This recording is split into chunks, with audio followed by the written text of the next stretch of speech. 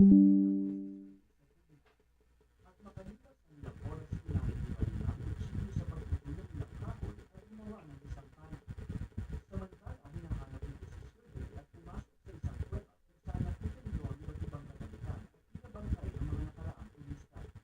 At nang makita nito ang labis na nagpaplasya niya na ito ay ang nagsakit ng isang butis na buo na puso at ilang katutubo na nakatira sa malapit.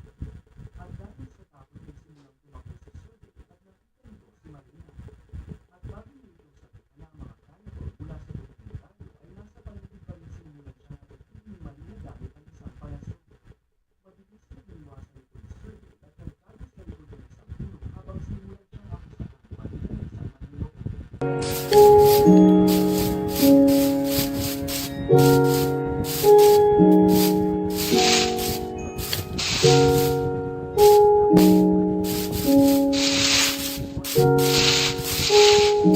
At nagpalibuti ito sa kanya na makatakas pansamantala at nawalan ni Marina ang pagtrack sa kanya.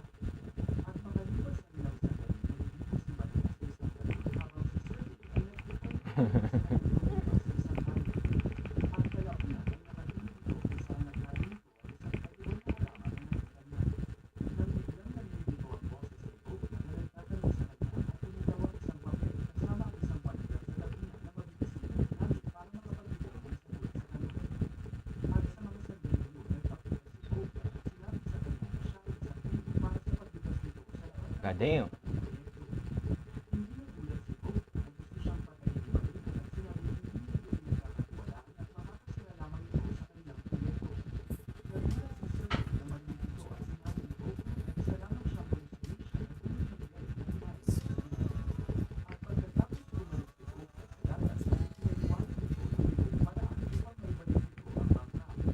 Sumising sila at itinawid ang mga likod at nagsimulang hatakin nito hanggang sa lumitaw ang bangka.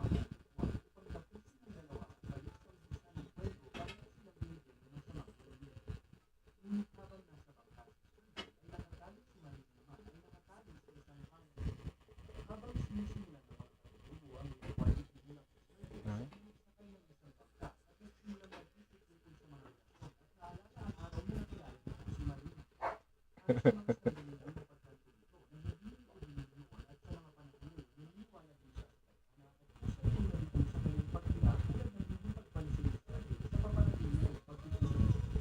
At muling bumalik ang paniniwala nito sa pag-ibig at mabilis na humarap ng paraan si Sergey at nalitan isang unggoy na sumisigaw na nagtanong sa kanya na makita rin sa lupa kung saan maaari siyang bumalik upang makalaban. At pagkatapos ng maraming pagsisikap na umakyat umano si Sergey sa layon at umasa sa mga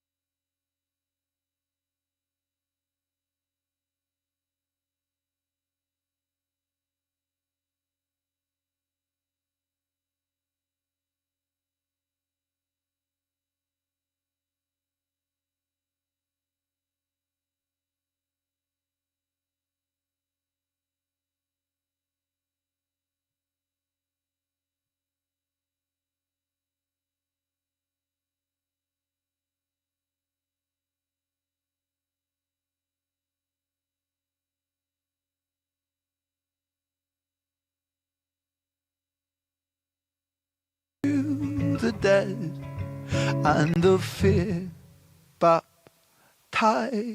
me. My kingdom turned to dust, and I watched all my riches rust. Have I lost the Midas touch, or do sad eyes blind me? Over and over we go, over the hills and the valleys below. Oh, and it follows me home, and it suffocates me.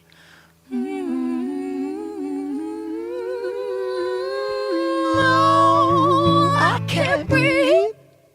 I said, oh, I can't breathe. All I know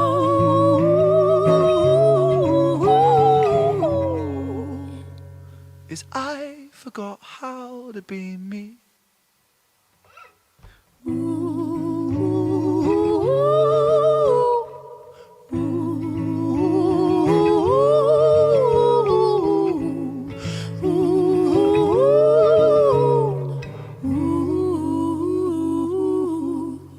I don't feel safe in these halls. There are bruises on the walls. There are bodies in the floors, and they breathe so loudly. I wish I could move, get up and walk right out this tomb. Do our saviors die too soon? For my sins surround me.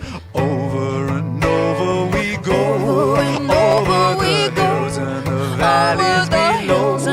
Oh, and it follows me, and it suffocates me. I can't breathe. I said, oh, I can't breathe. All I know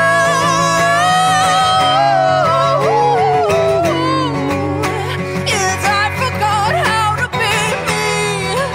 Hallelujah. Me. Over and over we go, over the hills and the valleys below. Oh, and it follows me home, and it suffocates me.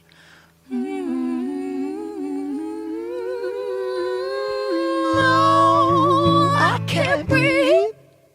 I said, oh, I can't breathe. All I know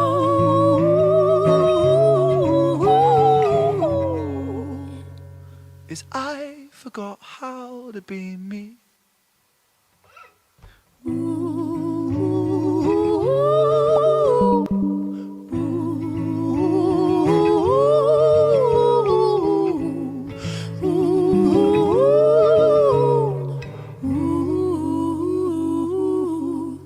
I don't feel safe in these halls.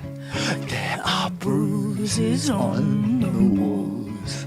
There are bodies in the floors, and they breathe so loudly. I wish I could move, get up and walk right out this tomb. Do our saviors die too soon? For my sins surround me. Over and over we go, over the hills and the valleys below. Oh, and it follows me, From pretty to 005, a lady down in Paddington is fighting just to stay alive. Rhythmic beats and bloodstains, she saw Lady weep, she's tired and frail. To set the scene, we must rewind the hands of time for Violet's tale.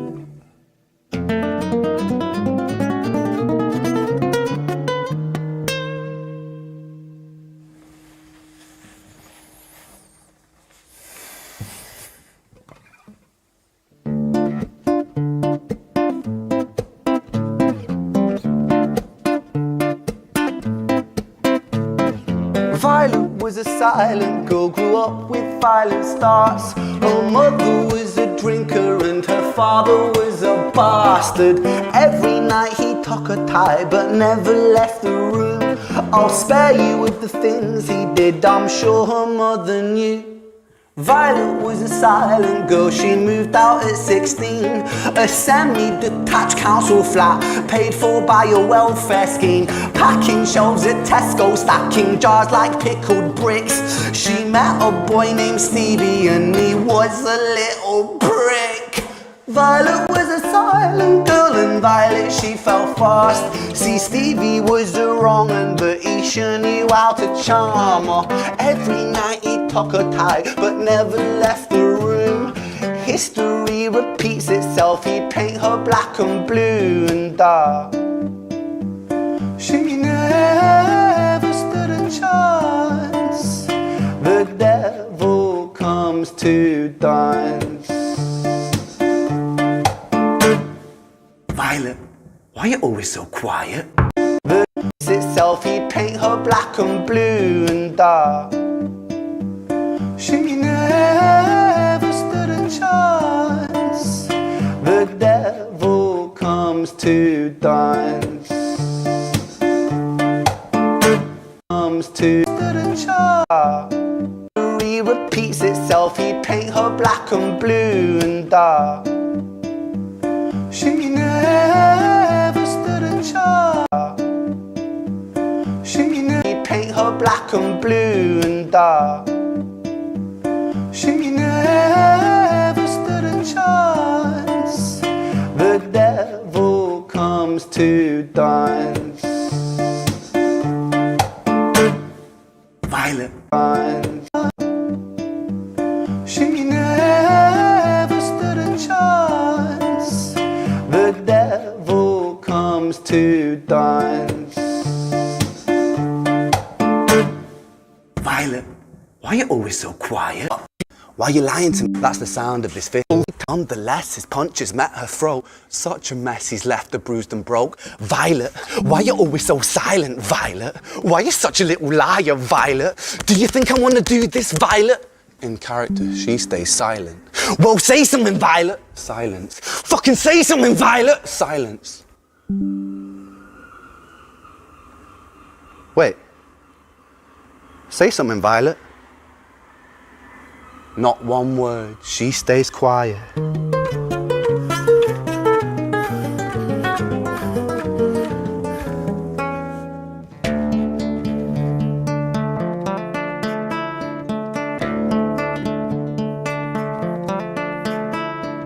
London City, far from pretty, 2005. A lady down in Paddington is fighting just to stay alive. The doctor, in a state of shock, saw something here so very wrong. See, Violet, she was pregnant. Poor Violet, she was 9 months gone. Turning to the doctor, Violet broke her silence and she cried, if I'm to die right here tonight, please let my baby stay alive. The doctor soon regained composure, called the surgeon to come in. As Violet's world turned to black, the curtains closed, the lights went dim. In London City, far from pretty, 2005. A lady down in Paddington just lost the fight to stay alive. A tragedy or a miracle, it happened on these very streets. Two twins are lying side by side. A girl named Jenny and a boy named Screech.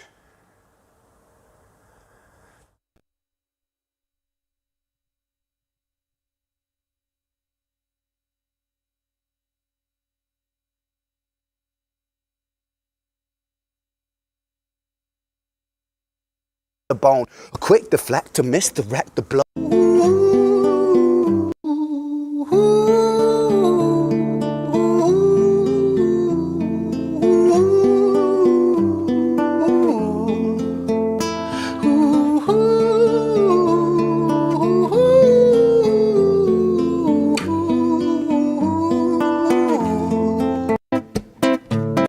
A Sam Stevie never left the room.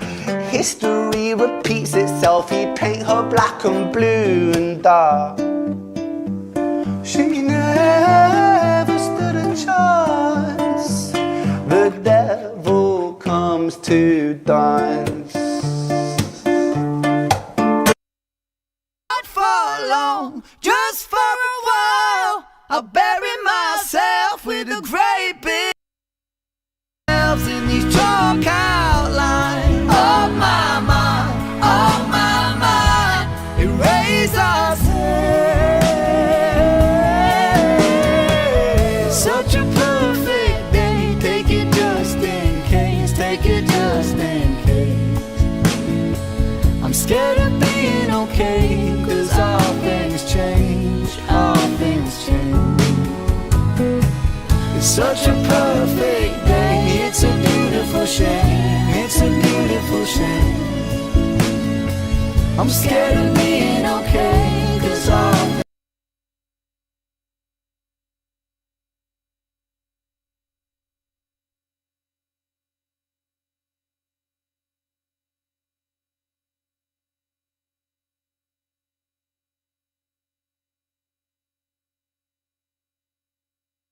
Kaya lang po ayaw gumana nung account ko yan. Yun. Pero mamaya pa ako lalaro. Tapos, Hello po.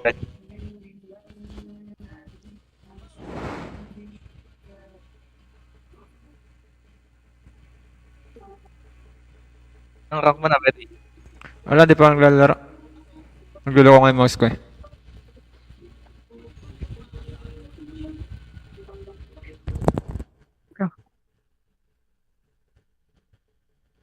Skin ka na?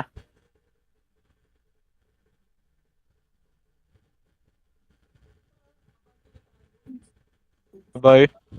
Ah.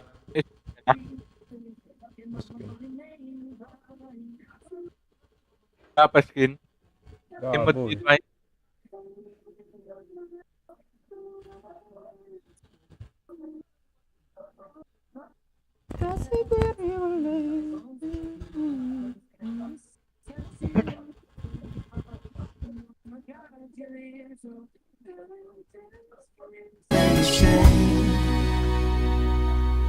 But little by little, bit by bit. So yeah, let's get on to Someone else in the mall.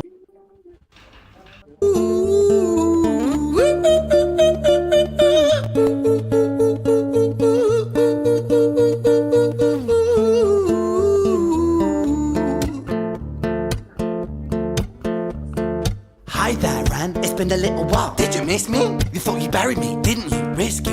Cause I always come back. Deep down, you know that. Deep down, you know I'm always in periphery. Ran, on you're pleased to see me. It's been weeks since we spoke, bro. I know you need me. You're the sheep, I'm the shepherd. Not your place to lead me. Not your place to be biting off the hand that feeds me. Hi, Ran. I've been taking some time to be distant. I've been taking some time to be still. I've been taking some time to be by myself since my therapist told me I'm ill. And I've been making some progress lately, and I've learned some new coping skills. So I haven't really needed you much, man. I think we need to just step back and chill. Ren, you sound more insane than I do. You think that those doctors are really there to guide you? Been through this a million times. Your civilian mind is so perfect to always being lied to. Okay, take another pill, boy. Drown yourself in the sound of white noise. Follow this 10-step program, rejoice. All your problems will be gone. Fucking dumb boy. Nah, mate. This time is different, man. Trust me. I feel like things might be falling in place. And my music's been kinda doing bits too. Like I actually might do something great. And when I'm gone, maybe I'll be remembered for doing something special with myself.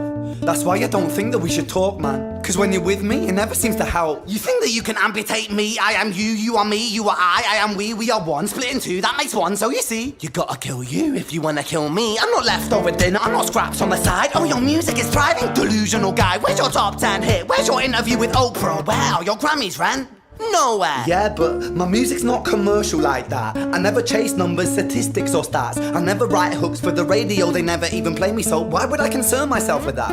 But my music is really connecting, and the people who find it respect it. And for me that's enough, cause this life's been tough, so it gives me a purpose I can rest in. Man, you sound so pretentious. Ran, your music is so self-centered. No one wants to hear another song about how much you hate yourself. Trust me. You should be so lucky, having me inside you to guide you, remind you to manage expectations, provide you perspective. That thing you neglected, I get it. You wanna be a big deal, next Jimi Hendrix, forget it. Man, it's not like that. Man, it's just like that. I'm inside you, you twat. No, it's not, man, you're wrong. When I write, I belong. Let me break the fourth wall by acknowledging this song. Ren sits down, has a stroke of genius. He wants to write a song that was not done previous. A battle with the subconscious, Eminem did it. Played on guitar, Plan B did it. Man, you're not original. Tumatama ka na ulit. Tumatama ka na ulit. Tumatama saan? Diyan sa Valorant. Hindi nga boy. Ngayon na ba yan? Pag Lolo ko yung ano ko panibago. Oo, sa katagal hindi naglaro din. Parang ang hirap yung magtutok.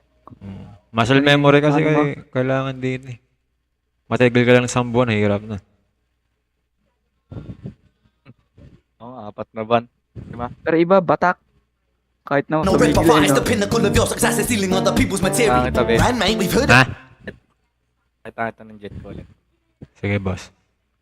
Oh, before she sells seashells on the seashore. Fuck you, I don't need you, I don't need to hear this. Cause I'm fine by myself, I'm a genius. And I will be great, and I will make waves. And I'll shake up the whole world beneath us. That's right, speak your truth, your fucking god complex leaks out of you. It's refreshing to actually hear you say it instead of downplay it.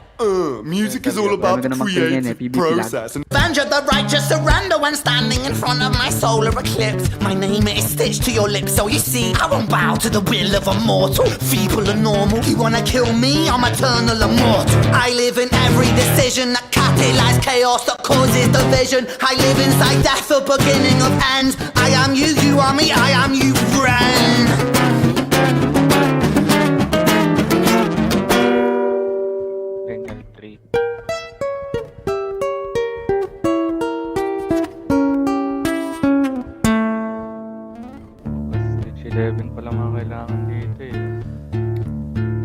Hi, Ren. I've been taking some time to be distant. I've been taking some time to be still. I've been taking some time to be by myself, and I've spent half my life ill. But just as sure as the tide starts turning, just as sure as the night has dawned, just as sure as the rainfall soon runs dry when you stand in an eye of a storm. I was made to be tested and twisted. I was made to be broken and beat. I was made by his hand, it's all part of his plan that I stand on my own 2 feet. And you know me, my will is eternal. And you know me, you've met me before. Face to face with a beast, I will rise from the east and I'll settle on the ocean floor. And I go by many names also. They're all standing your fire, inspire.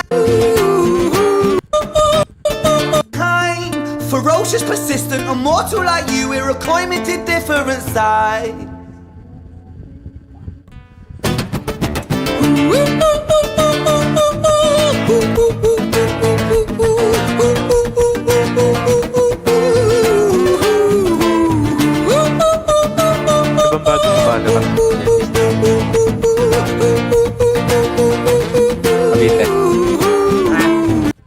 Ang sucks yan.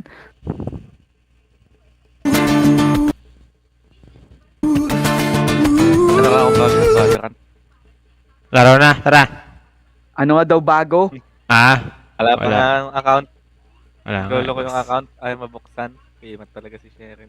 May ilan naman sa bagong hero eh. Awan ko kung hindi pa rin nilalabas. Wala ba, wala na. Sabi yung account mo? Anong nangyari sa account mo? Ba nga na-scam kami ni Butch? Hindi, di ba may ginagamit ka pa nun? Ano nga yun? Yung email nun. Ano ko na? Nabenta ko na. Okay. Kaya baliwa na na.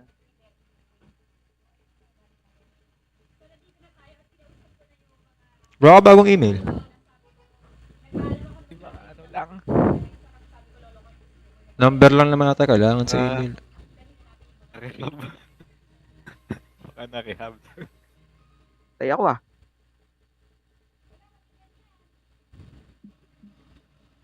Nago sila pa din pala, boy. Hindi lang may ding. Umi. Iwalay daw.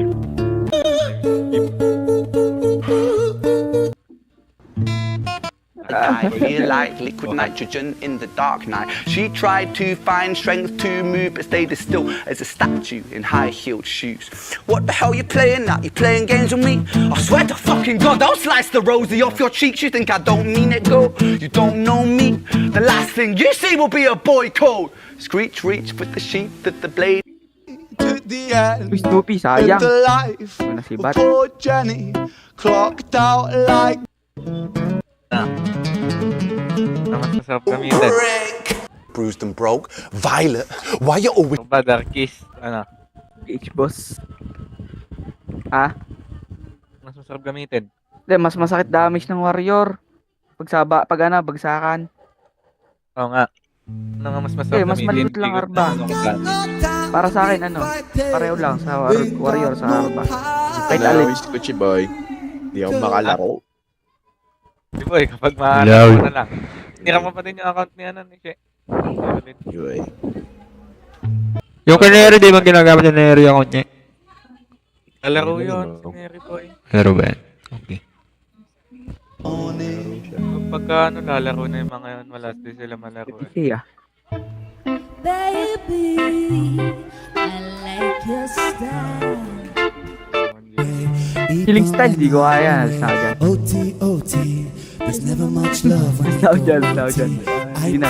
Ikaw na malakas. Kasi may 25 ka ba? Gigas. Abite. Ha? May 25 ka ba Gcash dyan? Wala lang akong Gcash, boss. Di ako verified. Walang 25 eh, para 300 Kuya na Jeboy. Nabigay ta 25. Dala punta ka dito. Kunin mo. Yun na. Yun. Ano gusto yun? One more time for I go. Higher powers taking over.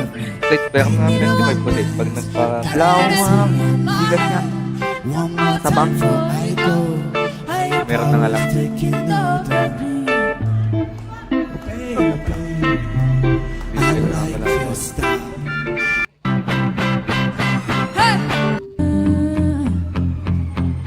Why can't I keep my fingers up, Sige lahat. baby? How are you? Oh, to sige. hear this? Cause I'm fine. Down my music cause I'm a blend of deceit and temptation. I am the snake in Eden.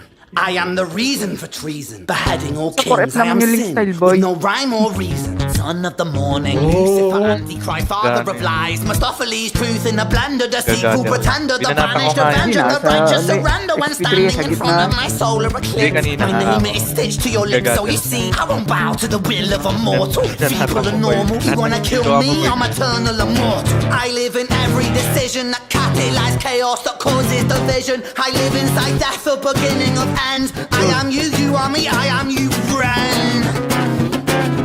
Wow!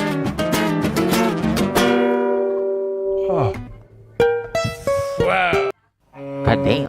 Over and over we go, over the hills and the valleys Hindi, below. pinakapamasko ka. Ay, nga pala. Katali ko.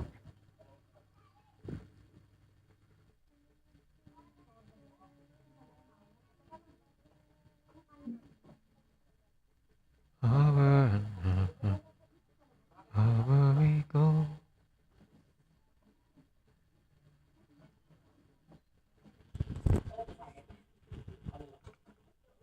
Saan si Pim Kwang?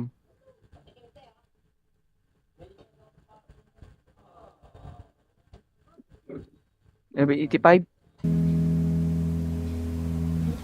So take this one, wash it down This and is- you'll be yeah. fine. You guys are gonna get me with this one, aren't you? Walk around in a floating chalk outline. So it goes, let it be. In the gallows, balanced on my toes, so I Ito could naman eh. breathe. But little by little, bit by bit, I push it back down with a new habit. If not for long, just I'll na nga bury kita, sinabi na nga myself with a great big smile. Hindi pa rin Oh hindi. mama, we trace ourselves in these chalk outlines. Oh mama, erase ourselves in these chalk outlines. Sertraline and a sip of serotonin. Really, oof. Don't cry, 'cause there's a pill for everything. Take this one, wash it down, and you'll be fine. The feeling goes, and you draw a chalk outline. So it goes, let it be. In the gallows, I'm balanced on my toes so I can breathe. But little by little, bit by bit, I push it back down with a new habit. If not for long, just for a while, I'll bury myself with a great big smile. Oh mama,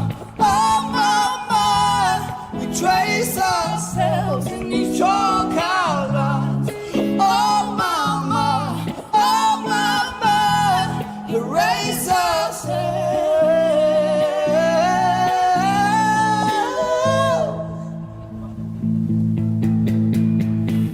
It's such a perfect day. Take it just in case. Take it just in case.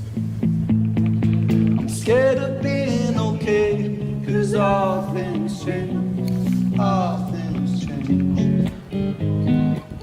It's such a perfect day. It's a beautiful shade. It's a beautiful shade. Scared of being okay, 'cause all things change. But little by little, it's such a perfect day. Take it just in case. Take it just in case.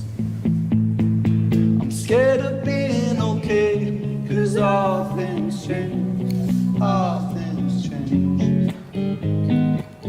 It's such a perfect day. It's a beautiful shade.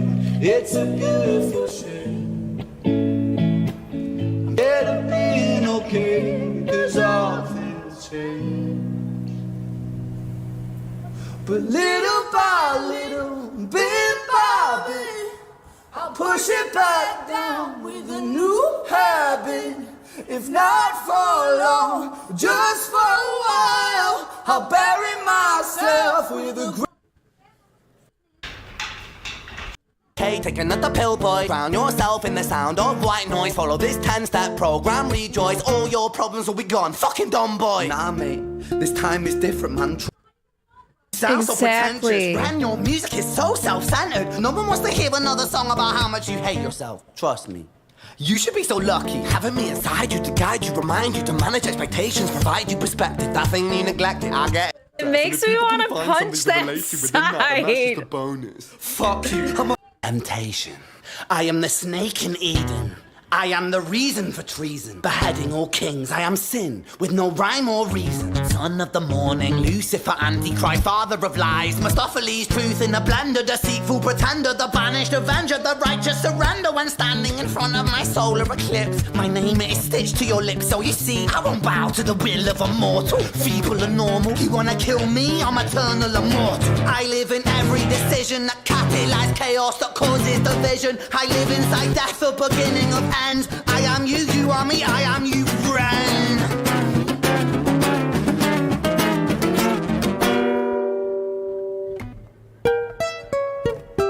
I'm so tense right now. Eternal immortal. I live in every decision that catalyzes chaos, that causes division. I live inside death, the beginning of ends. I am you, you are me, I am you, friend.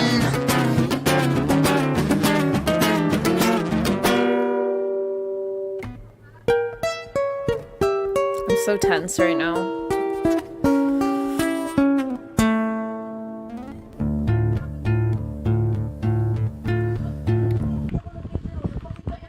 So we are going. Thankful, I really. Oh, okay.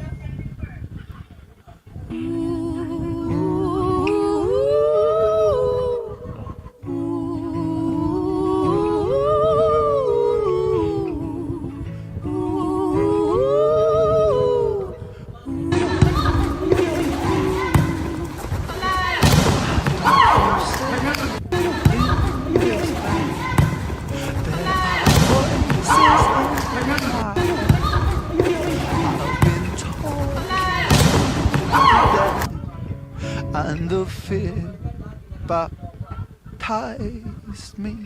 My kingdom turned to dust, and I watched all my riches rust.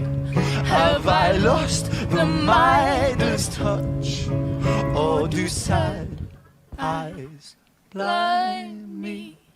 Over and over we go. Their voices together are so fucking valleys below. Oh, and it follows me home, and it suffocates me. No,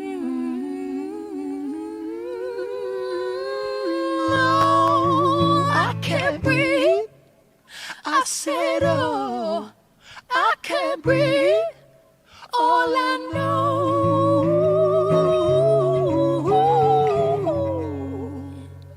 is I forgot how to be me. Ren's voice.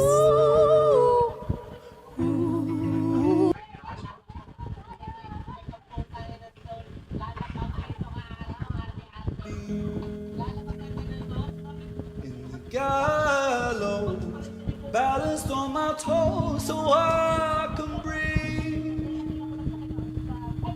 But little by little, bit by bit, I push it back with a new habit.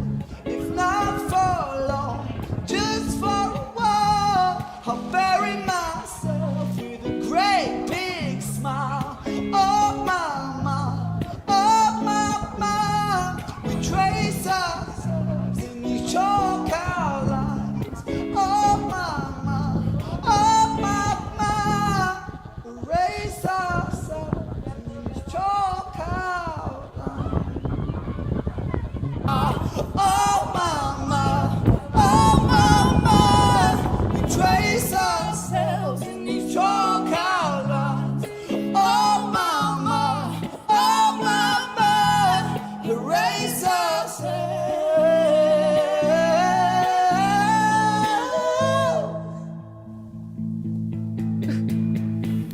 It's such a perfect day. Take it just in case. Take it just in case. I'm scared of being okay, 'cause all things change. All things change. It's such a perfect day. It's a beautiful shame. It's a beautiful shame. Being okay, 'cause all things change. All things change. It's such a perfect day. It's a beautiful shame. It's a beautiful shame. Take it just in case. I'm scared of being okay, 'cause all things change. All things change. It's such a perfect day. It's a beautiful shame. It's a beautiful shame. Take it just in case. I'm scared of being okay, 'cause all things change. All things change. It's such a perfect day. It's a beautiful shame. It's a beautiful shame. I'm scared of being okay, 'cause all things change. It's such a perfect day. It's a beautiful shame. It's a beautiful shame. I'm scared of being okay, 'cause all things change.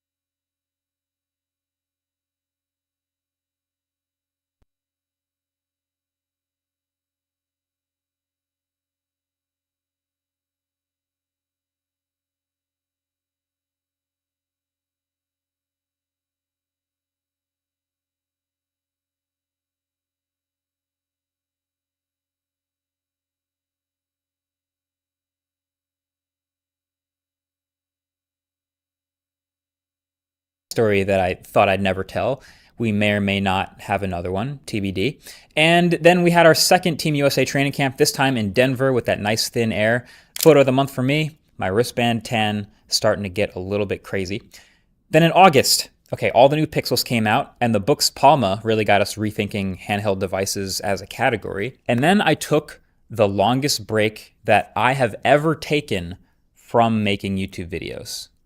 Ever. But I was in Australia for 2 weeks for the World Ultimate Championships.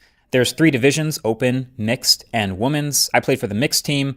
We played against Switzerland, Australia, Argentina, Japan, Germany, Great Britain, Italy, Australia, and Canada on our way to a gold medal as part of a USA sweep.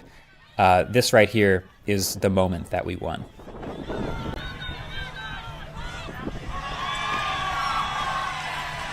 Break for the USA, Noah Bakker to Marquez Brownlee for the score, the game, and the championship. And Canada on our way to a gold medal as part of a USA sweep. This right here is the moment that we won.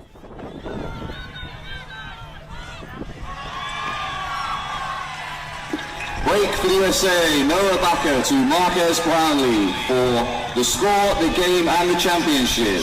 The United States, world champions in the mixed division.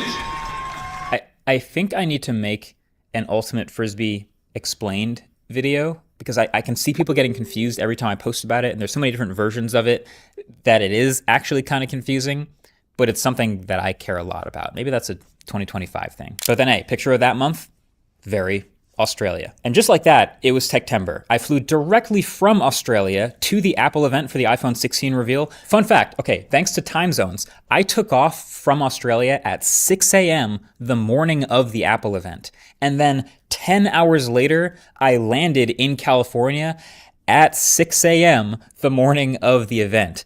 And so that's why I had something like, I think it ended up being 31 total stand hours for the day.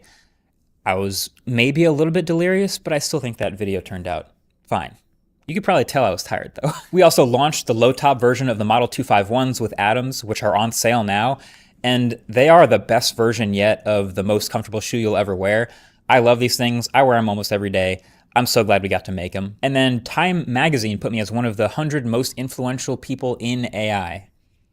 Really interesting list. Probably because of the rabbit and humane stuff, but yeah.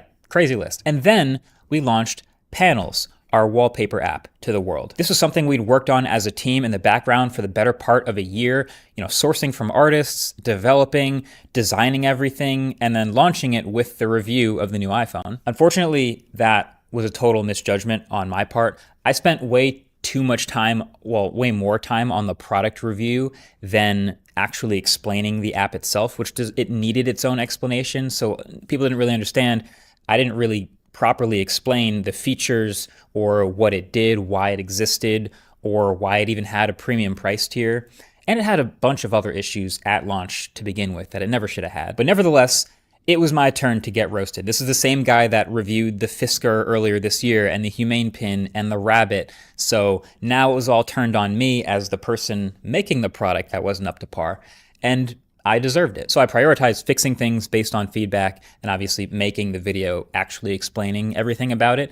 But yeah, that was the first time really feeling like the entire internet was pointed at me, but for a negative. Like people outside of the tech community, everyone being disappointed, and it sucks to disappoint people.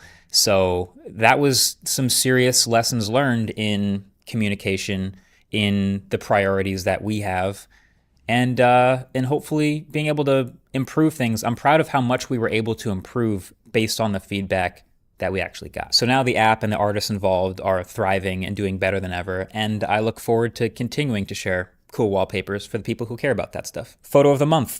This kangaroo was surprisingly, concerningly chill about this picture. Then in October, we saw robotaxis and robots that may come out someday, maybe. We saw AR glasses that are out and some that are also definitely never coming out. I also saw my face in a Best Buy, shout out to Ridge. And my photo of the month goes to Pony, the other Ultimate Frisbee team I play on, going to nationals, having our best tournament of the year, eventually losing in the finals, and taking silver. Then in November, I reviewed maybe the product of the year, the base M4 Mac Mini. Just became easily the best deal in Apple's whole lineup, maybe in all of computers. Then directly after, I released a DJI action cam video, a video about using these action cams. It was sponsored. There were a whole bunch of learnings about sponsored videos from that experience that I took in pretty quickly, but I wanted to use this opportunity to address the bigger issue from that whole experience, which was the driving clip, even though it's no longer in that video. So there was a clip in that video, since removed, of POV driving a Lamborghini and accelerating to over 90 miles an hour in a 35 mile an hour zone. It's just stupid and dangerous, not just for the actual act, which was stupid and dangerous, but also for the potential precedent that it could set. Because like we said, I know people watch these videos, and for someone to watch that and think that it's okay. So I apologized. I removed it, which I still think is the correct thing to do. Obviously, never doing it in the first place would have been way smarter, but I also never gave any context or any other details or anything around it, just because I didn't think, it felt like just excuses that nobody needed. But I feel like for those of you who are watching my videos, you deserve at least a little bit of context and explanation of how we got there in the first place. So earlier in November, another YouTuber who will remain nameless invited me out to test drive a car. And I said, okay, yeah, sounds fun. We went out, and the way these work is that the salesperson sort of takes you out on a pre-designated test drive route. It was outside of New Jersey. I didn't know the space very well, so I just followed their lead. They sort of show you where to go, and we went out and then came back. So I had the action cam with me, as I had for the past couple weeks, as I'd shot clips here and there around just on how it could be used to shoot anything anywhere. So on the way back, I was like, oh, okay, I'll shoot a clip of a few seconds of driving, because this could be used to shoot driving shots. None of this context really matters that much. And there's a reason for speed limits, and I own that responsibility. I'm lucky that nothing went wrong during that test drive. I would have been my fault, and that would have been horrible. So I encourage you to not do what I did. I learned several valuable lessons here in all of this. Making mistakes and genuinely learning from them and changing. I think that's a super important thing to just have as a human. And then also as the responsibility that I have as a very visible creator, and that people look up to what I do and what we make as a team. So clearly everything deserves an extra layer of diligence. And again, that the publish button is very heavy. So picture of the month for November, my high school also has an Ultimate Frisbee team, and every year they have an alumni versus current high school team game, an annual game. I've played in that game a lot, both as a player and as an alumni. Never lost. Never lost. So then in December, I reviewed Sora as it was unleashed on the public, and then it very quickly got one-upped by Google's Veo, and now the AI video generation wars are suddenly underway. Not sure how to feel about that yet. And then, of course, I gave out my 2024 smartphone awards, and about half the trophies have actually already been claimed by the companies that won them. Oh, and Bitcoin hit 100K, so yeah, I guess I'll keep holding. Photo of the month, foggy, cold New York City night. It's definitely a vibe from the sidewalk below. So 2024 was a crazy year, and I learned a lot of lessons, and I think what's maybe the most interesting is the one main lesson kind of came from both Ultimate Frisbee and this stuff here on YouTube, which is, and I had a coach say this and I never forget it, that pressure is a privilege. In sport, you don't necessarily get to always play for something that means a lot. It might mean a lot to you, but something that really means a lot. To actually have that opportunity is crazy. It's awesome. And the same thing here. Pressure is a privilege. Like, you don't necessarily get to make something and create something new and send it out to the internet and have anybody care about it. So the fact that we get to do that here is a privilege. And I don't want to forget that. And I also think it's sort of clarified, it's made a lot clearer what I want to do in 2025 and going forward, which is a bit of a return to the basics, a little back to the basics of quality over quantity, a little bit more good videos rather than just a ton of videos. So hopefully you're down for that. As always, thank you for watching. You guys are what makes this possible. Catch you next year. Peace.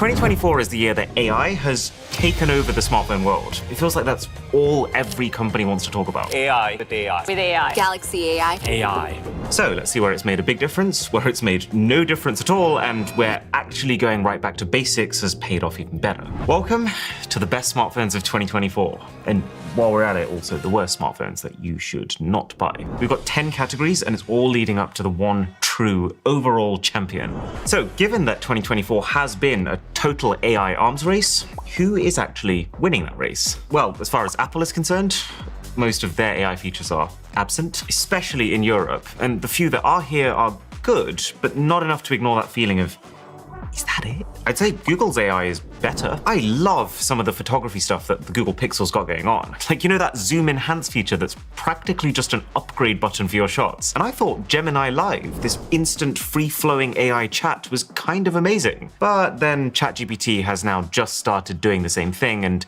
in my experience, that's better. And so ultimately, Samsung takes it. Samsung AI came out first. It was already pretty interesting, and they've only made it more stable and given it more options since then. Like, I have actually used some of their stuff, like the live text translations, on a day-to-day basis. So given that the S24 Ultra is Samsung's kind of hero device this year, this trophy has that phone's name on it. I'm actually so happy with how these turned out. Can you see how this isn't just a flat photo of the phone too? We actually went and got the full 3D model of every phone here, laser etched into these trophies, front, back, and sides. Just like my haircut. Very fun. The most improved phone this year has a very obvious answer. So last year, Google released what looked an awful lot like an off-season April Fool's joke with the Google Pixel Fold. These screen bezels and this crease for this price, and the thing barely even folded flat when you opened it. Unsurprisingly, this was one of the worst phones of 2023. Oh my god, I actually forgot how bad this crease was. But this year, the new Google Pixel 9 Pro Fold is, well, it's infinitely better at everything, apart from the name. Like, what is this? The software's come a long way, as you'd expect between a Gen 1 and Gen 2 product, and they've actually justified paying the extra to buy a foldable this time. But also the hardware. The crazy bezels are gone, it's thinner, it's lighter, it's faster, it's brighter. If someone were to tell me they went out and bought this thing, I wouldn't be holding in a laugh anymore. And that is a compliment. I like this thing. And as usual, if any company wants these awards, just message us and we'll send them. And now we're on the subject of foldable phones. What's the best foldable in the world ever? Well, honestly, I'm kind of bummed about this. Last year, we saw something special with the OnePlus Open, a foldable with zero camera compromise, amazing battery, and software that actually made even people who'd completely written foldables off reconsider. However, they did not upgrade it this year.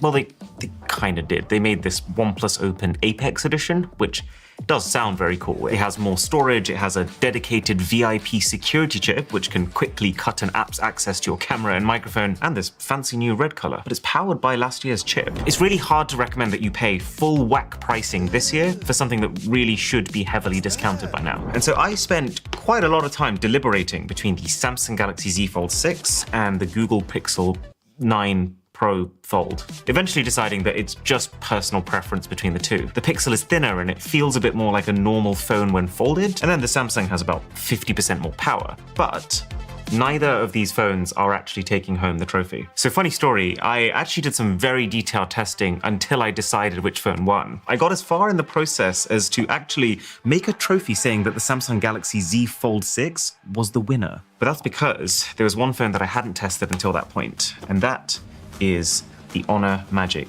V3. I got this thing a couple of weeks ago. Well, we won't be needing this anymore. For starters, this thing is so pretty. The faux leather back, the textured trim on the spine, it's got small bezels on both the outside and the inside, basically no crease. Oh yeah, and the phone is paper thin. It really is a spectacle. But then where this starts to get almost confusing is instead of that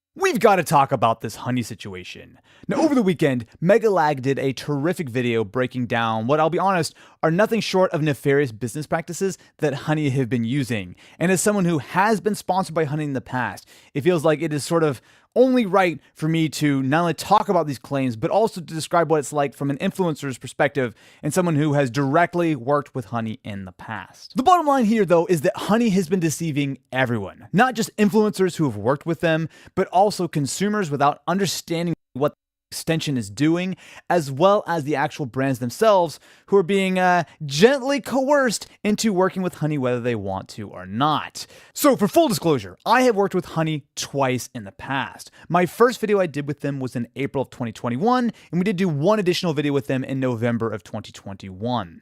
So for a little bit of background here, if you're unfamiliar, Honey is a browser extension. So it's a free browser extension that you can just download, and the idea is that it will give you promo codes. So when you go to checkout on Amazon or Newegg, as you go to checkout, it will pop up saying, hey, do you want to try to save some money? And it will run through a bunch of potential promo codes. And if any of them are successful, congratulations, you save yourself $10 or 5% off or whatever the case is.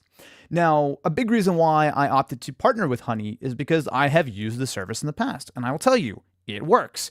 And even though a lot of what we've learned over the last couple of days about Honey is quite questionable, at the end of the day, it does what it advertises, right? I have saved significant chunks of money buying stuff on Honey, and I'm sure many of you have as well if you've used the service. Unlike a lot of sponsor deals that we do, I actually reached out to Honey. Now, traditionally what happens is that a company will hit us up and they'll say, hey, we have this campaign for November, or we have this new product that's launching in December or whatever, and we work together in that sort of sense. But instead, this is actually an idea that I had that I wanted to pitch to Honey. So the video, the first one we did back in April of 2021, was a video, it was a broke versus pro, where Ken and I were going head to head to see who could save the most money building a whole setup.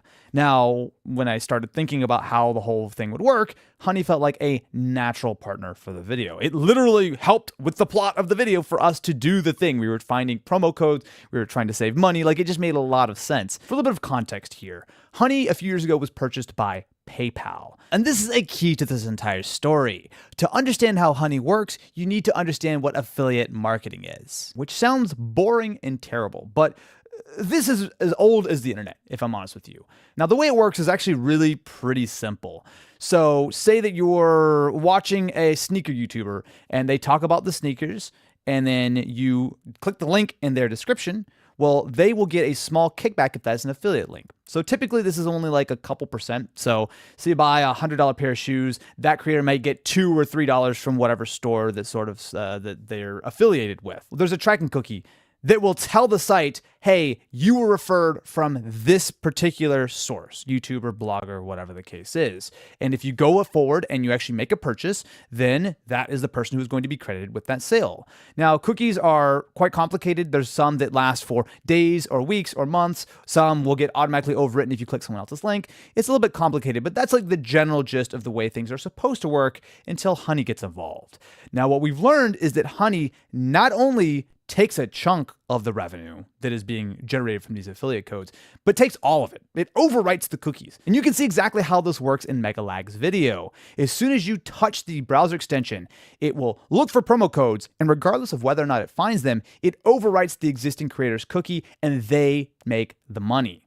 Now this, I need to probably tell you, is shady at best. Now what I thought Honey was doing was taking a chunk of that affiliate revenue when they would give you a promo code. Because let's not forget, the way that Honey is supposed to work is that you have the extension installed on your browser, you're going to check out on Amazon or Newegg or whatever, and as you go to checkout, it pops up saying, hey, you want me to look for some promo codes and save you some money? And if you hit yes, and it searches through a bunch of promo codes and it finds one, then the way that they would get paid on that is that they would take a chunk of the affiliate revenue. Like, that feels fair. That feels reasonable. And from my perspective, they were offering to pay me upfront, right? So they paid me as part of the sponsorship. And in return, I would be giving up some of the affiliate revenue that I would be making, which felt like a very fair trade. I was still being compensated. Honey was able to make some money on it. And ultimately, the most important thing was you, as the user, the viewer of the video, were able to save money, right? Like, you were not being charged any extra or anything like that. You were able to find additional promo codes that you weren't aware of. Very, at least in my opinion, a very straightforward exchange. But what Honey are actually doing is taking the affiliate revenue pretty much under any circumstances. If they find you a promo code, they take it. If they can't find you a promo code, they take it. Even if they don't have a promo code to offer, they may offer you to check out with PayPal or whatever. And you know what? As soon as you even look at that, they're taking the affiliate revenue. Now, this might just seem like a problem for influencers, right? Like, oh, Honey's taking all of our money. But it's more than that, because, like, if you think about it from the perspective of myself, I have been very fortunate to have been doing this for a very long time. And affiliate revenue, while back in the day, 2012, 2013, like, that was a huge part of the way I made money. Like, there were a couple of years there where I made more money from affiliate revenue than from, like, YouTube ads. Now, it is not the case anymore, and thankfully I have diversified things. But for a lot of creators, especially smaller creators, they don't have that diversification as an option. And a lot of creators rely on affiliate revenue, whether it be short form, long form, whatever the case is, to make a living.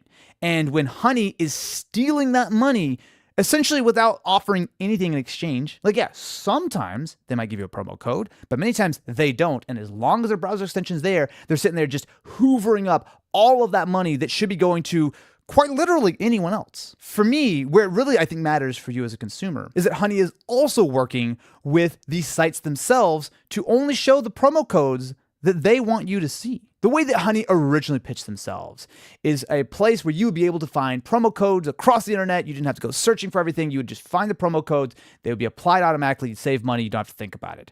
But in reality, what they're doing is they're essentially mafia-style shaking down various different businesses and online sites to force them to join the program, at which point they will stop showing you the good promo codes. So say I'm a sneaker seller, and I have a 30% coupon that's floating around. Well, normally, something like Honey should find that. But if I agree to give Honey 3% of all my sales or something, then they might only show the 5% coupon, because I don't want everyone to get 30% off. I just want that for some special people.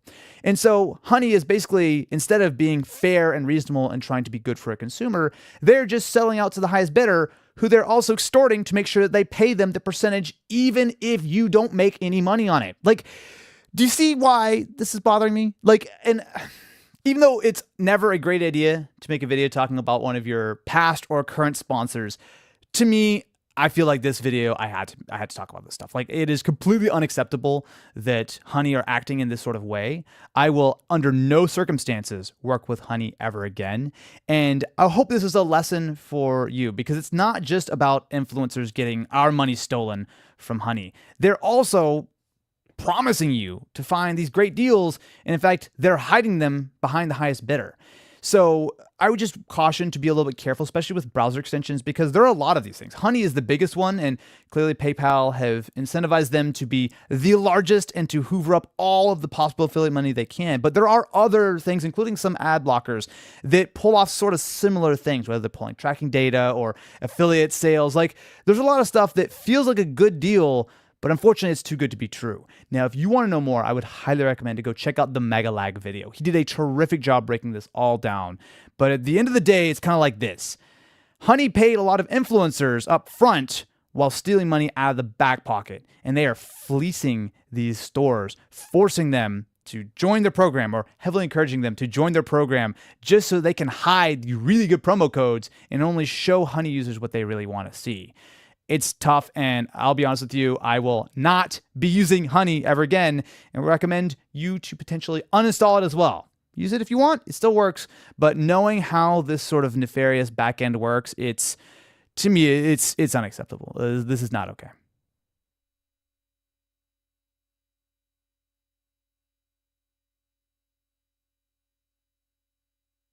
By now, you've probably heard about Honey. You know, the browser extension that saves you money. Do you have Honey installed? What's Honey? Oh, no. Honey. Honey is a free browser extension. Free browser extension. Free browser extension. That automatically applies coupon codes when you check out online. Free money, basically. It's literally free money. It doesn't make sense to not be using this. So what's the catch? There is no catch. Join Honey. Join Honey. Honey. Honey. Honey. Honey. Honey. Honey. Honey. Honey. Join Honey. Yeah, I hate to break it to you, but your favorite influencers sold you a lie. Honey is a scam, and the majority of claims promoted by those influencers aren't even remotely true. But it gets worse. Honey hasn't just been scamming you, the consumer, they've also been stealing money from influencers, including the very ones they paid to promote their product. And I'm not just talking about a few bucks here. I believe the scam has likely cost content creators millions of dollars. Sound crazy? Well, I didn't believe it at first either, until I experienced it myself firsthand. In fact, I'm confident this might just be the biggest influencer scam of all time, which is insane considering Honey is owned and run by PayPal, who purchased this company for $4 billion. This 3-part series is the result of a multi-year investigation where I believe I've uncovered signs of advertising fraud, affiliate fraud, the illegal collection of personal data, deception, lies, coercion, extortion, the list goes on. I've reviewed hundreds of documents, adverts, sponsorships. I've reviewed emails between Honey and merchants, interviewed victims. Believe me, this runs deep. Now, I want to be clear, the views, allegations, and conclusions expressed in this series are my opinions, based on evidence I have gathered, which will be shared throughout. With that said, ladies and gentlemen, this is the Honey Trap.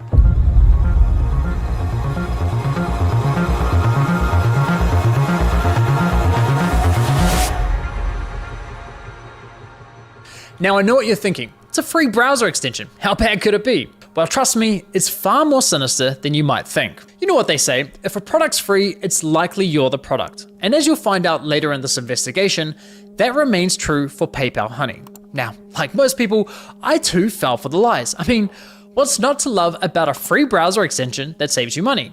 It's a compelling product, and with the endorsement from what feels like every single popular influencer on YouTube, it's no wonder millions of people downloaded it. Ironically, the very influencers promoting Honey seemingly had no idea the company was quietly picking money out of their very own pockets. Well, at least one of them realized, but we'll get to that later. So let me show you how Honey's been stealing money from influencers. So let's say you're watching a video on YouTube. If you're into tech like me, maybe you're watching a Linus Tech Tips video. Linus tells you about this free browser extension that saves you money online, you install it in 2 clicks, and boom, you have Honey. Perfect timing, because it just so happens you're looking to buy a new CPU for your computer. You come across another Linus Tech Tips video, and after watching, you're convinced you should buy the one recommended in his video.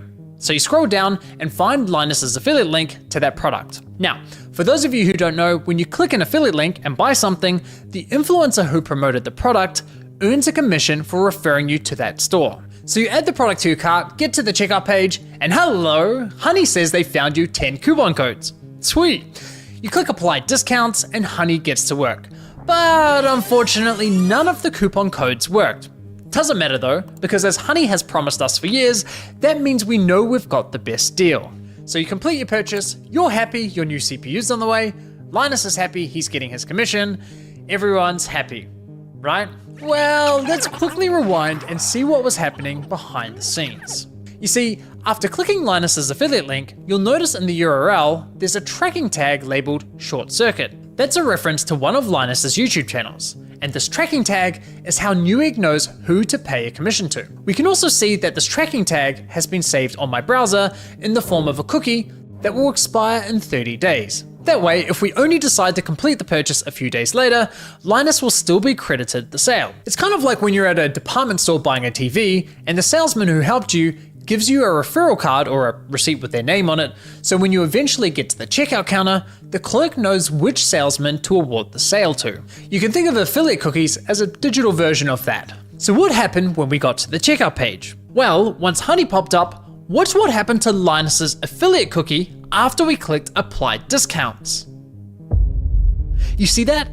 Honey came in, removed Linus's affiliate cookie, and replaced it with their own, claiming credit for the sale and pocketing the commission money for themselves. Yeah. Now, if we quickly go back again, we can see what's causing this to happen.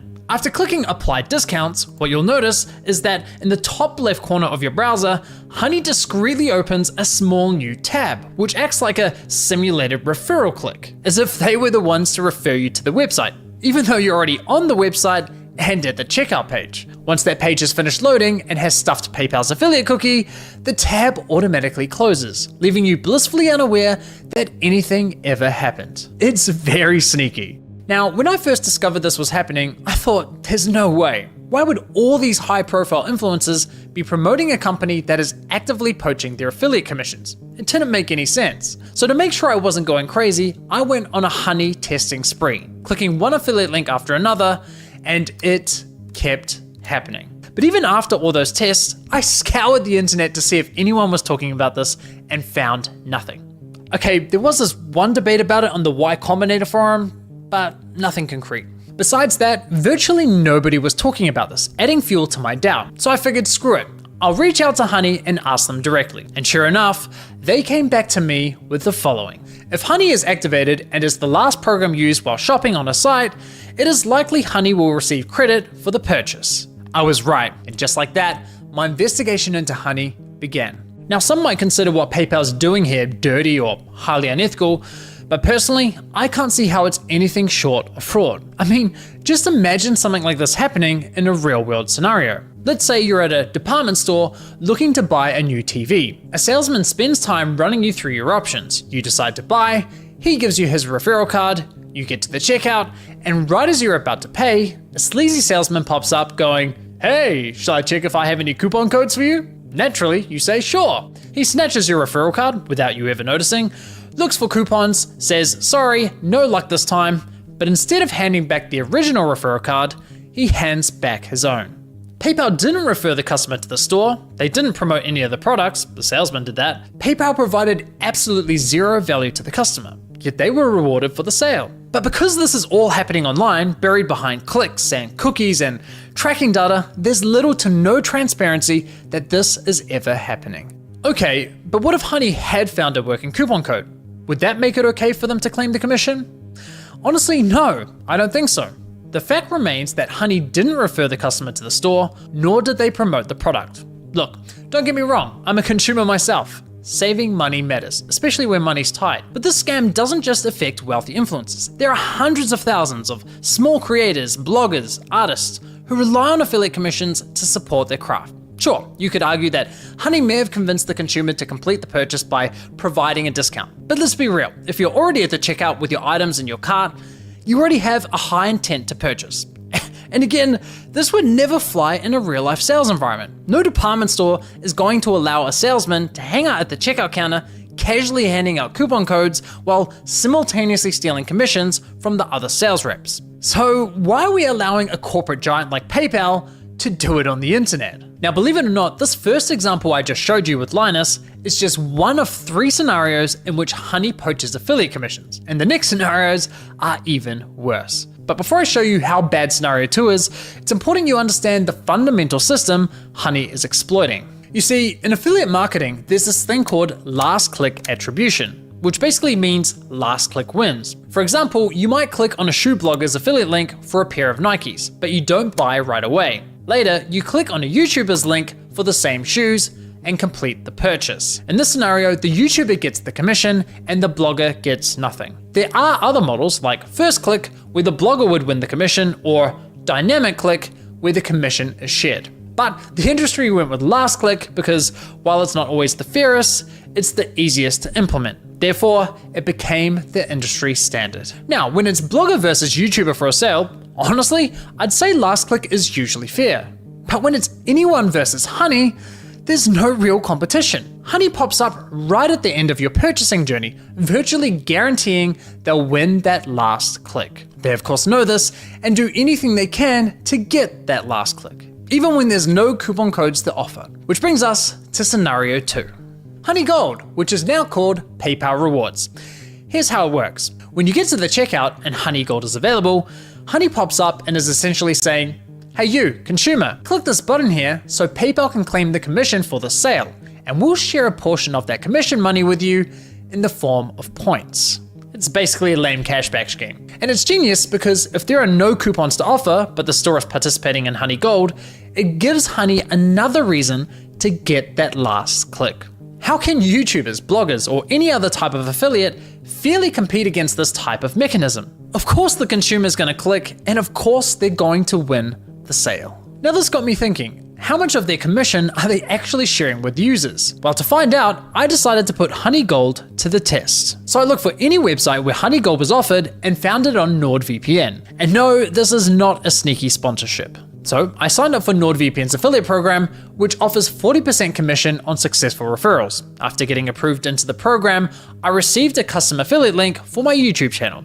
Using this link, I made 2 separate purchases. For the first, I activated Honey Gold, and sure enough, you can see my affiliate cookie was replaced with Honey's. And for the second, I didn't activate Honey Gold. As expected, I was awarded a $35 commission for the sale where Honey Gold wasn't activated, and received nothing when Honey Gold was activated. For the first time, I experienced Honey poaching my own affiliate commission. So how much of my stolen $35 commission did PayPal share as cash back with my Honey account, aka the consumer? Brace yourselves, 89 points, which is equivalent to 89 cents USD. That's right, Honey poached a $35 commission for doing nothing and rewarded me a grand total of 89 cents. Thanks PayPal, you really shouldn't have. No, seriously, you really shouldn't have. Now, on to scenario 3. For you ladies out there, let's say you're looking for a new outfit. Your favorite influencer tries on something that slays, you click on their affiliate link and get to the checkout. But in this scenario, Honey knows it has nothing to offer. No coupon codes, no Honey Gold, yet it still pops up to announce absolutely nothing. Annoying as fuck. Naturally, you click the got it button to get rid of the annoying dancing coin, and whoa, what's that? PayPal takes the sale. Why? Because fuck you, Mary, that's your commission.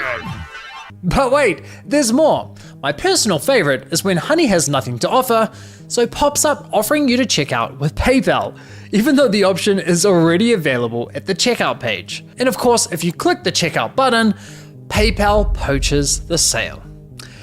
Classy. As I was saying, Honey uses any excuse possible to get that last click from the user.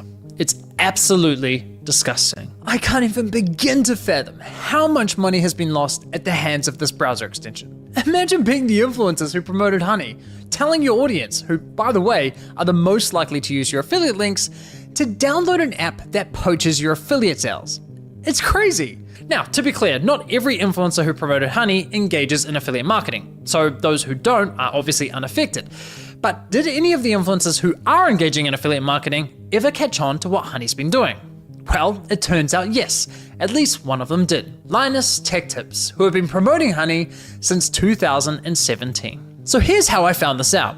You see, one day I was browsing Linus's forum to see if anyone had raised a red flag about Honey. And sure enough, back in 2020, someone sounded the alarm, but it was ultimately ignored. However, in 2022, a different user noticed that LMG were no longer promoting Honey and asked the team if they had been dropped as a sponsor, to which one of Linus's employees responded with, "We ended the partnership with Honey due to the way their service interacted with affiliate links. Essentially, if someone clicked on an affiliate link and then they use Honey and search for a deal, Honey will override that tracking link even if they don't find you a deal. That didn't jive with us, so we ended the partnership." Okay, so they had no idea this was happening, and it took them several years to catch on. That's quite telling, because we're talking about a tech-savvy YouTube channel that's run by a very large team. The fact that it took them several years to figure this out, in my opinion, really underscores the deceptive nature with which Honey operates. If Linus and his team didn't know, I can't imagine many other influencers would have known either. Now, I have to say, as a longtime viewer and supporter of Linus's channel, I'm incredibly disappointed they weren't more public with this discovery. I get this specific issue doesn't directly affect their viewers, but surely they must have realized the wider impact this could be having on the creator community, a community they're a part of. I think that matters. And it's not as though they only promoted Honey once or twice. They did approximately 160 sponsored segments, all of which remain live on YouTube. Those videos have accumulated around 194 million views. According to my data, that makes Linus's company LMG the third largest promoter of Honey on YouTube. So yeah, in my opinion, they should have made more noise about this. But what's truly baffling to me is that after LMG ended their partnership with Honey, they then went ahead and partnered with a company called Karma Now, a coupon browser extension that literally engages in similar behavior.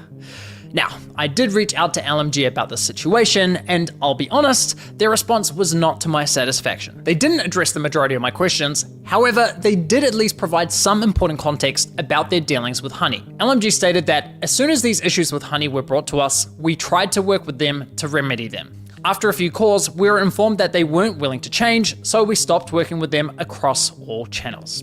So let me get this straight. One of Honey's biggest promoters goes to them and says, "Hey, can you please stop overriding our affiliate links?" And Honey effectively goes, "Nah, not happening." Assuming I've got that correct, and if true, that just goes to show what little regard Honey has not only for content creators, but also their partners. Now, as for LMG's less than ideal response, I did press Linus's team to address the rest of my questions, but never heard back from them. But it's time to shift gears, because unfortunately, this scam runs much deeper than stolen affiliate commissions. It's time we talk about how Honey used these influencers to sell you a complete lie. How they sold you a product that was doing the opposite of what they promised.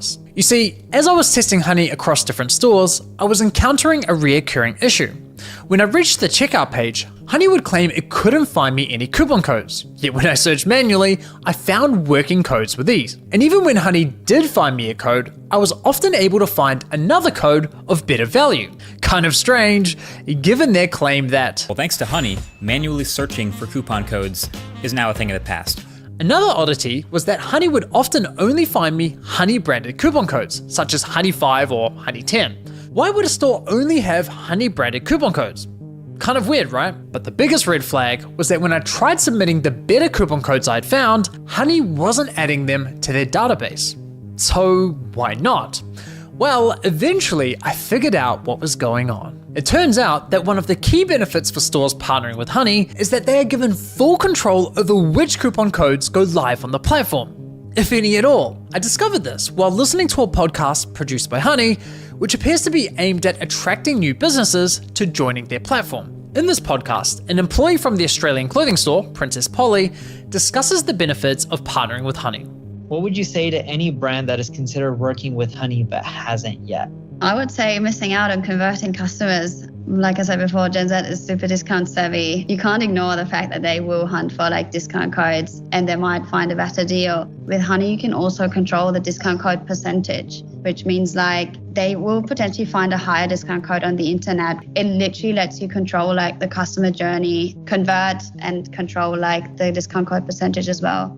This is insane. She's basically saying, Honey is great for businesses because it encourages users not to bother hunting for coupon codes, and it allows businesses to control which coupon codes are shared with consumers. Now, I was able to further verify this on Honey's website, specifically the FAQ page for partners, which clearly states, as a partner, you have control over the content hosted on the Honey platform. So yes, even if Honey knows of a coupon code that offers say 20% off, but a partnering store tells them, hey, only share a 5% off coupon, then that's the only discount Honey will apply to your cart at the checkout page. I mean, holy shit. Honey wasn't finding you the best deals possible, they were intentionally withholding them from you for their own financial gain. This completely invalidates Honey's core value proposition to consumers. For years, they sold you the lie that they would find you every working coupon code on the internet and apply the best one to your cart. But nope, complete and utter lie. They have literally been feeding you coupon codes that were approved by the partnered stores who were paying them. And can I just say, the double messaging here is hilarious. Because on one hand, Honey has appealed to consumers by promising to find the best deals possible. But on the other hand, they appeal to businesses claiming that Honey helps prevent consumers from finding the best deals. It's absurd. Now, when you think about it, this all makes complete sense. I mean, why would any online business pay Honey for sharing their highest value coupon codes with its 20 million users? That's not an appealing partnership whatsoever. So, to make a partnership more attractive, Honey told businesses, hey, if you partner with us and pay us an affiliate commission, we'll let you control which discount codes are shared on our platform. And we'll tell our consumers we scoured the internet and found them the best deal possible. Everybody wins! Just not the consumers or the influencers. With this discovery, I decided to do a thorough audit of Honey's advertising campaigns. And yikes, the ads, the sponsorships, everywhere you look, it's lie after lie. I wouldn't be surprised if this ends up going down as one of the most aggressive, shameless marketing scams of the century. Just look at this insane list of videos that were sponsored by Honey. According to my data, they sponsored almost 5,000 videos across roughly 1,000 different YouTube channels, racking up an unbelievable 7.8 billion views. It's crazy. So now that we have a clearer picture of how Honey operates, let's reflect on some of their claims. Honey will find every working code on the internet and apply the best one to your cart. If Honey can't find a discount code for you, then you can rest assured there's not a single discount or promo code on the internet. It's a free browser extension that automatically finds you the best promo codes for anything you purchase online. You literally don't spend money. Honey searches the known internet for every promo code ever used. This means you always get the best deals without even trying. What Honey does is take money and they put it in your pocket. If there is any way to save money on your purchase, they'll find it. Getting you the lowest prices possible at checkout. You are always going to get the best deal no matter where you're shopping. Amazon, eBay, Best Buy, doesn't matter. Honey's got your butt covered. If Honey can't find a code, you have the best deal. It really puts into perspective just how shady this company is, doesn't it? Now, believe it or not, the Better Business Bureau launched an inquiry into Honey's advertising claims. But after Honey immediately discontinued the claims for, quote, business reasons, the BBB decided to drop the case. Honestly, at this point in my investigation, I thought I'd seen the worst of it. I thought I understood the full picture of Honey's shady business model. But here's the thing, what I haven't told you is that there were instances where Honey would actually work really well, finding me incredible discounts that seemed almost too good to be true. Now, it wasn't very often, but enough to confuse me. And there were even times when they weren't poaching affiliate commissions by claiming the credit for sales. These inconsistencies bugged me. It didn't add up with everything else I had discovered. It was clear I was missing something. Well, once I finally figured out what that was, I uncovered an even darker side to PayPal's scam, one that targeted an entirely new victim. We started having problems where customers would get in touch via our support saying, oh hey, I just tried to use this discount, this 60% off coupon, and it doesn't work. I'd be like, dude, that is not your discount, like how did you get that? And they'd be like, oh, it just showed up through the Honey extension. Yeah, it cost us thousands, and I haven't even looked into how far back it went. At the end of the day, like, you need to make the numbers work, and if Honey is going to steal 10% of your revenue all the time, you're going to have to raise prices at the end of the day, and it's just like a really awful business model. Like, we've been so mad at them for so long.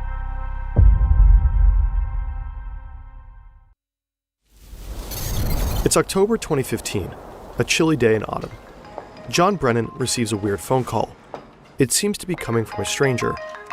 He hesitates a second, then picks up. Hello? John Brennan? Who is this? You're a f***ing loser. If John Brennan hadn't been John Brennan, this might have looked like an ordinary prank call. But John Brennan happens to be one of the most powerful men on Earth, the head of the CIA. Who is this? How did you get this number? It was so f***ing easy, bro. You're such a What do you want? I don't want anything. I already f***ing own you. How much do you want? We want $5 trillion. The US government will classify this call as part of a larger conspiracy of identity theft, harassment of government officials, and cyber terrorism.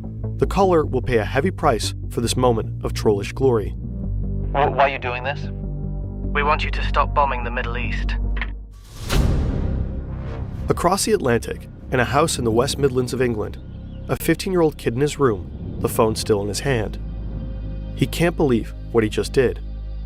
He calls himself Kraka, and he loves to smoke weed. In fact, he's high right now. He's also the leader of Krakas with Attitude.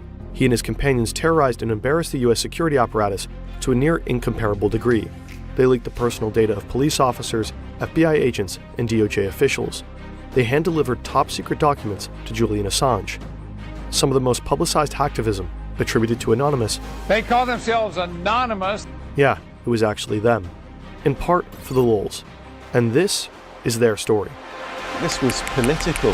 Teenager Cyber attacks. hijacked the computers of several US intelligence and Started a security collective called Crackers with Attitude.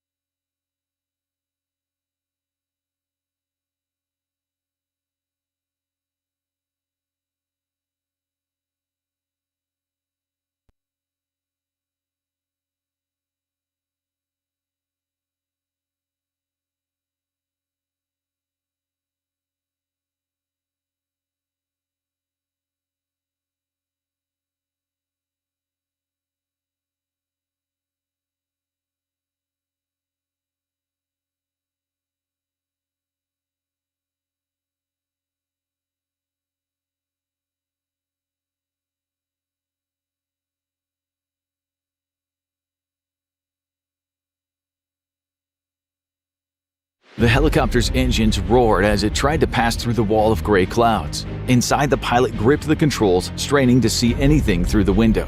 He was flying blind. There was only one thing for it. He had to climb. Suddenly, a hillside appeared out of the mist. The helicopter slammed into it, erupting in a fireball and killing all on board, including an NBA legend. On today's episode of the Infographics Show, we'll uncover what really happened to Kobe Bryant's helicopter on that fateful day. Kobe Bryant woke early on the morning of Sunday, the 26th of January, 2020. While he was a devout Catholic who would normally go to church every Sunday, today was different. He and his daughter Gianna had to be at the John Wayne Airport to catch a 9 a.m. helicopter flight. He didn't have time to attend Mass that morning, but he did have time to pray. As the local priest prepared for the 7 a.m. Mass, he ran into Kobe, who had a small amount of holy water on his forehead. After exchanging a few words, Kobe headed home to pick up Gianna and then on to John Wayne Airport. The reason for their flight that day was because of a basketball tournament at the Mamba Sports Academy owned by Bryant. The tournament was a 2-day-long event, and Gianna's team, the Mamba Ballers, were due to headline the day's games. Thousand Oaks was roughly an 80-mile drive from Kobe's in Newport Beach. The route went through some of the most congested roads in the country and took at least 2 hours to complete. The helicopter ride would take roughly 30 to 40 minutes and avoid any lengthy tailbacks. And on today's trip, there would be more than just the Bryants on board. As they arrived at the airport, 2 of Gianna's teammates were already waiting, Alyssa Altobelli and Peyton Chester, along with their parents, John and Carrie Altobelli and Sarah Chester. Also among the group was Christina Mauser, an assistant coach for the Mamba Ballers. As the families chatted, on the tarmac the helicopter was being prepped for takeoff. Piloted by Ara Zobayan, the helicopter was a 1991 Sikorsky S-76B owned by Island Express, a charter company that's offered rides throughout Orange County and the surrounding areas. At 9:06 a.m., after Zobayan had completed his pre-flight checklists, the party were given the clearance for takeoff. Due to poor weather conditions, Zobayan couldn't take his normal route, which was like a straight shot over the Hollywood Hills to Thousand Oaks. Instead, he was going to follow some of the major highways in the area. Going from Newport Beach, he followed I-5 to the northwest at a speed of about 150 knots. During this leg, he changed his altitude between 500 feet and 950 feet to avoid the area's mountainous terrain. At 9:20, Zobayan contacted the air traffic control at Burbank Airport, requesting clearance through their airspace. But because of an incoming craft, Zobayan circled in a holding pattern just outside of the airport until getting clearance. However, he asked a question that would be a harbinger of things to come. He asked the air traffic controller for a cloud tops report. This information, which comes out in the daily weather report, describes how high clouds are that day. Visibility that day had been around 3 miles, but looked to be decreasing to around 1 to 2 miles in some areas. Flying above the clouds would be a way to avoid the decreased visibility. At 9:32, Zobayan received clearance and the helicopter continued north. It continued to follow I-5 until entering Van Nuys airspace at 9:35. Zobayan intended to follow US Route 101 that would end at the Camarillo Airport, a 20-minute drive from the Mamba Sports Academy. After banking to the south, Zobayan advised the Van Nuys Air Traffic Control that he was flying using visual flight rules and was dropping his altitude to around 500 feet to stay below the clouds. This would prevent Zobayan from flying into foul weather, which would severely reduce his visibility. By going low, he avoided flying solely by instrument flight rules, where a pilot relies on what their aircraft is telling them versus what they can see out the window. This was not authorized by either the FAA or Island Express. However, the conditions were getting worse by the minute. A camera caught a glimpse of the helicopter as it flew over US 101 and into a giant wall of clouds. It was the last image captured before the disaster. Zobayan radioed air traffic control that he was going to start his climb to get above the cloud layers. Zobayan pulled back on the controls, beginning an aggressive rate of ascent. The helicopter went from 470 feet above the ground to 1,600 feet in just over 30 seconds. Suddenly and without warning, the helicopter began increasing speed and banking hard to the left away from the highway. Noticing something was wrong, air traffic control radioed Zobayan, asking what his intentions were. Zobayan responded that he was climbing to 4,000 feet, but the helicopter was descending rapidly. As the helicopter hurtled toward the ground, a mountain biker watched in horror. He screamed at the pilot to pull up. His cries were drowned out by the screech of the engines. Seconds later, the hillside erupted in a huge fireball. The 911 call came within seconds. At first, the sheriff's office and fire department only knew that a helicopter had crashed Due to several eyewitnesses, by the time the fire department arrived on the scene, it was too late. There were no survivors. Within 2 hours, TMZ broke the story that Kobe Bryant and the other passengers were dead, sparking the first controversy of the tragedy. But how a tabloid found out about Kobe's death first would be one of many conspiracy theories surrounding Kobe's death. One of the prevailing theories is that someone must have sabotaged the helicopter. Zabayan was an experienced pilot with nearly 9,000 hours of flight time, including 2,000 hours in that particular helicopter. Added to that, Island Express had no reported accidents, so there was nothing on the surface that led investigators to believe there was something nefarious about the flight. But they would only truly know by examining the wreckage. The investigators spent several days collecting all the pieces of the wreckage from the Calabasas hillside, and what they found was surprising. The first thing that was ruled out was the possibility of the helicopter running out of fuel. This was due to the huge fireball and extensive thermal damage across the crash site. Next, the investigators looked at possible damage to the rotors or engines. However, they found nothing that would suggest rotor damage or engine failure. But what if the issue wasn't the helicopter and something happened to the people on board?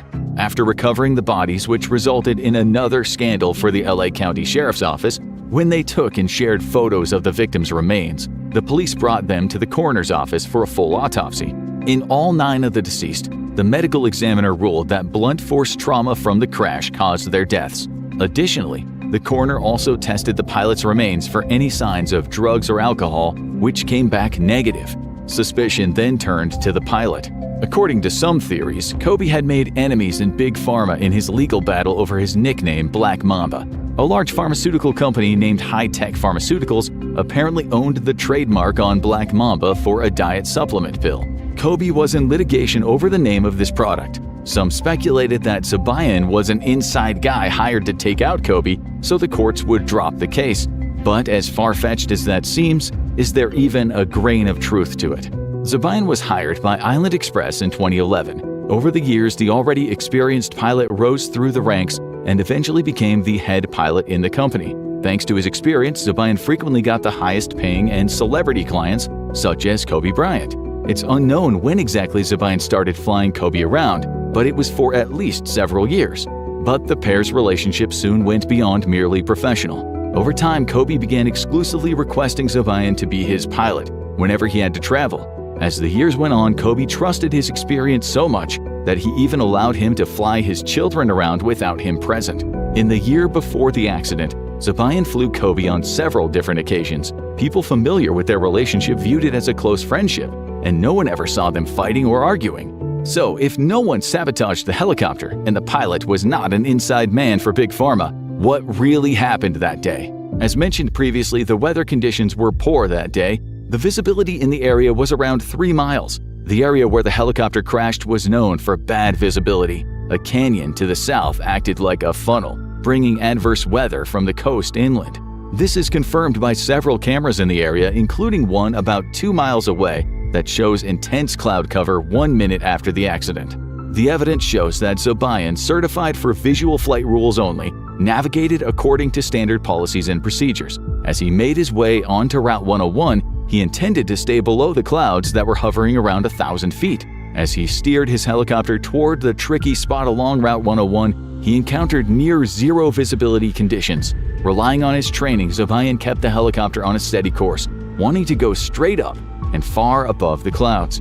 The earlier weather report said clouds were at 2,400 feet, and he wanted to climb to 4,000 feet to be sure he could avoid them. But there was a problem. Because of his inexperience in flying with instruments combined with the sudden restricted visibility, Zabayan experienced a phenomenon known as spatial disorientation, or the leans. This is when your inner ear tricks you into thinking you are going one way, but really you're going the other way. This mistake is common, especially amongst inexperienced instrument pilots. And in the 10 years before this accident, there were nearly 200 similar incidents, with many believing the leans were responsible for them. As he was relying on intuition, Zabayan continued banking hard to the left since he felt the helicopter going right. He had lost spatial orientation because of the visibility, and then made the mistake of going down instead of up. Both of these factors occurred at the same time, which explains why Zabayan banked down and left instead of going straight up. It was this combination of poor weather conditions, a psychological phenomenon, and horrible luck that caused the death of Kobe Bryant and 8 others that day. Now go watch the most surprising historical celebrity deaths, or click this other video instead.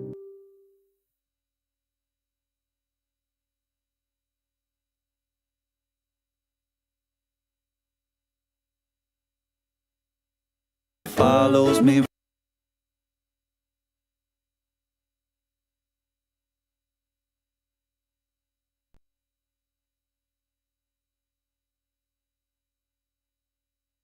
Why were the Nazis obsessed with werewolves? Did Himmler want to have multiple wives at once? Why did the Nazis try to give all their soldiers blow-up dolls? And why did Time magazine make Adolf Hitler the Man of the Year? Before we answer all these questions and more, let's start off with a lesser-known fact about the infamous political party. Number 50. Despite how synonymous he would become with the Nazis, did you know that the actual political party was founded way before Hitler actually joined them? That's right, contrary to what you might think, he didn't create the political party himself. He only became a part of their organization and helped to rebrand them into the Nazi Party, more widely remembered by history. It was actually a man named Anton Drexler who was responsible for the founding of what would later become known as the Nazi Party, then named the German Workers' Party in 1919. They would frequently meet in a Munich beer hall to discuss political matters, advocating for extreme change, hostility to the Treaty of Versailles, sharing concerns about the changing culture in Germany at the time, and above all, a sense of nationalism. This is where one Adolf Hitler would start to attend meetings, infiltrating the small political party and encouraging their nationalist and anti-communist sentiment, eventually leading to them changing their name to the National Socialist German Workers' Party in 1920. Number 49. Time magazine named Adolf Hitler their Person of the Year in 1938, praising his rearming of the German military following the First World War. Time even praised Hitler's invasion of Austria, boldly declaring it as an act of strength before the eyes of a horrified and apparently impotent world. Number 48. As a countermeasure against STDs on the front lines, Hitler ordered the distribution of Aryan blow-up dolls to Nazi soldiers on the front lines. Rather than taking the dolls, the army refused to hand out these blonde-haired, blue-eyed synthetic companions on the grounds of their dignity. There was a prevailing fear that if these dolls ever got seized by the Allies, they could be used as propaganda pieces to further drive down global opinion about the German people. Number 47. Did you know that the Nazi regime created a jazz band to spread propaganda? They were called Charlie and his Orchestra. Charlie, real name Karl Schwedler, and an ensemble of musicians would play jazz that was popular with English and American listeners, but with modified lyrics. Schwedler would embed each song with lyrics that enforced anti-Semitism as well as mocked the leaders of Allied countries. In particular, Charlie sang about Winston Churchill being an alcoholic and a coward. Number 46. Although the persecution and genocide of Jewish people in Nazi Germany are widely documented, they sadly weren't the only marginalized people targeted by demonizing propaganda and attempted eradication. Given their obsessions with eugenics and the notion of so-called genetic purity, the Nazis viewed anyone that opposed this idea as a threat to their nation. This included those suffering from mental illnesses and psychiatric patients, particularly those with schizophrenia. It's been estimated that about 220,000 to 269,000 schizophrenic people were sterilized or murdered by the Nazis. However, this had no lasting effects on the rates of schizophrenia in Germany. This is largely because the Nazis wrongly believed that conditions like schizophrenia could be passed on through genetics, which we now know to be erroneous and provably false. Number 45. You may already know that the Volkswagen car company was created by the Nazis, but you probably didn't know that their most famous creation, the Volkswagen Beetle, was heavily influenced by Hitler himself, who told designers to make the car look like an insect. However, the production of these cars came at a high cost of forced labor from people consigned to camps by the Nazis. Volkswagen even directly operated 4 concentration camps, as well as a further 8 specifically intended for forced labor. Number 44. BMW was one of the biggest contributors to the German arms industry since their engines gave Nazi fighter planes superiority over those of the British and French. This was once again achieved on the backs of slave labor. Convicts and prisoners from concentration camps were recruited to assist with manufacturing, and by the end of the Second World War, almost half of the workforce at BMW, around 50,000 people, consisted of prisoners and slaves from concentration camps. In March 2016, on the company's 100th anniversary, BMW openly apologized for its dark past, expressing a profound sense of regret for supplying the Nazis with vehicles created using slave labor. Number 43. Syndrome K, otherwise known as tuberculosis, was a fake disease created by Italian doctors in order to save persecuted Jewish people from the Nazis. Giovanni Borromeo, the head physician of the Fata Benefratelli Hospital in Rome, devised K syndrome as a coded way to hide Jewish people and other anti-fascists who had fled to their hospital seeking protection from the Nazis. These patients were quarantined, and the Nazis were told that they were suffering from a deadly, highly contagious illness that could permanently disfigure anyone who caught it. The Nazis bought the story, and with his fellow physicians, Borromeo used Syndrome K to save at least 20 people's lives. Number 42. It's well known that the Nazis had a strange obsession with the supernatural, but did you know that some of them were werewolves? Well, not really, but they certainly thought themselves as such.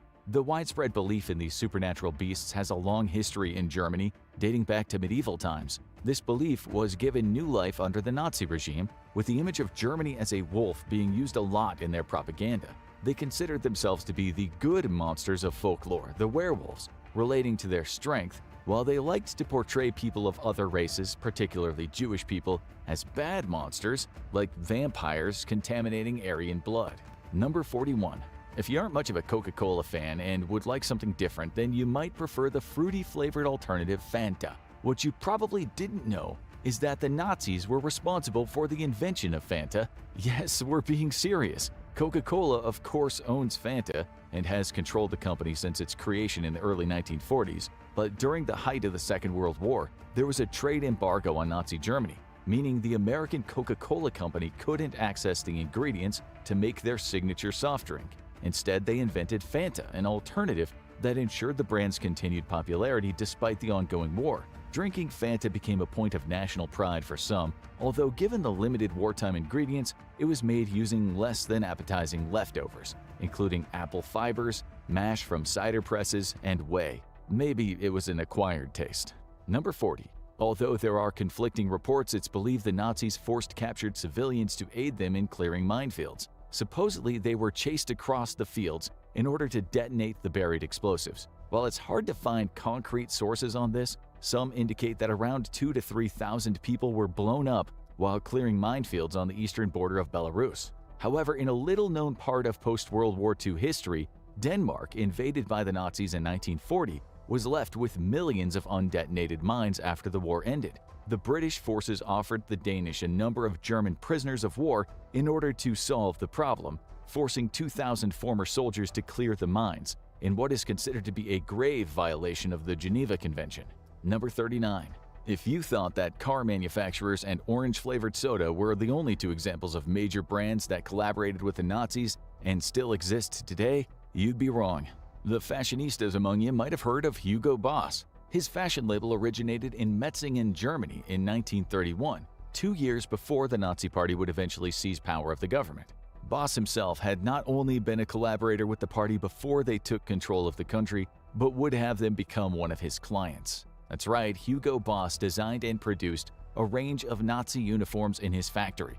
Being part of the Nazi Party brought his label a lot of business, creating uniforms for the SS, Hitler Youth, and the standard Nazi brown shirts. However, Boss wasn't responsible for the black SS uniforms that he's so often credited for. Number 38. A human skin lampshade supposedly turned up at a garage sale in New Orleans following Hurricane Katrina. Pretty gross, but what does that have to do with the Nazis? It's widely believed to have come from the Buchenwald concentration camp. There, lampshades like this were supposedly made to order for Ilse Koch, who was married to the camp's Nazi commandant. While considered a myth by some historians, it's believed that this couple had a penchant for taking prisoners' body parts and turning them into morbid pieces of artwork.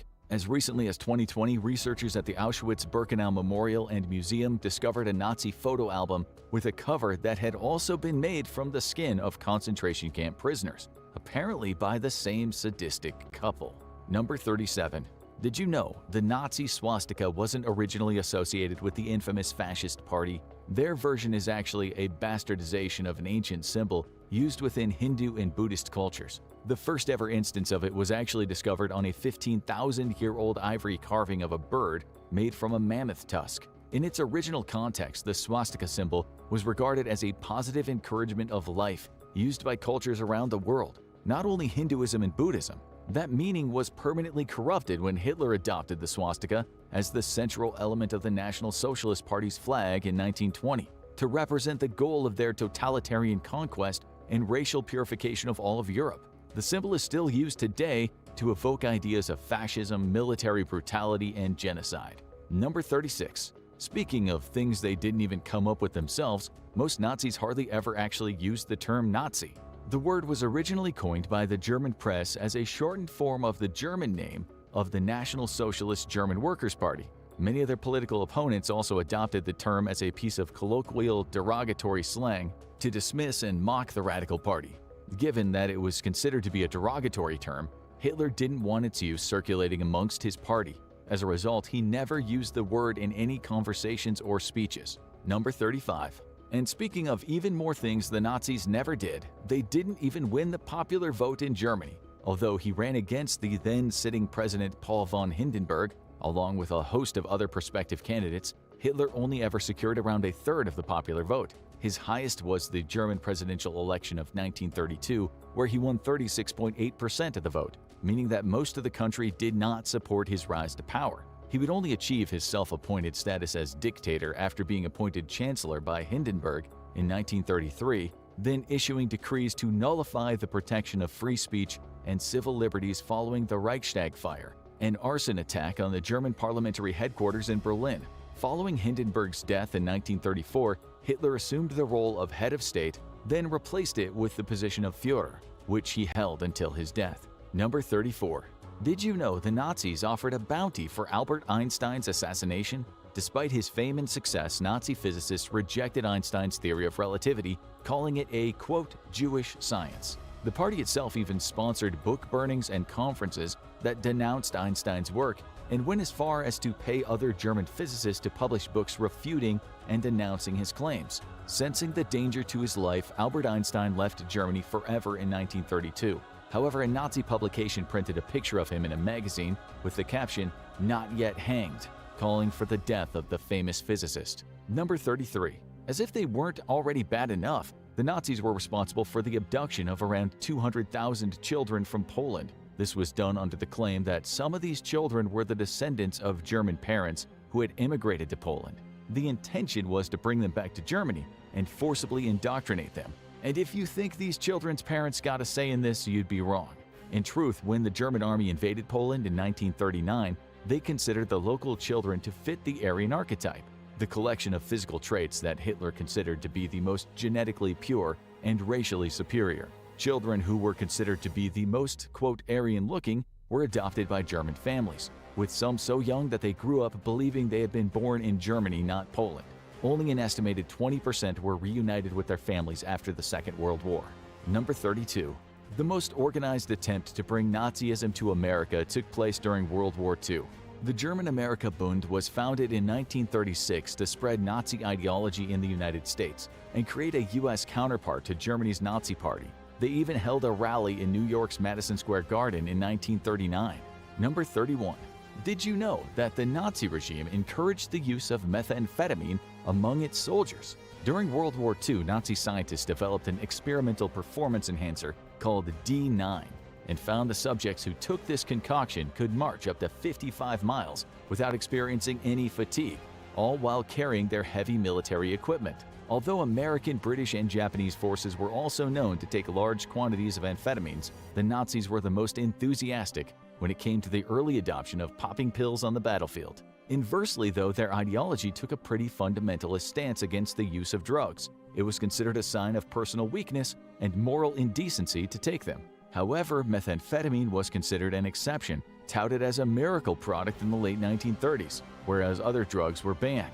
This was largely because methamphetamines can cause high levels of energy and alertness, and given the Nazis' aspirations of becoming superhuman, their use was encouraged among soldiers and citizens. Number 30. Ever wonder where the term stormtroopers comes from in the Star Wars franchise? It's actually the English translation of Sturmabteilung, the name of an early Nazi paramilitary group, also called the Assault Division or the Brown Shirts.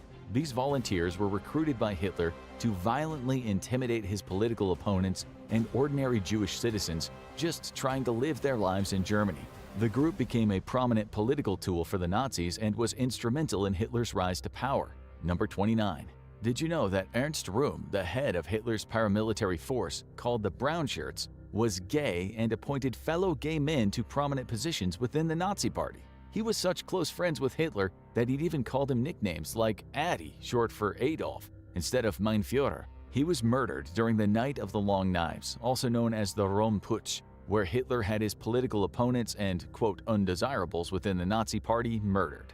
Number 28. If you or someone you know is a punk and particularly fond of Doc Marten boots, then you might have heard the term lace theory before. This is a color code used to indicate certain things about a person by wearing colorful laces with your docs. But it's important to remember that sometimes they're not used as a friendly way of expressing yourself. If you see someone wearing red laces, it might be one such case, and you should probably run. Why? Because that person is identifying themselves as a neo-Nazi. As well as being widely adopted by punks and members of the LGBTQ community, mainly in defiance of hateful groups, Doc Marten boots are unfortunately often popular among various far-right extremists, including modern neo-Nazis. They will typically wear black boots with red laces, while those who are white supremacists wear white laces. If a person wears white Doc Marten boots with red laces, however, this is often considered a sign of standing in support of the Jewish community. Number 27.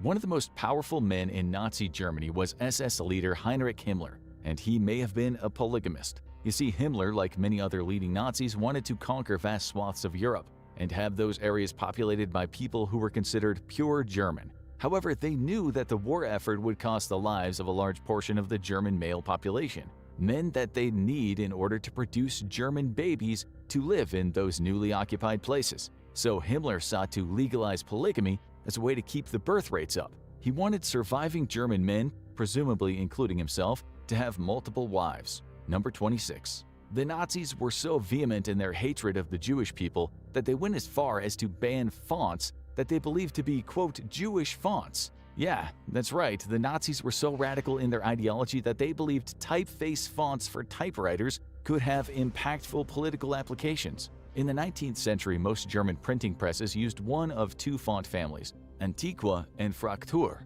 The latter of those came to be seen as the, quote, more German of the two, until 1941, when the attitude dramatically shifted. Hitler called for a ban on any future use of what he called Judenlettern, including the Fraktur font. Ironically, the memo announcing the ban bore the Nazi Party's letterhead, which was printed in the Fraktur font. Number 25. Despite ordering Jewish people and other persecuted groups to be placed in deplorable concentration camps, it might surprise you to know that Adolf Hitler never actually visited any of his own death camps. He distanced himself and his dirtiest work, despite his fingerprints being all over the senseless killings that took place, to deliberately camouflage his role in what he called the final solution. Heinrich Himmler, on the other hand, did visit those camps. He reportedly witnessed a Jewish family being executed by firing squad and was horrified. Not at the despicable, inhumane treatment of these people, though. Himmler was more concerned that it would traumatize the Nazi soldiers.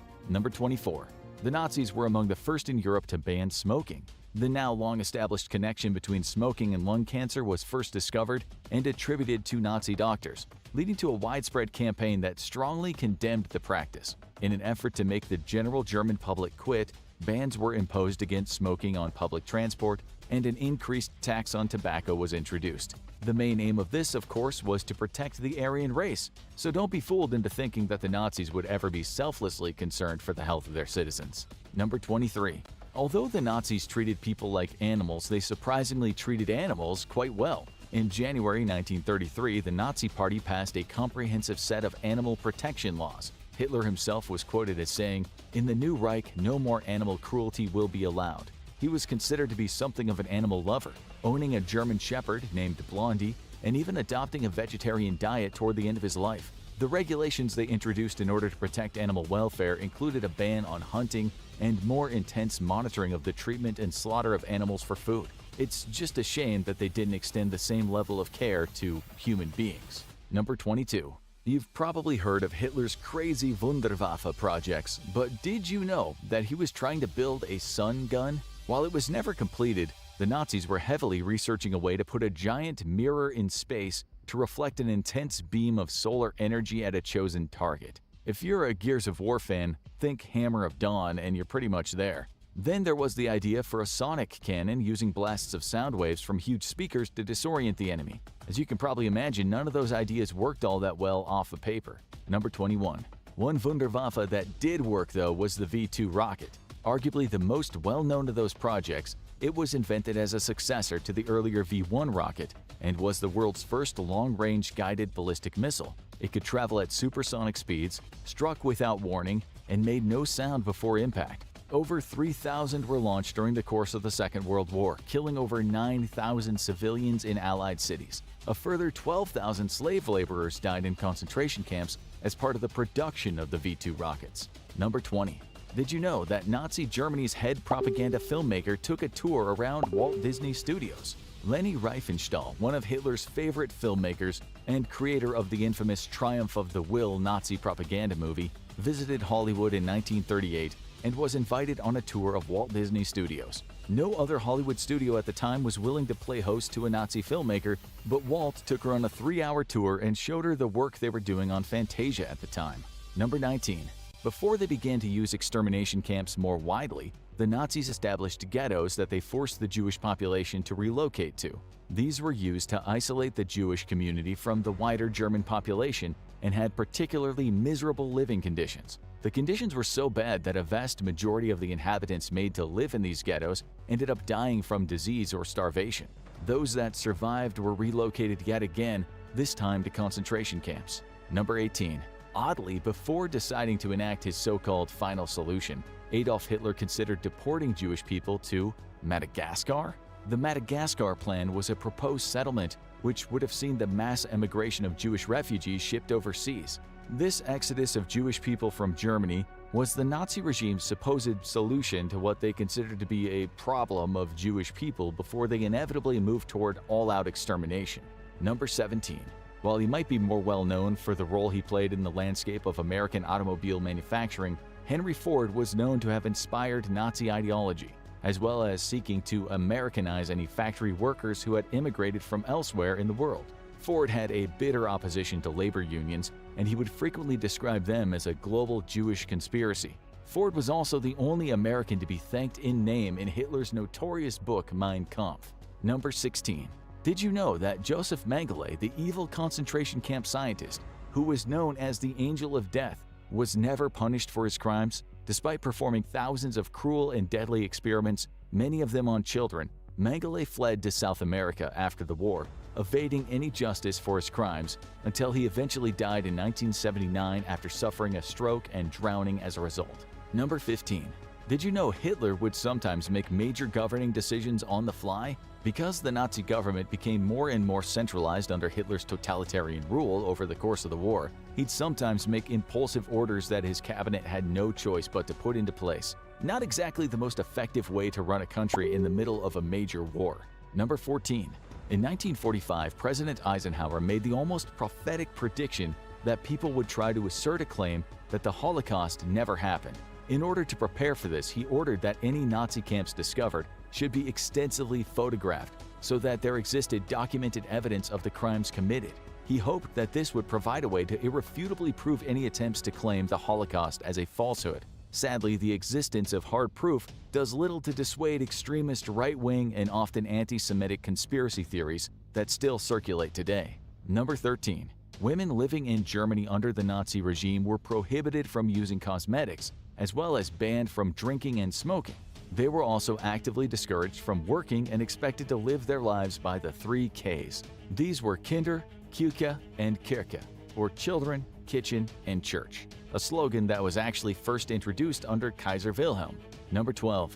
Did you know that the Nazis had a successful plot to destroy the value of the British currency? In 1939, the Nazis formulated an unorthodox plan to create millions in counterfeit British pounds and drop them over the UK. This was intended to cause hyperinflation and reduce the value of the enemy nation's currency. Using concentration camp prisoners as slave labor yet again, the Nazis oversaw the manufacture of around 130 million pounds, the equivalent of about 7 billion pounds today. Number 11. The Nazis founded two different youth divisions, the Hitler Youth and the League of German Maidens. Both were encouraged to report their parents to SS authorities if they ever expressed frustration or opposition to the Nazis, or if they knew of any Jewish citizens or anyone harboring them. Again, these were literally children as young as 6, being indoctrinated to believe the Führer's every word, and in most cases it all worked out too well. The Hitler Youth were known to smash shop windows as well as beat people in the streets. In one case, a group of Hitler Youth members broke the windows of a teacher's home that had given them low marks at school. Number 10. But did you know that some youths in Germany formed groups that resisted the Nazi regime? They were a teenage organization known as the Edelweiss Pirates. They resisted the cruelty of the Nazis and refused to be bullied into obedience by intermingling with the opposite sex, growing out their hair, and singing songs that the regime banned. Some groups of the Edelweiss Pirates even fought in the streets with the Hitler Youth. As the war ensued, many of the pirates became active participants in the underground resistance movement, aiding and sabotaging the Nazi war effort. Number 9. There's a widely shared piece of historical misinformation often stated as fact that Hitler ordered the construction of the German Autobahn, the country's highway. However, this was the result of carefully manufactured propaganda. In actuality, the construction of the Autobahn began in 1932 and had only been opened for a few months by the time Hitler assumed power. Number 8. Shockingly, not everyone in the Nazi Party went along with Hitler's genocidal plans. Wilhelm Hossenfeld was a Nazi officer who actively saved the lives of many Jewish and Polish people during the invasion of Poland, including famous pianist Władysław Spielmann, whose story was dramatized in the critically acclaimed 2002 movie The Pianist. Sadly, Wilhelm was captured and sent to a Soviet prisoner of war camp at the end of the war after surrendering to the Russian army. Despite renouncing the Nazis and expressing his horror at seeing the way his fellow countrymen treated Jewish people, he was sentenced to 25 years of hard labor in a Soviet prison camp for war crimes at the end of the war. There he died from his injuries suffered from torture, despite many petitioning for his release. Number 7. The Nazi Party organized mass book burnings as a way to publicly and violently destroy works of literature by Jewish authors, as well as those penned by gay writers and anything they believed threatened their ideal of the pure Aryan race. This included academic research and advocacy for homosexual rights, as well as some of the earliest pioneering work on understanding transgender people. During the Nazis' very first book burnings, one of the works destroyed was a play from 1821 written by Heinrich Heine that contained the line, "Where they burn books, they will in the end also burn people."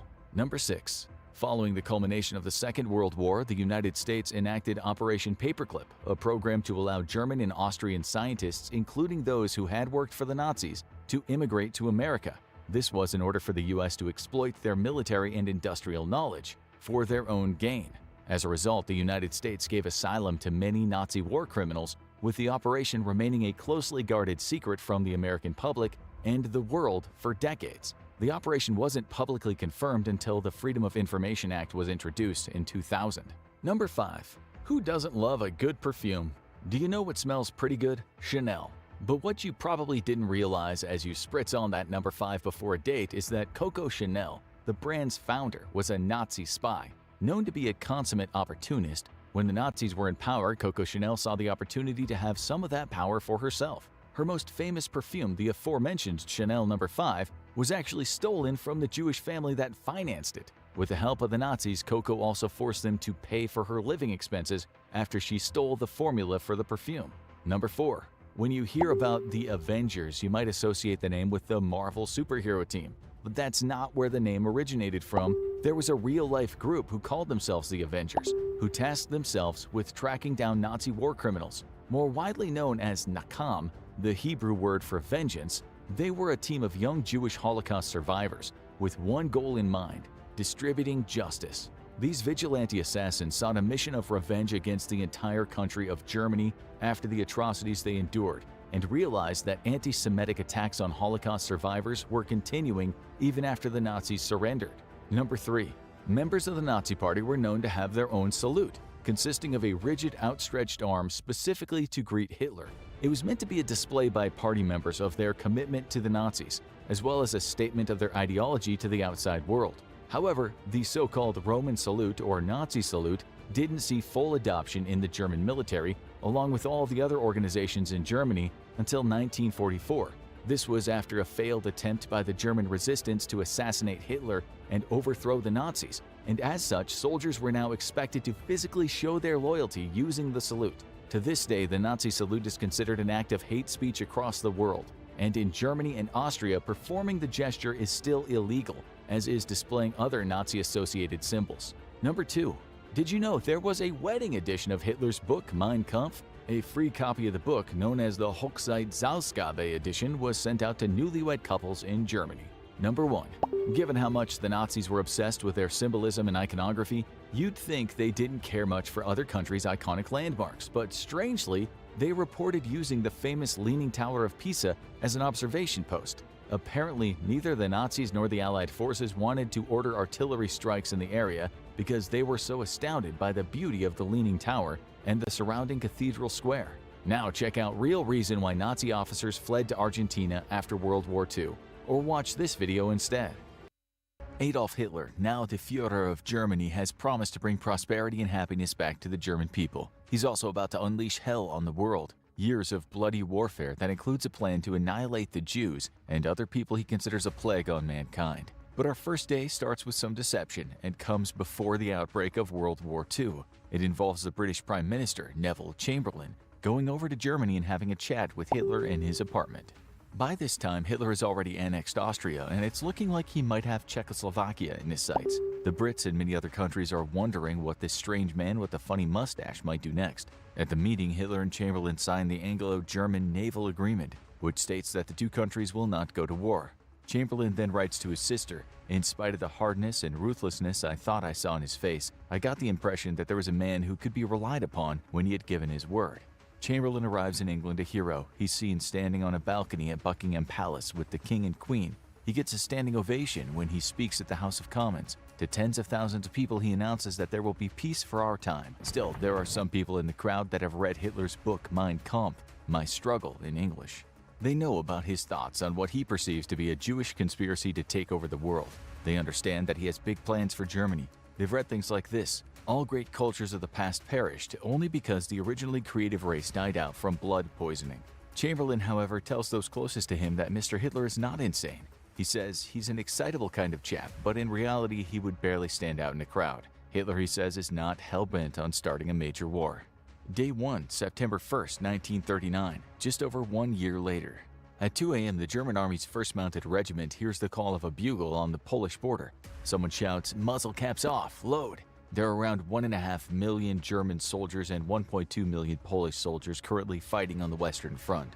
The Germans seep into Poland like an infestation. Within a short time, the horses of the Polish are crashing to the ground. An hour later, the Germans march on, as riderless horses run through clouds of smoke.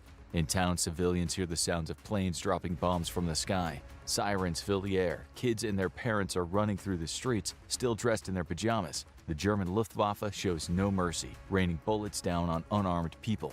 The head of the British military mission in Poland, General Adrian Carleton, writes a letter. "I'm seeing the very face of war change. Its glory shorn, no longer the soldiers setting forth into battle, but the women and children being buried under it. This is a war of machines. A new kind of war has begun." Day 3. Men in flat caps shout from newspaper stands all over Britain, "Read all about it, Hitler invades Poland." On the front page of the Evening Standard, a headline in bold reads, "I will give Poland a lesson, Hitler." Both Britain and France declare war on Germany. Americans on the other side of the world listen to their radios and think, "Thank God that's not us. There's no way they're going to fight another European war." Day 4. Nazi Party official Fritz Mühlebach writes in a letter, "I regard Britain and France's interference as nothing but a formality. As soon as they realize the utter hopelessness of Polish resistance and the vast superiority of German arms, they will begin to see that we are always in the right and it's pointless to meddle." The British and French are hoping that by saying they're joining the war, they'll call Hitler's bluff. And anyway, they're still thinking that the people of Germany will overthrow this mad dictator. Day 8. The residents of Warsaw listen to their radios as bombs fall. Chopin's Military Polonaise plays through the din of thousands of machine guns. 30,000 bombs will drop every day, and the German army will storm the city, eventually killing 18,000 civilians in Warsaw, and in just one day, taking 140,000 civilians as prisoners of war. Hitler has plans for them at his concentration camps, places, as you'll see, where the peak of human depravity will be on show. Day 17. The Polish are thinking that the French will be joining them today in the fight, It doesn't happen. What happens instead is Joseph Stalin's army crosses over the Polish border in a vicious attack of its own against the Eastern European nation. Stalin is intending to get some of the spoils of war, and for now at least, he has a pact with Hitler. Day 36. Hitler is in Warsaw, proudly walking through the ruins of a devastated city. Foreign correspondents line up to hear him speak. Hitler tells them, "Gentlemen, you see for yourselves what criminal folly it is to try and defend this city." He sends the world a stark warning, saying, "I only wish certain statesmen in other countries, who seem to want to turn all Europe into a second Warsaw, could have the opportunity to see, as you have, the real meaning of war." Hitler's message is clear. Get in our way and your cities will be turned to rubble. Do not test me. The German army is a beast and other countries know it. The US ambassador in London, Joseph Kennedy, asks, where on earth can the Allies fight the Germans and beat them? No one wants to hear such words, but he has a point. Day 104. Hitler is angry, stamping his feet on the ground, spit coming out of his mouth as he screams at his generals. He's embarrassed more than anything. He's had his first taste of defeat at the Battle of the River Plot, when his navy, Kriegsmarine, experienced a humiliating defeat against the superior British Navy. Maybe the Germans aren't invincible after all. Day 252. Hitler has already had success in invading both Denmark and Norway. On this day, his troops invade Belgium, with Hitler feeling supremely confident that its blitzkrieg tactics will make easy work of the country. Over in the UK, a new man has become prime minister, a stubborn old goat with a taste for war and a romantic idea of empire. His name is Winston Churchill. Soon he will make one of his moving speeches on the radio, telling the Brits, "Arm yourselves and be ye men of valor, and be in readiness for conflict." The problem is, in spite of Churchill's powerful words, the Germans have a much stronger military, and Hitler knows this only too well. Day 270. The Nazis now occupy Belgium. Hitler's troops again show no mercy as they shoot down unarmed Belgian civilians. 1.5 million manage to flee the country, but many thousands are slaughtered. Houses are on fire as tanks destroy everything in sight. Day 279. A big day. Hitler delivers a message to his troops. Soldiers of the Western Front, Dunkirk has fallen. Soldiers, my confidence in you knows no bounds. You have not disappointed me. 40,000 French and English troops are all that remains of the formerly great armies. Immeasurable quantities of material have been captured. The greatest battle in the history of the world has come to an end. He's now winning the Battle of France. He sent the British scurrying off back to England, where, to be honest, they count their blessings. The evacuation was perilous, but it could have been much worse. The German military is a force of nature. Day 299. Hitler is celebrating again. Bodies of French citizens lay strewn across the countryside. Their faces no longer recognizable. With 4.2 million German army soldiers, 1 million Luftwaffe, 180,000 Kriegsmarine, and 100,000 Waffen-SS, the Nazi Party military, Hitler has taken France. The result is occupation and collaboration under Vichy France. 85,310 French military personnel have died defending France, and the British have also been considerably weakened, losing not just thousands of men, but hundreds of ships and close to 1,000 aircraft. Let's just remember that Hitler has always had a soft spot for Britain. He once said the English nation will have to be considered the most valuable ally in the world. He believes that the only reason he's hated in the UK is because of an American and Jewish conspiracy. Still, now he knows he has to defeat this tiny nation. Day 314. Hitler is sitting in a quiet room at home, mulling over a speech that Churchill made a while back. Part of it went like this: "We shall fight in France, we shall fight on the beaches, we shall fight on the landing grounds, we shall fight in the fields and in the streets, we shall fight in the hills, we shall never surrender." Hitler now reflects on this, smiling wide. He looks down at his pet Alsatian and says, "They did fight us in France, didn't they? But they lost, didn't they, my little German dumpling?" Churchill knows what's coming. He outlined this in another speech. Hitler knows he'll have to break us in this island or lose the war. If we fail, then the whole world, including the United States, including all that we have known and cared for, will sink into the abyss of a new dark age. Most of the world doesn't give Britain a chance. Even if Hitler has to hold back on a land invasion, his airstrikes will get Britain down on its knees, begging to sign a peace treaty. Then he can take off conquering elsewhere, notably Stalin's Russia. Packed, schmacked. Day 339.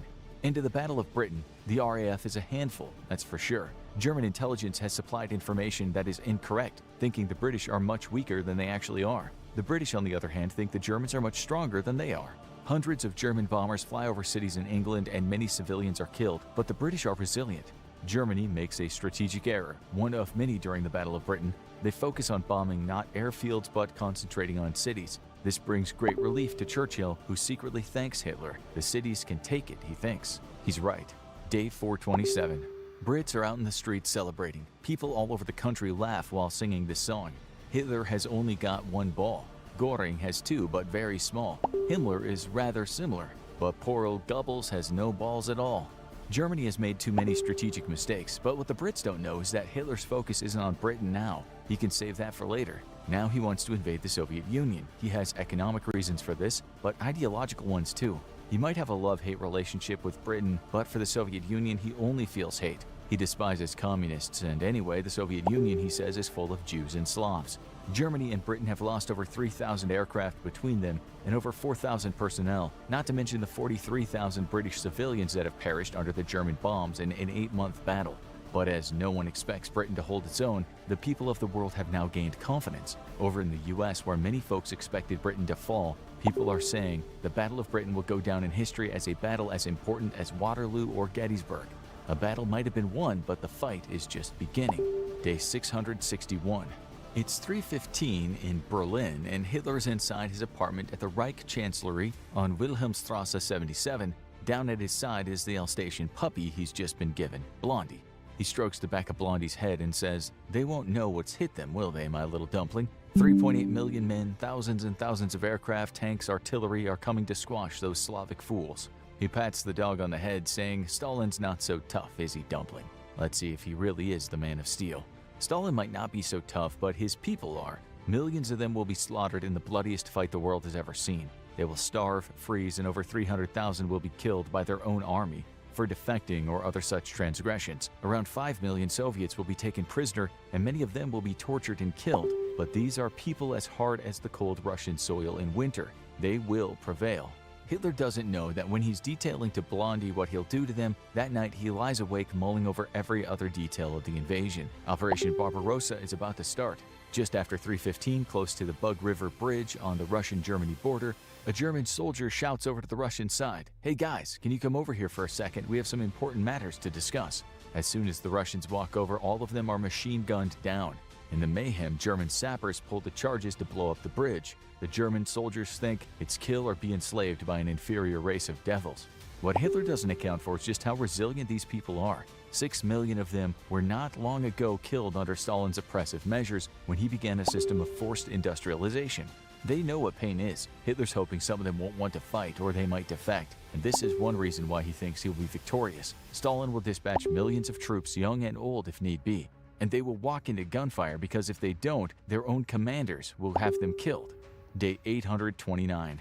Japanese planes rain bombs down on the U.S. airbase at Pearl Harbor. The U.S. is caught unprepared. It's a total disaster, and one which Japan sees as a resounding success. That'll show the Americans what happens when you offer support to the Allies, and it should make them think twice about interfering with Japan's plans for Southeast Asia.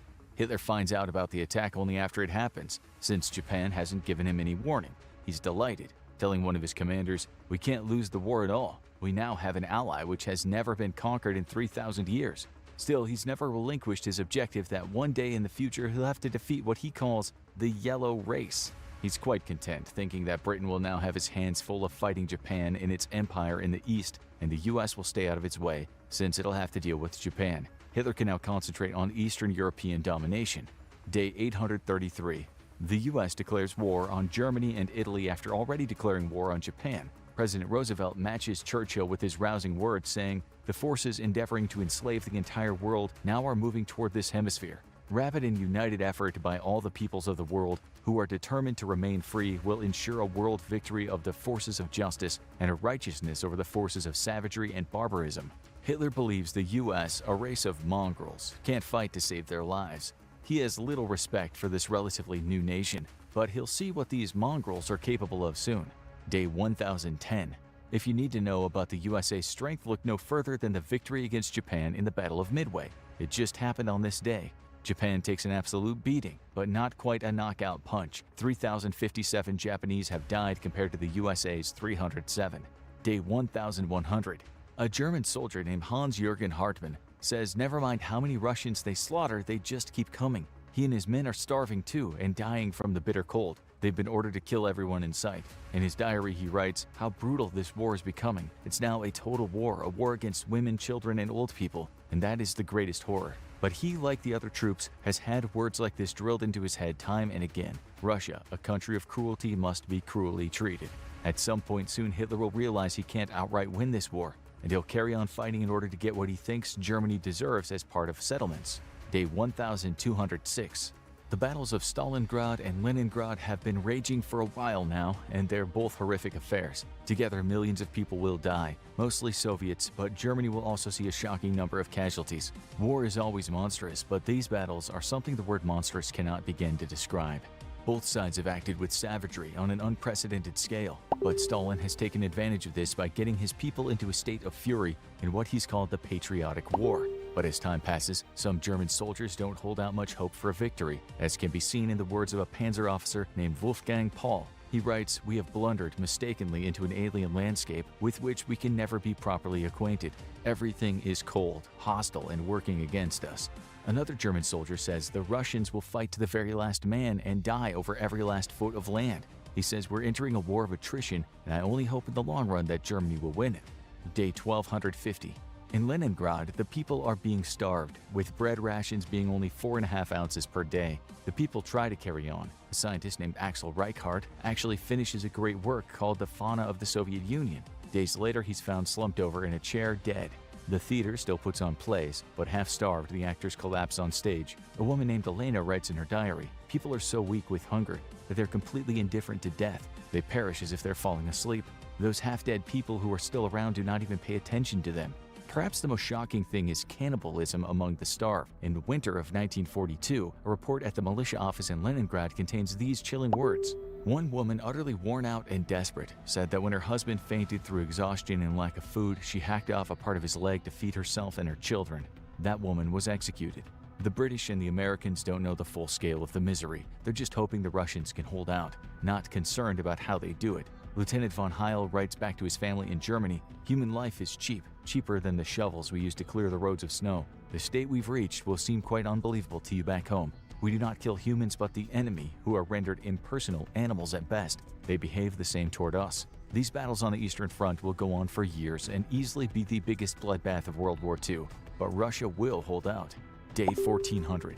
Hitler is reading documents about what's happening in the Nazi death camps. Around 6 million Jews will die at the hands of the Nazis, while prisoners of other ethnicities will be murdered, starved, or beaten to death, or used for medical experiments in the camps. The human depravity at these camps is incalculable. Things are changing on the battlefields, though, and Hitler is now rarely the receiver of good news.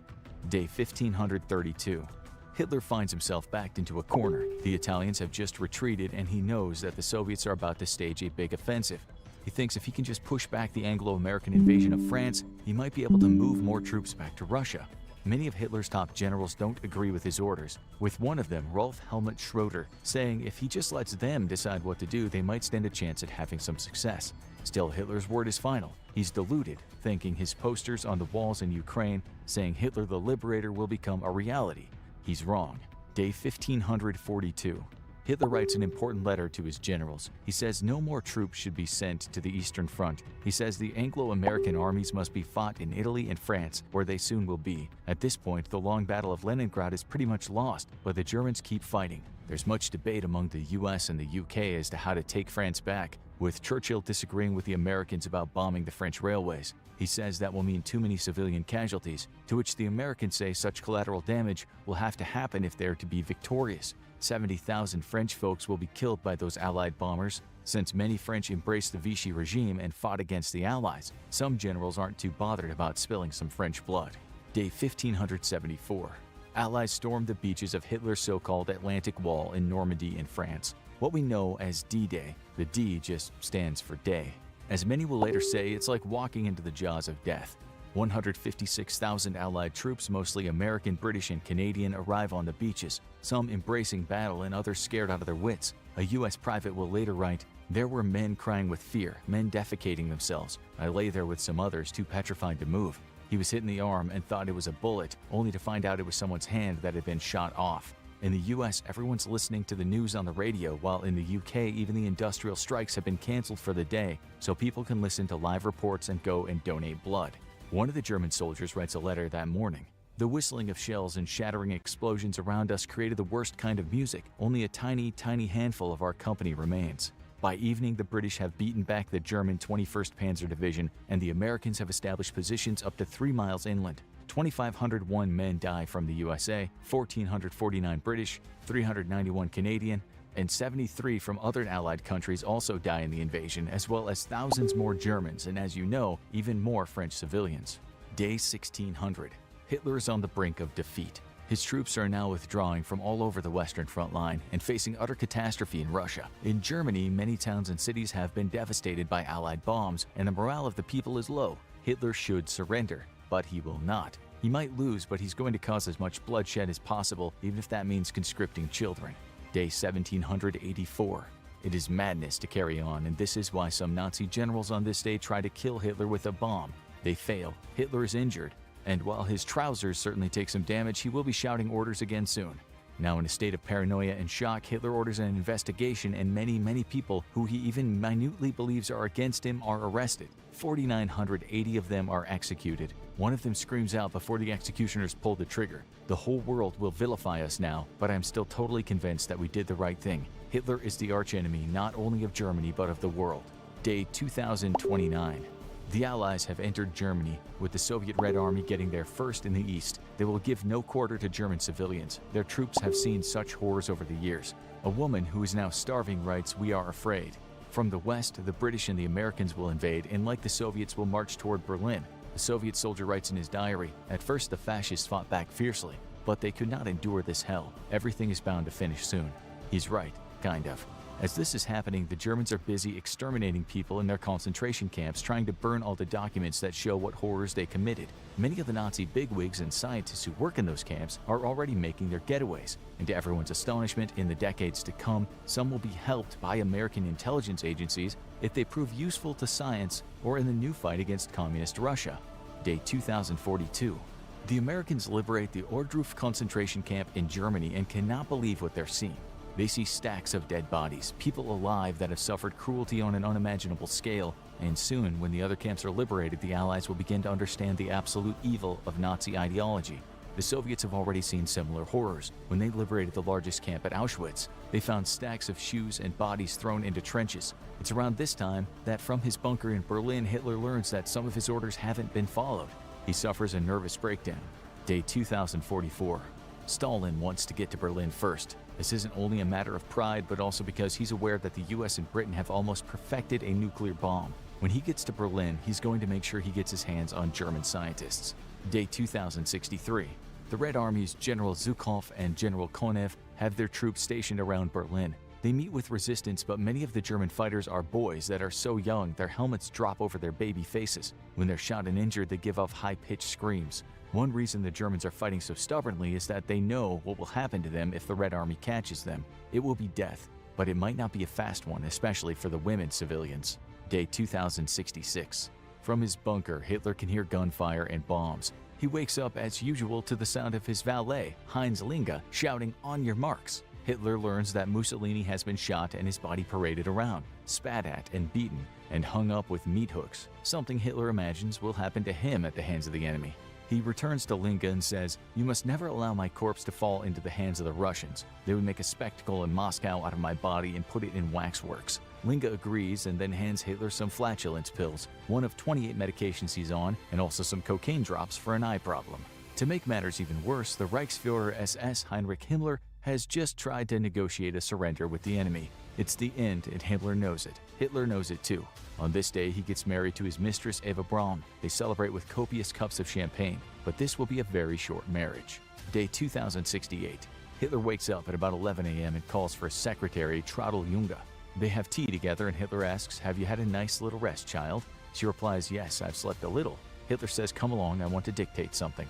In his last will and testament, he says that Germany isn't to blame for all the years of misery and carnage, saying it was desired and provoked entirely by those international statesmen who were either of Jewish origin or worked in the Jewish interest. He adds, "The responsibility of the outbreak of this war cannot rest on me," and instead he blames British politicians and the Jewish hierarchy.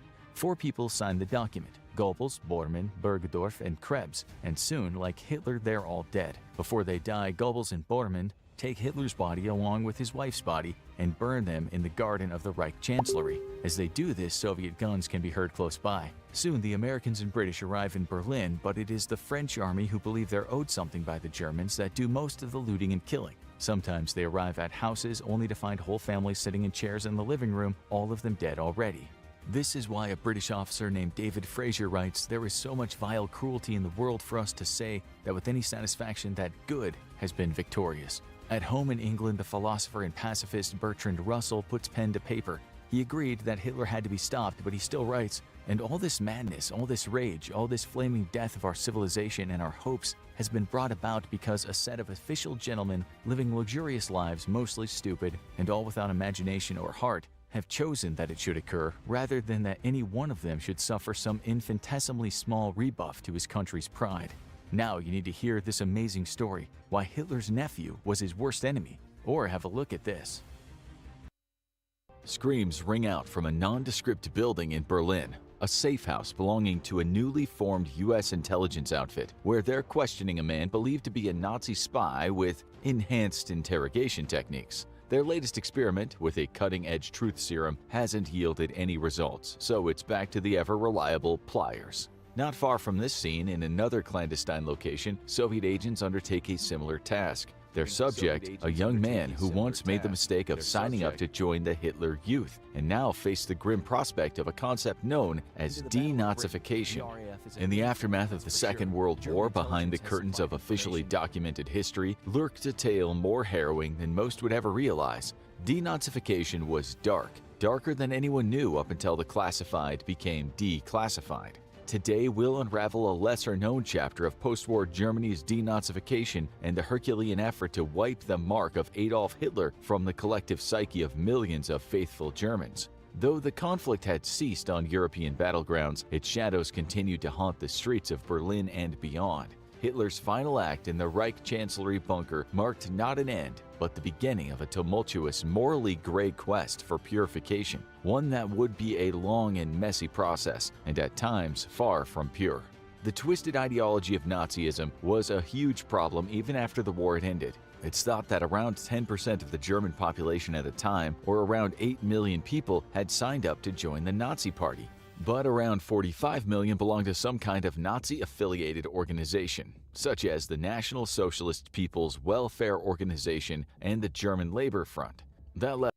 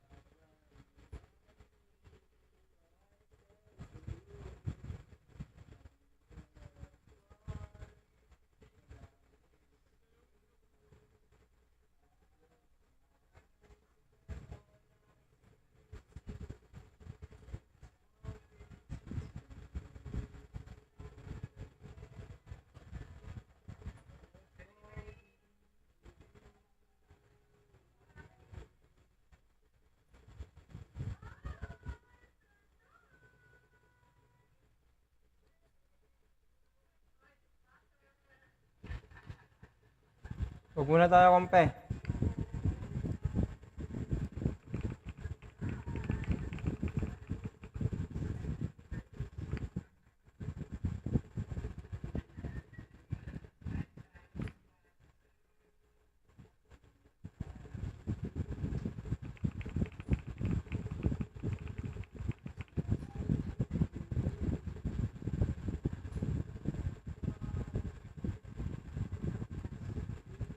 Ha? Ako lang laro ta.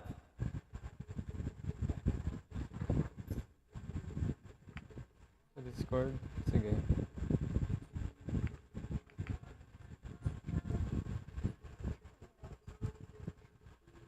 Naka-live nga ako sa YT eh. Pwede ka yan. Tira mo ako naglalag yung live ko dito sa Discord.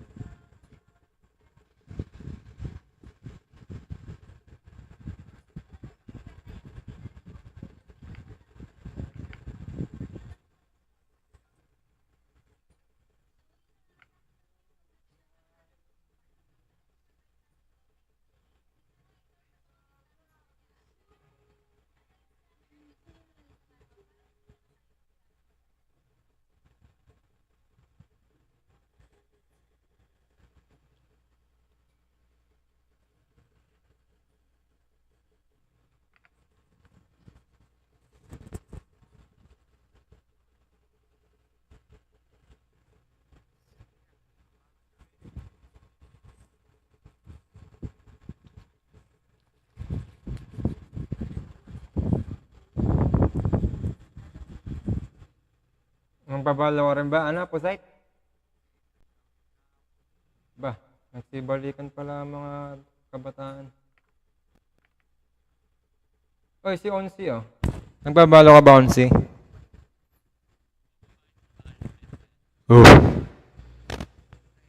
Nama. Birthday na ba ni Dars? Tara, bati tayo ng 12.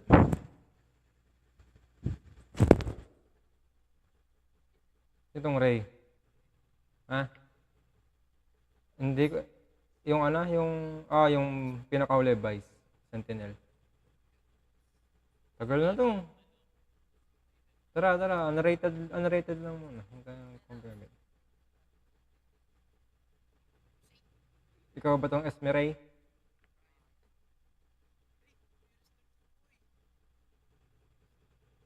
Baka ako din, kailangan ko ah. Tangina, naka-shades ka. The range. Ay, paano nyo nakikita? Sa Discord? Nakikita. Ako naka-live kay. Hindi, akala ko sa white ka nanonood. Kailangan open yung Insta. Sige, naka-shades ka pa. FX ba yan? Totoo. Totoo, boss. Ang liwanag dito sa ano. Naka-shades ay, parang abno lang. Kala mo si Boxy ah. Parang abno lang ah. Mag-open ako dito. Uy, paano mag-Valorant? Boy! Ano tong Regen Shield, Betty? Paano mag-Valorant at?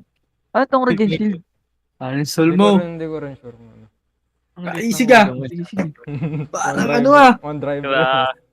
Boy, ba't? Saan ka papasada mo eh? Gabi na. Sabi nag-e-F1 ako eh. Saan Terminator boy? Bueno nga tayo. Terminator. Yung custom, tas ano tayo, deathmatch Bading na Terminator. Ano po site? Meron pala custom, tas deathmatch. Tara. Alag pa yung electric fan ah. Thailand sila. Hindi, natin. Isig na electric fan mo. Ito lahat, Junaj. Ganyan napapalitan nyo yan. Pinapalitan ng ano yan, yung parang pipino. Sutuhod siya dyan. Paano to? Uy. Ibahin ko settings ito ha, She. Ay, putya, nabulag ako sa sarili ko. She, ba yan yung ano, Ray? Ilang boy. Ito lang, boss. Wala. Nangyari. Yun, nag-play na yata. Ayaw, hindi ko ba rin mag-start? Malakas na kasi sa Dota. Ayaw tumama ay. Nag-try ako ng ano eh. Match. Patay lang ako lagi, nakakainis maglaro. Mute na kita dito, Betty ah. Tara, 1v1 muna tayo. Mute na kita. Okay. Minute. Ay, paano ba yun? Naka-out na. Nakamute ka na. Sige. Niluyot. Tara po, set. Laro, ano muna tayo? Start muna tayo. Okay, paano ba? Hindi, deathmatch na naman para Hindi ganyan, boy. Yung custom. 1v1. Yan. Ba't 1v1 pa? Yan, Pwede namang ano. Si G-boy yun dyan, oh. Si G-boy? O, tara. Isip ng loading Sino screen pa sasali? Pula-pula Deathmatch na. Makita ba yung story nito? Ano ba ang tag mo? Kapakan ulit. Kapok. Ito naman eh. Bakit? Ano ka yung ano mo? Headline mo, add kita. Hindi mo ma-add. Hina ng mic mo ya, boss. Kaya nga eh. Plaris. Tapos, ito, ano ka na lang. Uy, start boy! Takay na ako sa inyo. Ang palaris to eh. Basta usap yan, Game boy. naman. Game. Ilang ako. Decloud mo siya muna kayo. Ganun lang naman eh. Palaris hashtag da. Ayaw pa sabihin. Sinabi ko na eh! Oh, bata. Yay! Boy! May galit ka boy. Ano ba huling rank ko? Ano, wala sa rank yan boy. Pag Ano, taka. Up9. Platinum.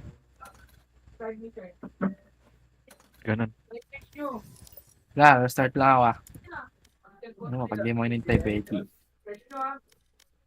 Balik ka po ka na eh. Saan sila Yeli? Ano pa settings nito boy? Yellow, di ako marunong ng yellow na yan. Red ako. Tapos kaliwete ako boy, hindi ako kanan. Balik mo na lang Ano? Siya. Nasaan yung kaliwete dito? At maganda dito. First person, handedness. May skin yan, Dan. Ewan ko. Niram ko nga lang to boy. Wala. Daw.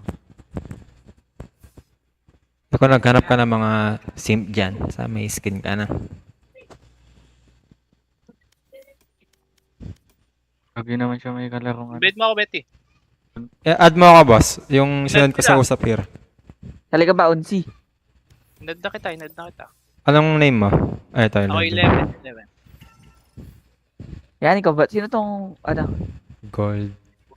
Sino to, boy? Yabang silver na. Betty, sino to? Si 11. Ewan si. Hindi ako yan. Ay, hindi si ano, si Dan. Gamit yung, shell. DJ, di ba? Mga Dan. Kumin. Ay. Air. Ayaw kong i-invite ni Betty. Ano ba yan? Ay. Hey, Betty, invite mo daw. Di 5 man? Instant 5 man? O, si 11, si J-Boy na lang. Nahihina Wait gold lang, ko ay. Yung gumamit nito. Hindi ako. What the fuck? Gold. Sina? Kasi hindi ako naglalaro. Ay, nako po. Tayo naman bubuhat kay Onsi ngayon. Ano hayo sa rank nito? Wala Hindi ako naglalaro Di mo pa nakitigalawan eh. Hindi. Bobo talaga ako dito. Same. Ay, maganda to. Bili mo na to. Shit. Snipe. 250. 250. Anong baril, oh? I mean, Laman naman. Wala ka naman pinapakita, boy. Hindi mo tinawaran. Sa Uy, anong pinapakita mo din? Lililit ako mo dyan. Hindi mo tinawaran. Hindi ko papapakita. Hindi mo din naman. Saan ka na, Bujay? Ano? Saan ka na? Kahit ba? Wait lang. Yagi, sakto ata kayo. Pwede na ako umalis. Hindi, sakto nga tayo lima eh. Nanonood lang yung isa. Nanonood lang yan si Tita. Ay, si Ninang. Ninang. Okay, Ninang. Sige. Bakit? Gusto mo din? Ninang ka din? Oo, bay. Ninang Betty. Dito, boss. Sabi nila Ninang na di nagbibigay. Ay. Sabi nila eh. Kasi, piling ko na yung race dito. Ha? Piling ko na yung race. Yun o. Wait lang. Smart. Hindi na ako naglaro ulit. Sorry ka natin to.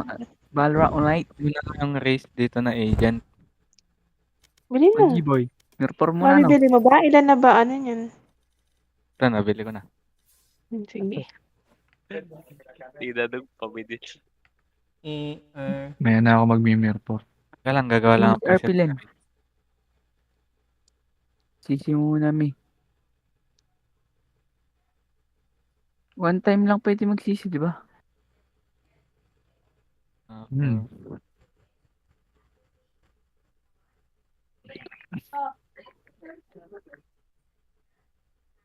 Betty, pingin nga ako ng crosser mo, Betty. Pangit ang crosser dito. Wala, kung ano na lang din. Ba, Shiray. Pwede na nga. Ayaw na, kulay pink. Tagil. Tagil. ER.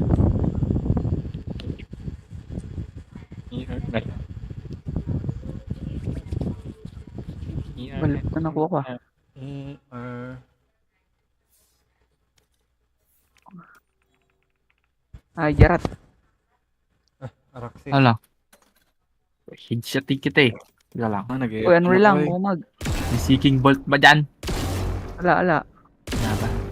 Bah, snapper.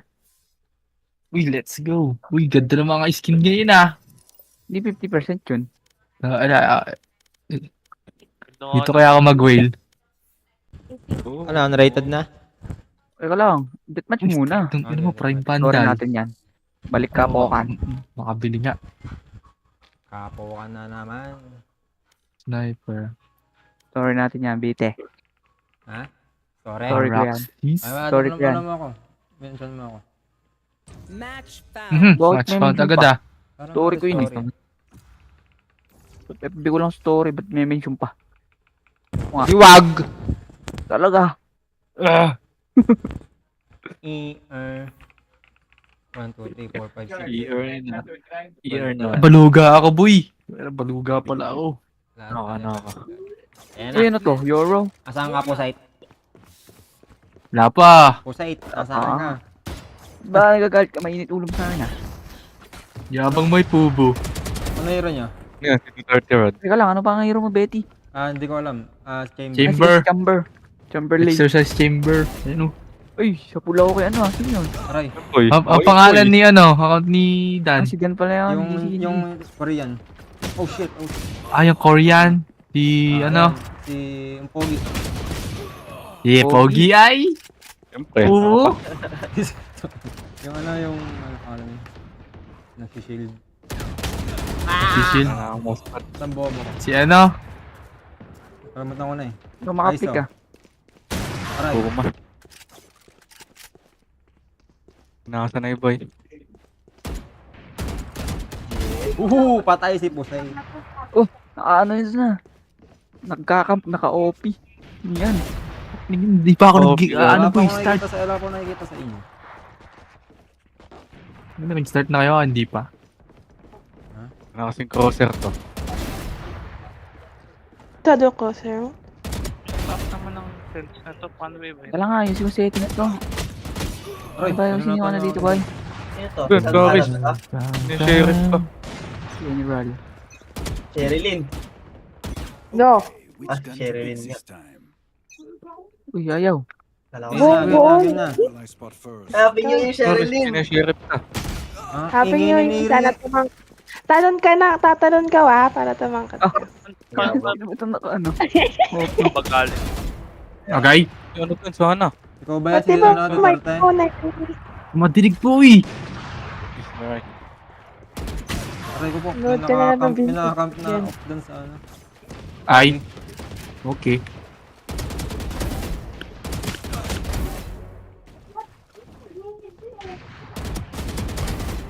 Z3.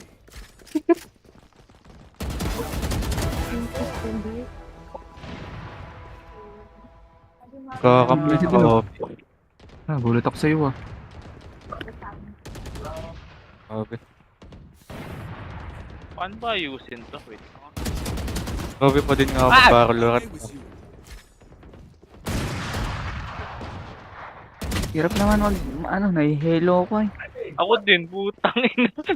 Napakabilis naman dito. Puisit, paano mo pa magalit? Ako, okay boy. Sa amin nakakamp nga dun sa ano. Nahihilo din ako. Alang boy, nahihilo ako. Aray ko po. Si Onsi pala yung naka-AFK. Pantay yan. Ay, Ay. Bibili ba yung armor dito? Hindi, di ba? Ay. Hindi. Wala namang ano dito. Libreng armor dito.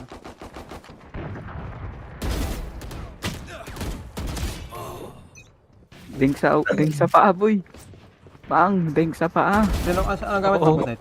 Ano mo kasi? Euro. Euro. Pangit ng heady shit ko eh. Saksakan.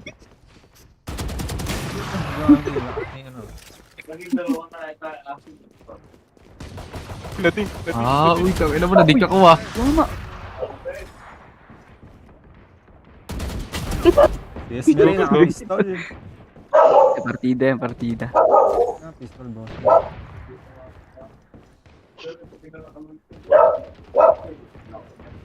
Magal to. Ang unat, niyaw. Unat niyaw.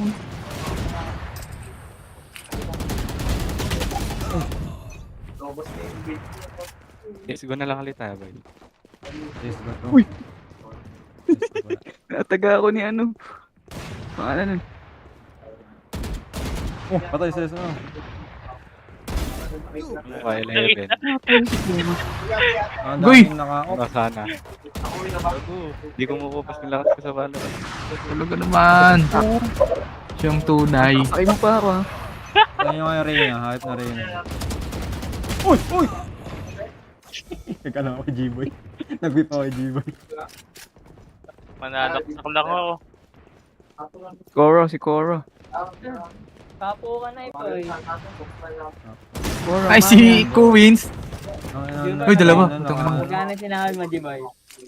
Agay! Magkano, boy? Babalong boy. Tumama isang bala. Bala. Tangik, magkano, boy? 5 days lang yun eh. Magkano nakuha mo? Sana, sinabi mo. Nawan tap tayo ni ano. Babalong. Jiboy. Ilan? 4K. Uy, ba? 4K at maniwala sa'yo. Gago ka. Sa akin na. Nakadidjay. Uy, tong ina mo. Dalawa sila. Dominating.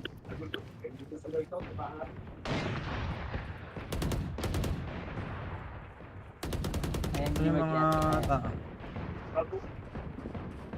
Uy!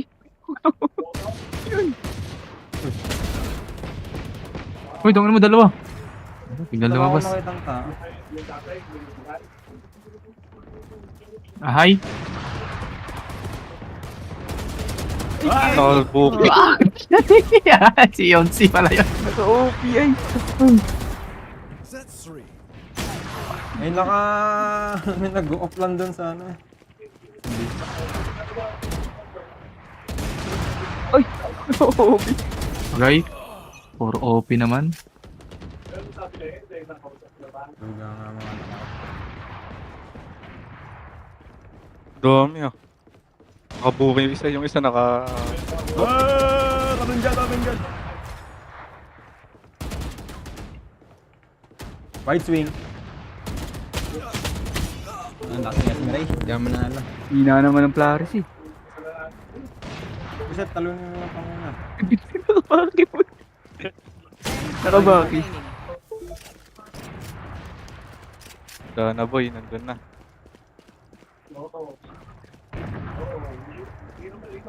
Wala akong makitang kalaban.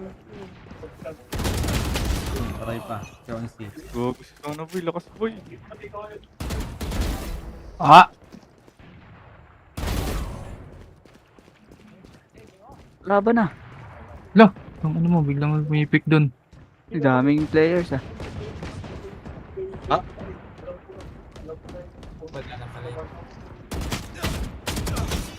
Kaya mo, lalabas ka pa. Uy, nandun! Putang ano mo. Kasi talon Nakakagulat yun. Aray ko po. Makapag-off na nga lang yun.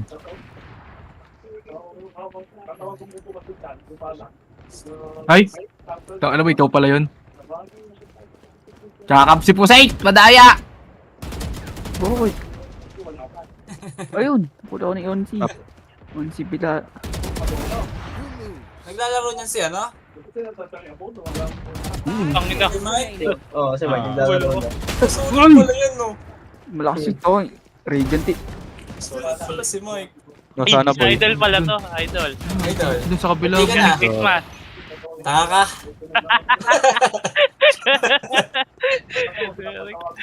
Merry Christmas ang puti. Umupuan. Binati ko na, galit ko naman. Sabi ko nga, happy holiday. Uy. Last 5. Ay, dami ng sayang. Pang inamid. Ano ka, 11? Nanaksak lang ako. Dalawa. Uy, gago. Nakasira. Ayun. Ito ng tao. Yan naka-OP ay. Yan. Nasaan si Dan? Padiri ay. Mga OP. Putang ina. Walang tao sa B. Bakit boy?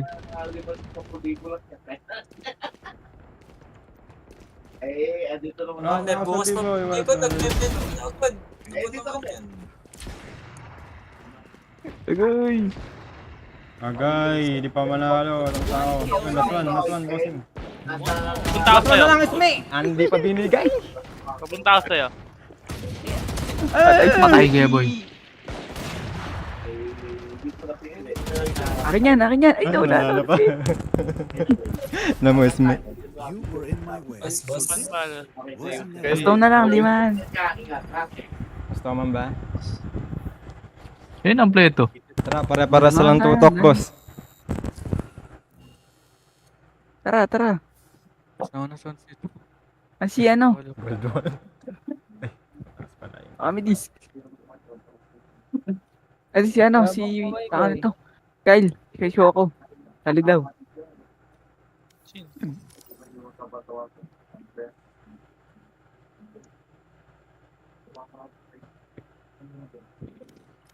Gagay. Kadiri. Sa tuwi.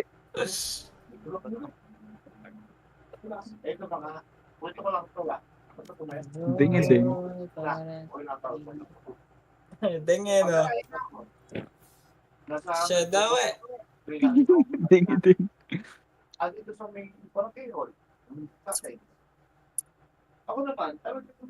Kala ko ba next year pa to boy? Napaaga no?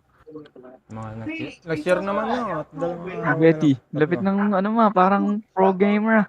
Nakabalik ko yung mouse, keyboard. Sige balik ko.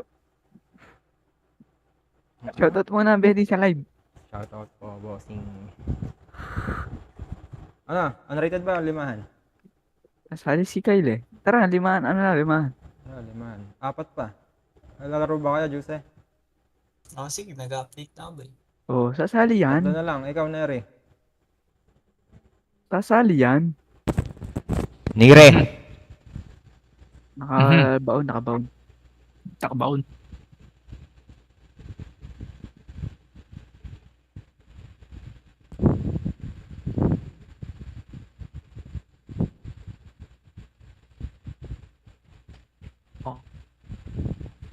Oh.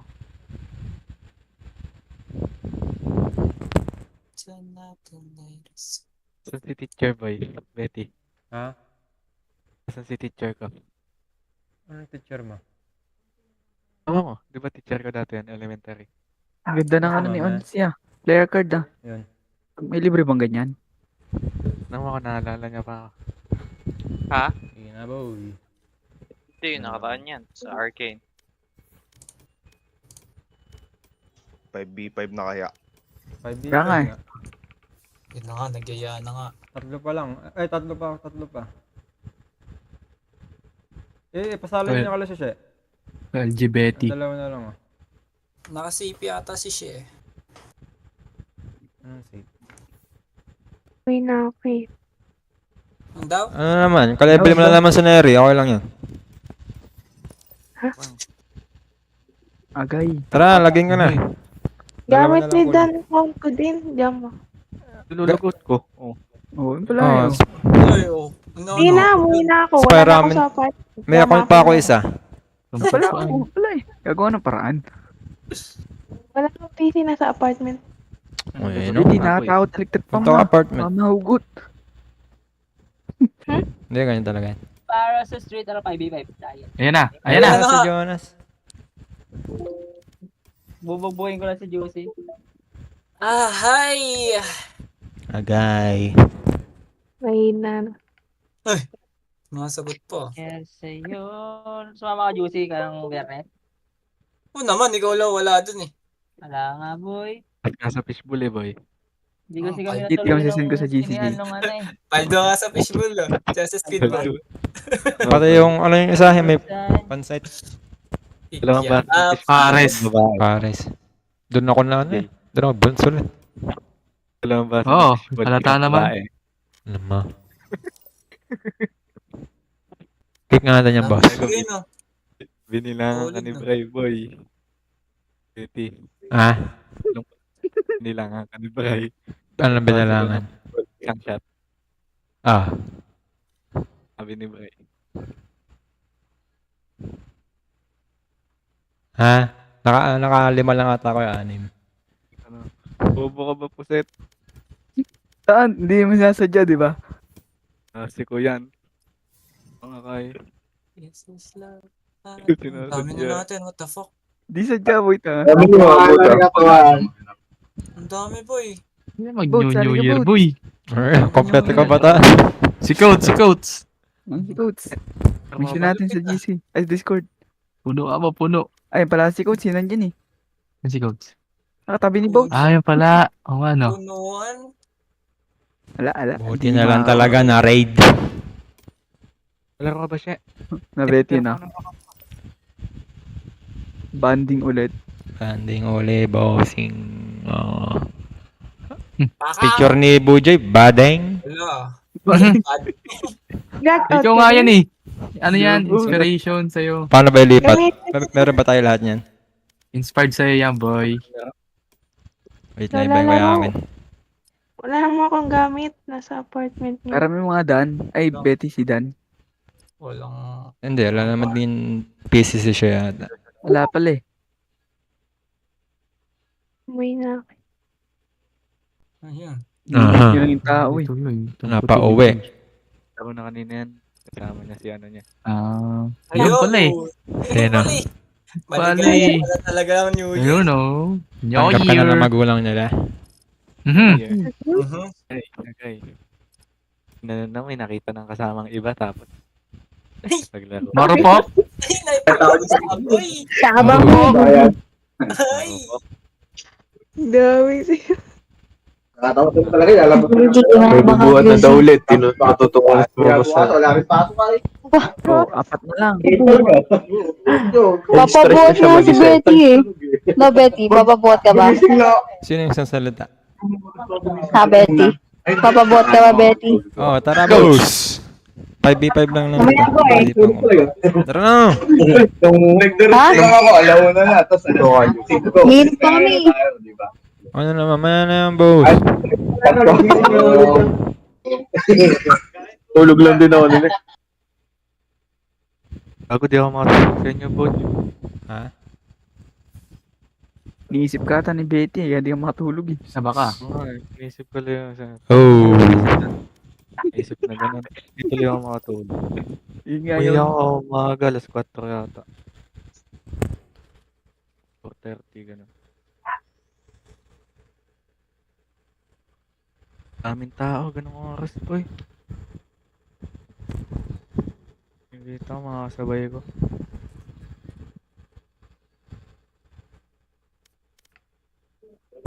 Tagal, Dota na lang kali. Ay naman, wala na akong Dota. Same. Kayo. Dota kayo. Mapak na lang ako. Yung pailan. Ako pa, 50% pa lang ba 60? Eh. Tagal? Tayo na lang mag, ano muna, deathmatch mo muna, boy. Match. Gay. Lalaro na kayo? Hindi pa, that match lang. Hinihintay sa juice eh.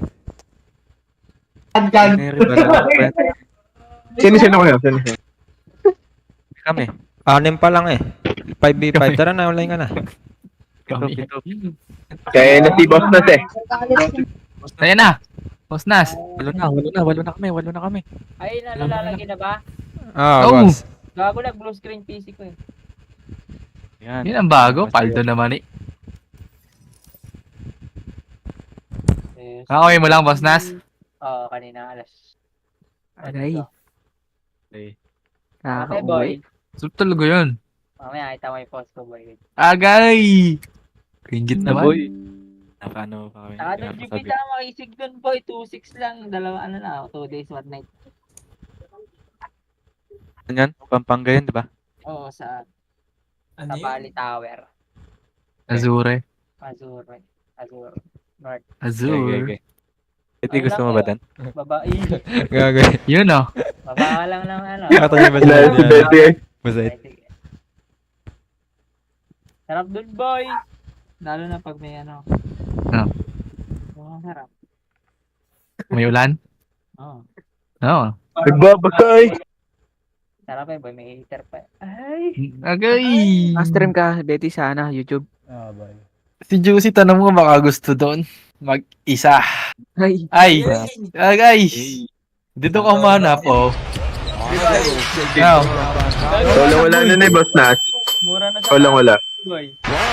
Ha? Saan? Naka-sale? Ano ba? Class B yun.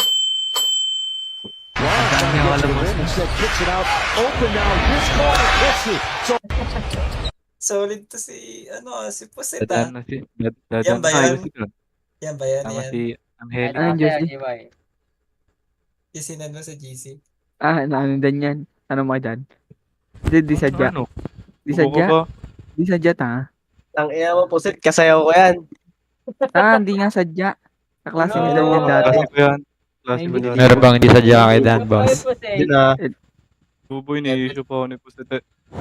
Ini-issue mo pa yung Puset. Issue kay Puset. Ikaw yata may gusto niya na yung Puset. Oo, Puset. Ang gulo, daming tao ah. Kaya pa umamin ni Puset yan, Boy, tingnan mo yung binili ko, boy. Pagdawi. Saan? Yun nga.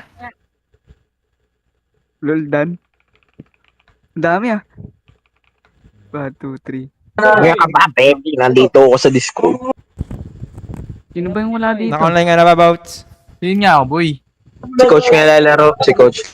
Isa lang makakalaro sa amin dalawa. Ay, pero mag-online kahon na. ah. Alitan lang. Sige. Online ka daw. Ay, lupit, boy. Ay, World B. Ayun, World B. Grabe Ito, naman boy. yun. Iba talaga mga kabataan yun. Okay. Iba ata yung camera view mo, boss Nas. Boss Nas. Tanda, boy. Kapan sa Bato ah. Tanong mo kung ano yung binili ni Juicy ngayon, Boss Nas. Ayan. Tanong mo. Bayat lupa ata eh. Lupa para sa kanila yan, no? Birthday, boss. Aha. Oy, alas 12 kanta natin sa Juicy. Magkano, Oh. Juicy? Juicy, magkano binili mo? Nasa ano ba yung gusto mo? Yung lahat na. Nasa 20. Ayun. Oo. Ayun na. Diba? Palo. Ay, hindi. 16 lang pala, boy. Pag wala talagang Estimated jowa. na yun, boy. Pag wala talagang jowa, ganyan yun. Ay, ano yan? Nintendo Switch. Di ba? Ay. Ay, hindi. Hindi na. Ay, gagi, may ano dito, tricycle driver, oh. Pangit. Nakita pala na Juicy. Solid talaga yung tricycle driver. Basta. Open cam tayo, boss. Ay, alam ko na binili mo. Juicy. Pampers. May stroller. Ay, boy, hindi naman. Naghahanda. Dabo ah. Naghahanda na para sa naiwan niyang dalawang anak tsaka para sa nagili. Agay! Notebook, boy. Lapis. May padating pa. Yan, boy. Ha? Yung cassette talaga. Sorry. Galing kay Mayor yung notebook. Baby mo, Juicy. Ako pa ngayon. Galing. Nakakuha kayo ng epic spirit, ako hindi. Ganun talaga, boy. Sobra naman nata si Melpor. Wala pa naman birthday mo eh. Wala pa ba? Kaya nga. Hindi, 2 hours na lang. Tara, set, makakuha ka niyan. Happy birthday, Josie! Ay, Thank you, bossing. Si 26. Binati ka na ba ng mga anak mo? Ay, Uy, Ay, Puput na kayo sa Dumboy. birthday Kaya ka alis ba? di ba siya bukas? Kami alis siya di ba sa Birthday birthday niya? daddy. May ano sila, family bonding. uy. family bonding yan. Kaninong family? Yun. Tingin kami, family Yun. picture. Wala akong alam dyan, boy. Ano? Ano? Hmm. Dun. Oo, wala. Oh. Bigay nitong Black Dragon, boy. Mga anak. Yun, anak, boy. Yun lang.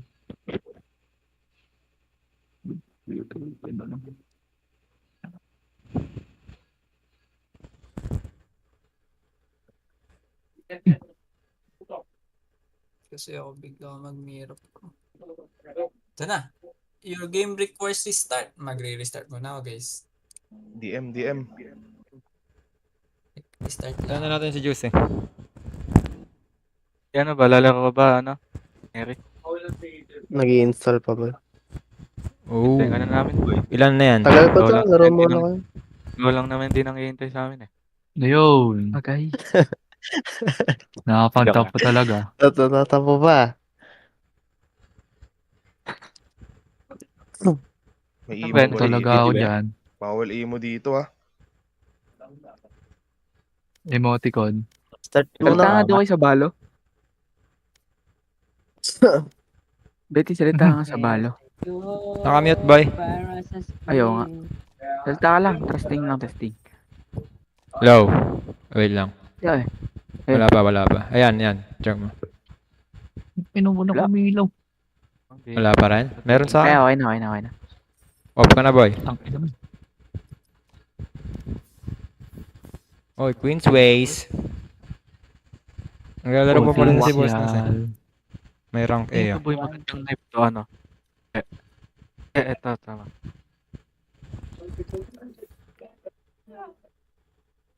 Yan sa likod mo, G-Boy. Ay, Jay, sino nasa likod mo? Sakali. Sino? Ay, no, sa likod mo sino yun? Ano yan? Konsensya. Andan boy, oh. Mutong, ano mo? Ano? Wala.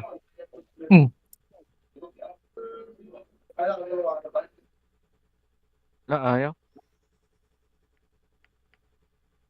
Kulang na lang ako sa tubig. Holy tubig. Ito mo na ba ito night market ma?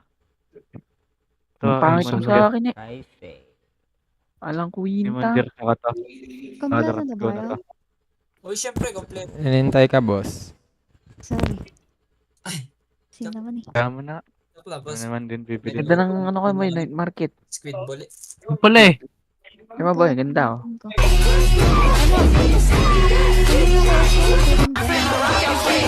night market sa'yo. Ang night market talaga. Si Betty kasi nag-iinom. Kailangan yan, bossy. Shouty. Ano binabasa mo, Iteb? Hunter, boy. Yung mga bagong skin. Ay! Araxis 2.0. Ito na lang pala, may Araxis Phantom. Yung ba, Posite? Diyan. Bili mo ako. Sige, hadi tayo. Sige. Wala ba demo to? Wala na may demo. Ito, Dota. Kaya nga, Dapat may ano din. Dapat may mod skin din. Wala nga eh, boss. Tag ko na naghahanap dito. ban ka dyan. Uy, join Queen's Ways. Hindi naman, ano na naman tayo eh. Custom lang naman. Bili ka ba, G-Boy, ng bundle? Ayan, Oo. ayan naman yan. Bundle? Alam mo, kompe, gagi. Dami natin, tingnan namin Discord. Lahat ba lalaro? 10 ata, ewan ko. Si Neri, Dars. Sakto na pala, 10. Hindi ako bibiling bundle. Bro. Tignan, mamulot na tayo yan. Pang gold ko na lang yan. Bundle pa. Uy, Boss Nas, bili mo naman ng bundle. Ayan, oo nga pala. Boss Nas, nag-birthday ako.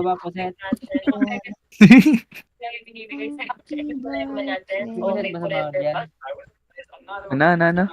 Mahal ka ba pa rin? Wala, hindi mahina mic mo eh. Mahod ka. Hindi. Mahod ka daw. Muli, Hindi, ano lang.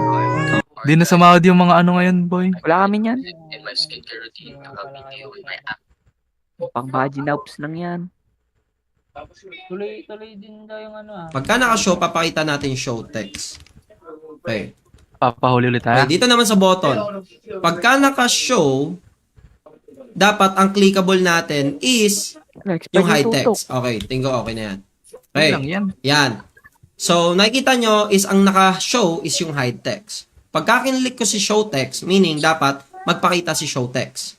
Okay? Pagka kinlik ko si hide text, dapat magpakita si hide text. Okay? Click to show text, dapat magpakita si show text. Okay, that's the very basic idea, no? So, itong part na to, pwede nyo siyang ilagay sa, sabihin natin, no? Handle click, no? Pwede mong ilagay yan sa handle click, and then handle click na lang yan. Okay. Tapos ito, naka-turn na rin lang tayo, no? So, ganun lang yung idea, no? Binabago lang natin yung ano nito, yung text nito sa button. Pagka naka-show siya, meaning, dapat click to hide text. Pagka hindi siya naka-show, na state, dapat magpakita yung click to show text. Okay, so now, Boss Rod, anong connect nito sa ano kaninang sinasabi natin na unmount and mounting, updating, and unmounting. So sa part na to mga boss, papakita ko sa inyo. Magko-console tayo, no? Use effect. Okay. Nahirapan mag-login sa ano. Okay. Sa use effect mga boss, ang ginagawa ng use effect, kung ano yung mga ilalagay nyo dito mga boss, meaning lang yan, pagka nag-run na to, hide text is mounted. Okay? So meaning, mounting state siya. Pagka gumana yung use effect nyo, meaning nasa mounted state kayo. Okay. So, show text is mounted. Now, save na muna natin yan. Okay? So, may kita natin dito sa ano natin console. So, may kita nyo dalawa, diba? Dalawa nag-show. Kasi nga, like what I said no, sa unang-una, no? Pagka naka-strict mode, meaning lang yan, sa on development, magra-run ng twice yung use effect. Okay? Kaya nagpapakita dito, show text. Pagka sinave ko, since yung hide text yung unang nagpapakita, kasi naka-false yung ano natin by default, diba? Yung state natin by default, naka-false. Yan. Wala akong ano ngayon So, hide text is mounted. So, meaning, nag-mount na yung text. Okay? Pagka kinalik ko yung click to show text, meaning, si show text naman yung magma-mounted. Okay? So, meaning, nasa ano sila, mounting state. Okay? Pagka nagpakita yung mounted, meaning, yan yung mounting state. Okay? So, ngayon, ano naman yung updating state? Yung updating state, basically, pagka nag-change lang to, si CJ nakakuha. Sinama niya si Carl. So, next, puntahan naman natin yung unmounting. So, yung unmounting, yun yung nakikita nyo nagre-return. Okay? Sa use effect, pagka nag-return ka, yung kay Carl, meaning lahat ng mga part dito is unmounting yan. So, meaning, pagka madidelete na yung component mo sa dome, ganun din yun. magra-run tong function na to, which ayun yung unmounting. Or ito yung ginagamit for the cleanups. Okay? So, console log natin. Hide text is unmounted. And then, gawa rin tayo dito sa baba, no? Return function, no? Show text is unmounted. Okay? Save natin yan. Save ako dito. So, may kita nyo dito mga boss is sa una, nag-mount siya, nag-mount ulit, kasi nga twice nagra-run, kaya nag-mount ulit. Okay? So, ngayon, pagka kinilik ko to mga boss, click to show text, ano nakita nyo? May kita nyo dyan, si hide text is mag-a-unmount yan, kasi nga mawawala na siya sa dome, mapapalitan na siya ng show text, and then magpapakita ngayon si show text. Okay? Magmamount si show text, and then mag-unmount lang yan, and it's because of strict mode, no?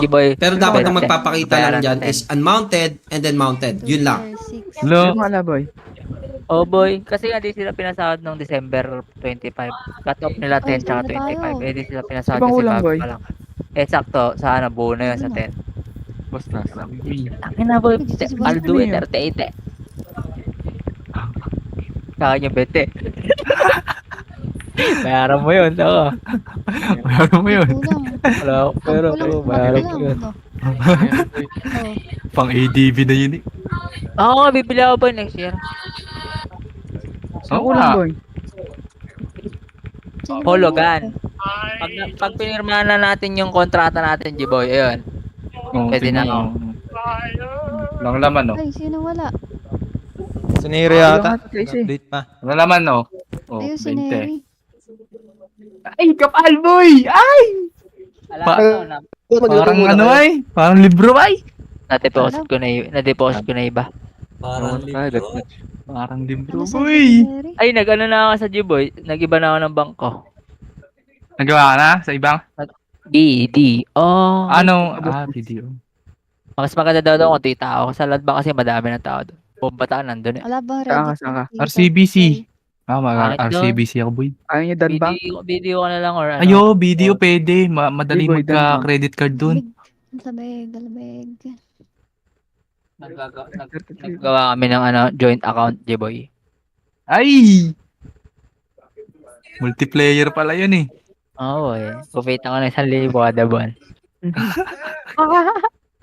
Ay, bibili lang ako ng damit. Agay, ayala.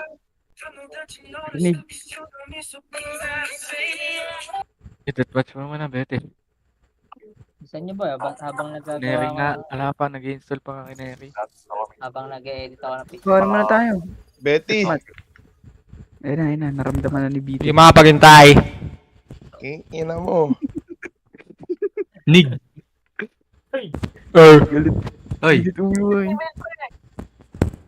Hindi na ako marunong nito. Pare-pares na tayo, Para boss. Humble pe. Saan tayo? Humble Para pe. mapupok kita, Josie. Shirep lang, shirep. Oh, shirep. Sirep. Sirep. Ang hirap naman anahin ng mouse. Sirep, tsaka ano? Bakit? Marshall. Marshall. Sirep na lang. Okay, Marshall, tira lang. Hindi, Marshall. Marshall ba, Marshall? Marshall Alam, pa daw. ayusin ko na setting.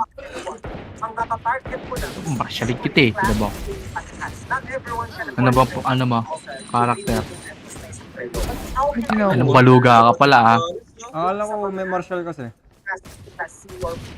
Hindi ba? Marshall ba? Ayoko na. Sino yun? Wag hindi pa. Tinamaan sa ulo. Layo. Dink sa paa yun ah. Low na ako. Tinamaan ako sa ulo. Lalakas naman ang mga to. Load ka. Live ka ba? Ano? Saan kayo? Gitna, boss. Yan pa lang kalaban. Isa lang. Batak talaga yun. Sayang. Double kill.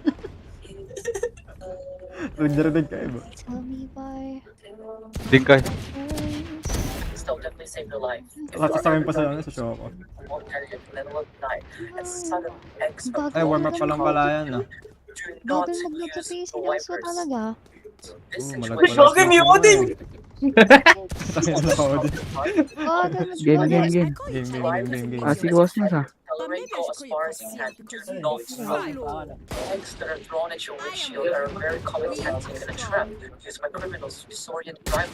Grabe naman si Momo dun. Pag kay Momo, Odin, tignan mo ako. Okay, Betty, nakaano ka Odinin kita, Logi.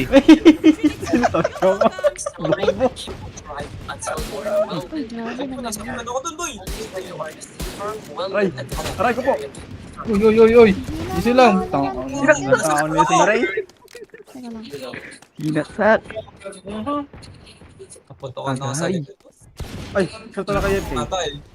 Hindi, nag-nice piece ako. Saan wala ng balo? Nagka-crouch ka ba, boss? Favorite ako ni Esmeralda. Uy. Logo, Floris. Gagi yung hila ng volume. Tagal mag-loading. Saan yung mga tao? Ay. Ano, baliktad yata eh. Ay, ko po. Shit ko eh. Tumama ah. Kapansin naman si Juicy. Tumama ay. Ano yan? Uy!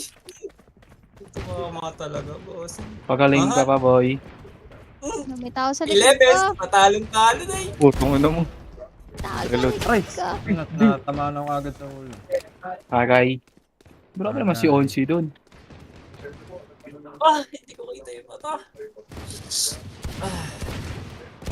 Tagal Okay. Aray ko po. Ding kayo na. Kasi Momosan pala yung ano. Ay. Ano, Odin boy. Naka-move. Sino to? Si Levens to eh. Takot eh, oh. Ding. Sabi ko sa'yo eh. Takot yan. Ay. Bigla sumilip dun ay. Siyempre, di ako takot. Ito pa, oh. Hindi ka ba takot, boy? Ay! Ay! Patay si Levens. Salita ng Levens yun, oh. Saan yung mga tao? Sa base. Ako dalawang bobo pa rin. Yes. Patay ka. Pag ano na nga, Marshall na boss. Ay, may bumabal sa likod ko. Tayo ay. May galit ay. Bumaba na, may galit ay. Ayaw talaga tumama. May galit. Ayaw pala yung mga. Ayaw tumama, Betty. These snipers, you guys are Kabarig lang kasi ako eh. so fast. Saksakin daw. Ay! Inuwag pa ako ni Ronzi. Ay! Yung ka na. Oh, okay, this guy's on right. Habo na ako. Patayin nyo nga ito, boss. Little does this guy know that I have the Ay! You guys are wondering, this is how you move a bow that's not moving. Are you guys ready? Stream. Everybody make sure to follow if you guys have never done Saksakan ba? Hindi. this. Ano lang yan. Ay!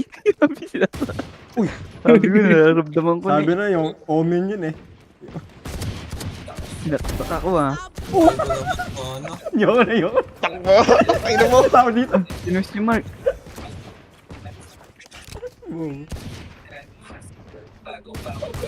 Oh, yun, ito mo. Manonoksak pa. Manonoksak pa. Good. Nahuluan na ka, boss. Ayun. Aray, kupo. Sino si Esmerey? Si Dimla. Nakasa. Ang kinupusita, tsaka wala ba? Ang kuti, be. Aray. Hindi nakapatay sa akin. Oh, ba't may naka-Odin? Ba't may naka-Odin nung isa? Guling naman yung Levison, no? Hindi na pala pagbatak. Uy! Uy! Grabe naman si Sir Ralph. Ang ina mo si Ralph ah. Talaga ko, guys. Ralph Lauren. Hindi na ako ng ano. Unat naman na. 1 terabyte SSD. Mata nga ni Jiboy. Ito nga, di kita binaril. Oh, binaril ko eh, kayong jet eh. Wala na, di na May tatamaan siya. naulo ka na, naulo ka na. Galing ba ako ba, boss? Ang ilan to dun. Marcel ang puta. Nalaki ka lang. Okay. Grabe naman. Hindi makahabol. Amaya ka na, Phoenix.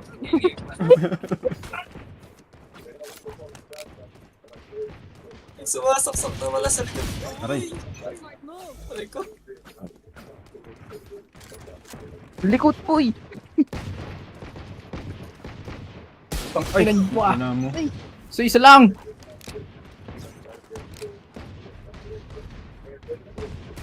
Ay,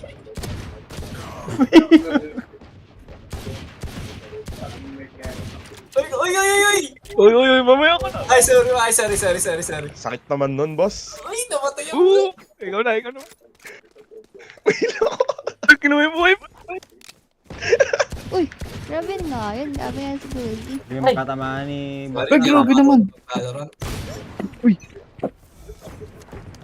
Naririnig ko.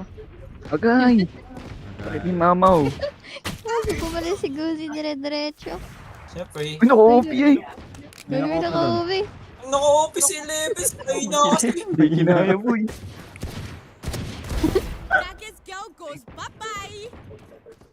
Aray. Lagi na napapatay ni Queensway. Queensway. Grabe. Ay, patay ako ikaw. Ginawa rifle yung sheriff. O siya, isa lang boss. Balik naman ni Flores. Hindi ka na naman. Happy birthday, Juice eh. Ay. Yeah, thank you. Gago. Birthday, Juicy. Guguling nyo naman, no? Nakawakapay po. Nakita kasi gago. Ay, ano ba ako? Opo ka. Oo. Solid naman ni Queensway. Nakakayos pa nga. Bitch. Gago. Grabe nga si Guzi. Pinatagosan. Iba naman talaga ako, no? Hanip naman na yung spirit. Totok agad ah. Ba't lang kayo pinas na ano? Ay puta, nandun pala, kakulay niya yung pader. Putin. Bagay, sakit. Pari ko naman. Gulat ako. Oh, ba't may naka-off na dun? Teka lang, sasakta Oh, ako. tara. Ay, hindi ako nakatakbo. Patay ko si Mas Nasa. Patay nga! Ay, grabe. Grabe talaga si Betty Bumar. Dire-diretso. Isa lang! Saksakan din.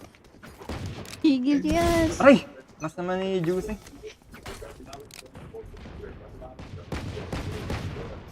Grabe. Ay, nakatiis ba? Nakadungog dito. Boy. Gagi. Kalakas-lakas ng yabag ni Juicy. Ay, sorry boy. Nakaabang ka pala dun. Ito lang, may. Ay. Grabe na ba si Pusit down? Andun ka pa rin. Ay, wala na si Puset. Itang ginawang ano? Ginawang Marshall? Ano dami mga ba? Yun, natutukan ako. Niraratrat mo yun oh. Kumupupe. Wala na. Ay, nakakatatlo ka na sa high kids kaya. Sakit ah. Pushing sa bato. Aray! Uy, dalawa. Ito, ano mo, may kahati. Turtle ako. 30 seconds left. Uy, yun, binuki. Nakajudge. Itang inang yun. Nakajudge na, boss. Paano?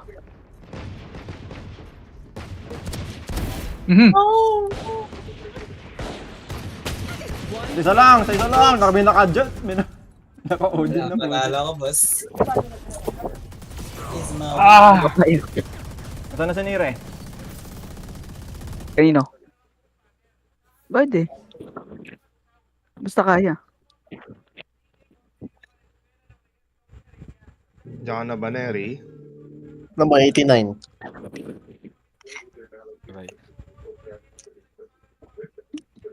Kain, boy. Ayun. Lang, boy. Makakain na nga rin muna. Tagal. Sa mo, 89 na to. Okay.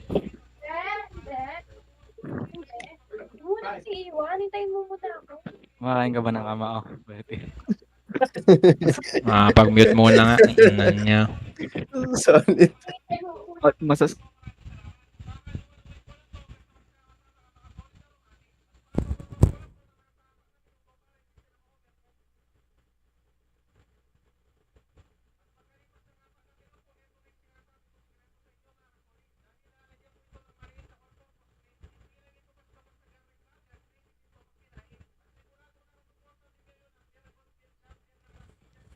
World wars fought over water, skies that glow endless with pollution, cities buried under 5 trillion tons of garbage every single day. This is the plot to a dystopian Hollywood blockbuster. This could be the future if Earth's population hits 1 trillion. Should you be worried? And more importantly, when could this happen? What would life look like in such an overcrowded world? Find out on today's episode of the Infographic Show, The World If There Were 1 Trillion People. The current world population is just over 8 billion people. According to the United Nations, that number will reach around 8.6 billion by 2030 and could swell to 10 billion by 2100. These figures are based on the latest data and trends, but as we know, life is full of surprises, like a global pandemic that's killed over 7 million people across the globe. When the population hits the 1 trillion mark, vital resources will be dangerously scarce, and that includes water. On average, men need about 15.5 cups of water per day, while women require 11.5. Doing the math for 1 trillion people, that is an astronomical 845 billion gallons of water needed every day. Earth holds approximately 7.6 Did you know that Trafalgar Law was first introduced during the Skypiea arc? It's absolutely insane, but if you look at the cover of chapter 257 and manage to rip your eyes past the ever magnificent Warpole, then in the background you can see a young Trafalgar Law. Hello and welcome to the Grand Line Review, your source for everything One Piece. My name is Liam, but that kid's name is not Trafalgar Law. It's a crazy detail though, because this kid's design 6 years of real life time later would be used to garb our pre-time skip Trafalgar Law. Seriously, the child even looks like he has the goatee and everything. It is beyond wild. And One Piece is jam-packed full of details like this that most fans never notice, many of which are significantly more mind-blowing and relevant. And if you've not read the 1000 plus chapters or watched the 1000 plus episodes many multiples of times, then you are going to miss these finer points. But that's why you have me, the guy who does the things. But we are going to start with a big, small detail though, and this one, when I heard it, it's one of those things that just made me go, whoa. So, Fleet Admiral Sakazuki. You may know him as the man who killed Ace, threatened to kill Kobe, and who promptly soiled himself when confronted by Shanks. And most fans will probably know him better as Akainu, but that is just a sneaky epithet, and Sakazuki is his real name, which is very important because it's probably one of the most painfully well-chosen names in the series. Sakazuki is a surprisingly one kanji word, and it refers to the ritual exchange of sake cups, a very common Yakuza practice which can be done in one of two ways. One is an equal exchange to bring people together as siblings, whilst another would be to enter a master-servant style relationship, which is probably a lot less kinky than it sounds. A great example of the latter ritual would be the Straw Hat Grand Fleet, who initially pledged themselves to Luffy via a Sakazuki ritual. Meanwhile, an example of the former would obviously be Luffy, Ace, and Sabo, who became brothers via Sakazuki. And this is where things get super twisted now, because not only did they become brothers by Sakazuki, but their brotherhood was also severed by a Sakazuki. Luffy's brother was taken away by a man representing the very thing that had brought them together. And it gets worse, like a lot worse, because when we think about Sabo's amnesia, all of a sudden this makes a lot of sense. The way this event is portrayed in the series is Sabo hearing Ace's death and things just, sort of clicking. That's not it though. It is so much more sinister, because Sabo doesn't just read about the death of Ace, he also reads that Ace was killed by Sakazuki whilst protecting Luffy. So in one news article, Sabo sees these three words: Ace, Luffy, Sakazuki. Bam! All of a sudden, Sabo remembers the brotherhood he forged, just in time to watch it crumble apart before his very eyes. And I know I say this a lot, but this legitimately mind blew me, because it means that Oda named Sakazuki pretty much exclusively for the purpose of Sabo. An entire Marine Admiral named just to build the story of a character that we had no idea even existed until after the events of Marineford. And in many ways, his name should probably be anti-Sakazuki. So now what we need to see is Sabo killing anti-Sakazuki, which would make him an anti-Sakazuki, thus restoring the original Sakazuki, and Ace, well, Ace would still be dead, but it might be a nice thing to do anyway, However, not all subtle details are meticulously planned, or, in fact, planned at all. And this next one is a great example of something that just went impossibly right. So there is a particular soundtrack in One Piece, which I can't play for you for annoying copyright reasons, but you have definitely heard it before. It's the soft piano track that plays whenever something super sad happens in the anime. It goes something like this.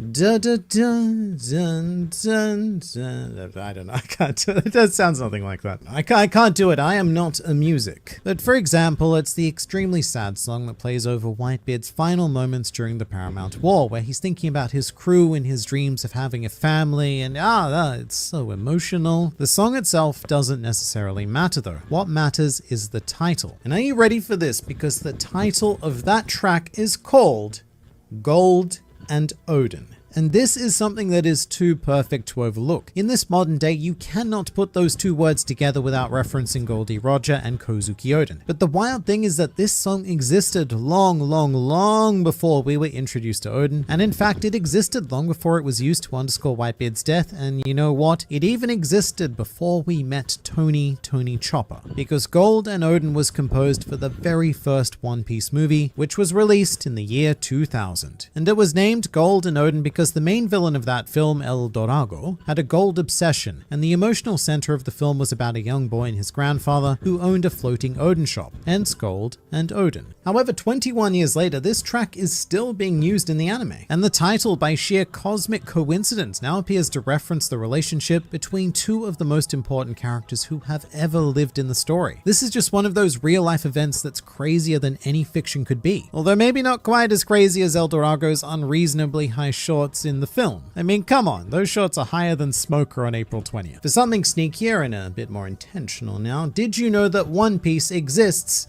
within One Piece? Which is a very Inception-style statement to make, but that's exactly what it is. During the beginning of the Little Garden arc, Nami searches frantically for a book, because there's this nice little quaint library aboard the Going Merry, and within that library is a book labeled One Piece. How about that? And not only that, but right next to it is another book labeled Echiro Oda, which assumedly is a biography of the author of One Piece. So we have something of a conspiracy on our hands here, because one of the Straw Hats is a literal One Piece fan, and my money is on Usopp. It just explains so much. Usopp read One Piece, and that's why all of his lies keep coming true, because he knows what's going to happen. And just a disclaimer before people inevitably take me seriously. I don't know why anyone takes me seriously. I don't actually believe this, so this is just a fun thing that exists. It's irrelevant, like most of the things that I talk about. As does shipping. I mean, it's more or less fun, depending on who you are. I'm not the biggest fan of it myself. However, there was a rather infamous occasion of a quote-unquote official ship crafted by Oda. So here we have a sketch of Luffy holding a suspiciously Nami-looking baby. And this pops up every now and then in the fandom as evidence of Oda's approval of the Luffy-Nami pairing. However, in this thing that we call reality, this was drawn as a tribute to Oda's editor at the time, Takuhiro Habuta, who had just produced a daughter spawn. Although, and this is just my speculation, but I suspect that it was Habuta's wife who actually gave birth to the child. Now, speaking of giving birth, and well, I think I've picked a pretty tricky transition line there, haven't I? Speaking of giving birth, did you know that the name on Sanji's birth certificate is actually listed as Stupid Cook? Because that's what Zoro thinks. And here's something that often goes quite under the radar, but Zoro has never once referred to Sanji by his actual name. Meanwhile, the inverse is not true. Sanji usually refers to Zoro as some sort of Marimo or shitty swordsman. However, there are definitely cases where Sanji has used Zoro's name. And we know this courtesy of a reader who painstakingly went through the series and added up the amount of times that Zoro and Sanji have referred to each other. And as of volume 73, Sanji has apparently used Zoro's name a pretty incredible 14 times, while Zoro has used Sanji's name 14 times less than that. However, some controversy now, because this is not consistent between translations. In the Viz Manga edition, there exists a special editor's note claiming that in their English version, Zoro has used Sanji's name for the sake of context. So how very scandalous there. Weirdly enough, in the anime though, Zoro does use Sanji's name a handful of times for better no reasons. And I have to say that it's just weird listening to Zoro's Japanese voice uttering those syllables, so please make it stop. But continuing with the naming topic, here's a slightly depressing one, but have you ever stopped and considered Baby 5? One Piece is full of weird names, but this one is particularly off, and potentially very tragic as well, because as we know, she was abandoned by her mother, who repeatedly labeled her as being useless, hence the whole being useful complex. Legitimately one of the darkest backstories in One Piece that we always overlook for some reason. But one train of thought goes a shade darker than this and proposes that Baby 5's mother was so uncaring about her children that she didn't even bother to give them names. So the first child was simply Baby 1, the second Baby 2, and so on until Baby 5, and potentially even into the future with Baby 6, 7, and 8. Maybe even more depending on how frequently this mother reproduced her allegedly useless children. Now I should say that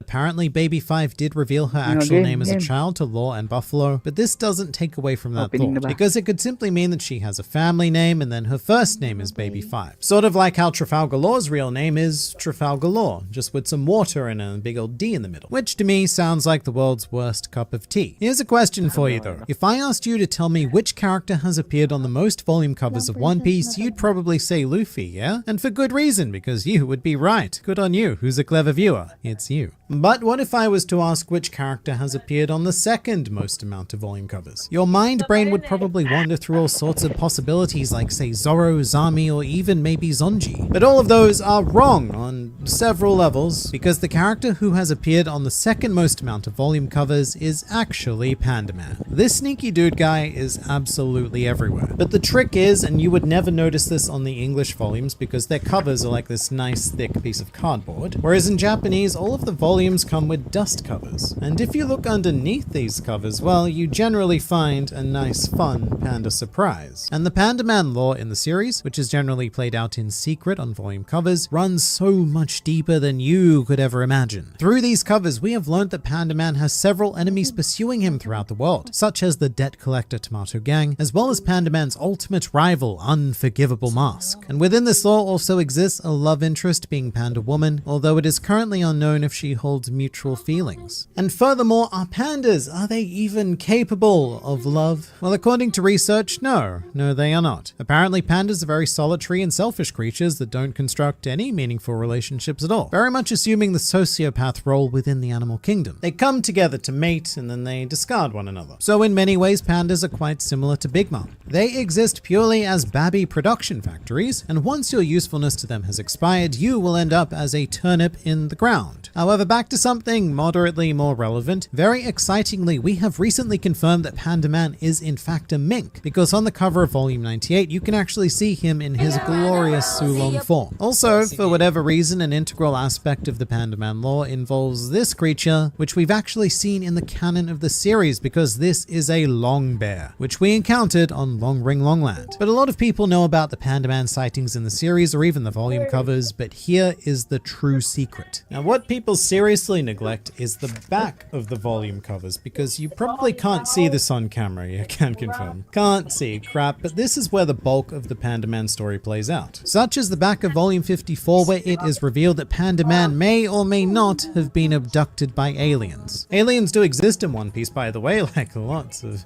aliens, but that is a topic for another time. Meanwhile, here's a topic for right now, because there's always more to learn, explore, and experience with this wonderful series, so I look forward to seeing you there. Big news about Big Admirals, also Big Rotund Sentomaru's fearsome backstory, and one big detail that you missed in this chapter. Big things, ever so many big things, and none of them come to us through actual One Piece, which is why these videos are mandatory for your fictional pirate learning. So we've got some good old justice, with Oda revealing in the SBS of volume 106 what the respective justices are of Admirals Fujitora and Greenbull. Fujitora subscribes to either humane justice or honorable justice. There's a bit of a translation dispute right now, because different people interpret it differently. But either way fits for Fujitora. Of all of the admirals, he's the one governed most by the principle of doing the right thing for the people. You know, the job that the world government pretends it's doing. When it comes to Greenbull, though, he is a much more interesting case, because a couple of people familiar with Japanese culture did predict this. His justice is either deadly / determined justice, but it has also been translated as suicidal justice, and not without very good reason. Ay, di ba juicy? Sorry. 24 boss, grabe ka naman. 24 what? Oh, talaga? Oh, wala mo sinabi, boy. Sorry. Defensive. Sorry. Dove, upon his man chest, Greenbull has a very prominent tattoo which says Shinkashi. Now to us uncultured swine, that's just... Sorry. Ito, sino itong kageno? Oh, game. Ayun na. Betty, dahil ikaw yung naka-live, ikaw na mag-ruleta. May ruleta pa ba? Oo. Random na lang. Sino magkakampi? Kompleto na ba? Oo, yan na. Kompleto na. Ayusin nyo na yung settings nyo. Mag-ayos yung settings. Si baby, oh. Silip-silip pa eh. Kompleto ang mga kabataan. Game. Dan, ikaw na mag-ruleta. Ano boy? Ano ka live eh? Parang kita ng lahat. Ruleta. Ako na lang. Off mo yung allow cheats.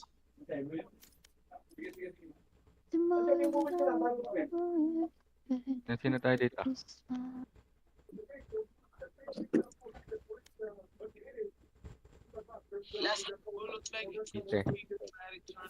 Tapos tournament mode mo.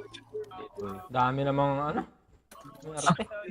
Parang Talaga. sinabi lang na isi. Ngayon ka lang ba nag-party leader? Dalawa na yun eh, boss. Meron ka ba ngayon? Ha? Napaka-reklamador ng Tulong pa kayo, Ay, Gibo yung ano, host. Parang meron, no? Para kang bading. Kaya nakakalaw na kayo betting party leader eh. Slow. Songit eh. Songit. Mo ah. Songit eh. Alam, boss, di ko nababatiin mamaya eh. Ay, sa lubong ba to? Sa lubong? Oo. Sa lubong. Ano oras na ba? No, Gusi, di ka naman. Oo, isang oras na lang. Hindi ka nagtagal. 25 na si Juseng. 4 lang. 25 at. 4. Ano ba 1998 ka? Oh, 24 lang. Oh. Ex niya yung boys. Ex Oo niya. ka. Tara lang daw. Ay, sorry. Okay. Sex lang daw. Basta Sex natin, lang. boy. Nakalive ba si Betty sa YouTube? Boss, Sino bye. ba isa na?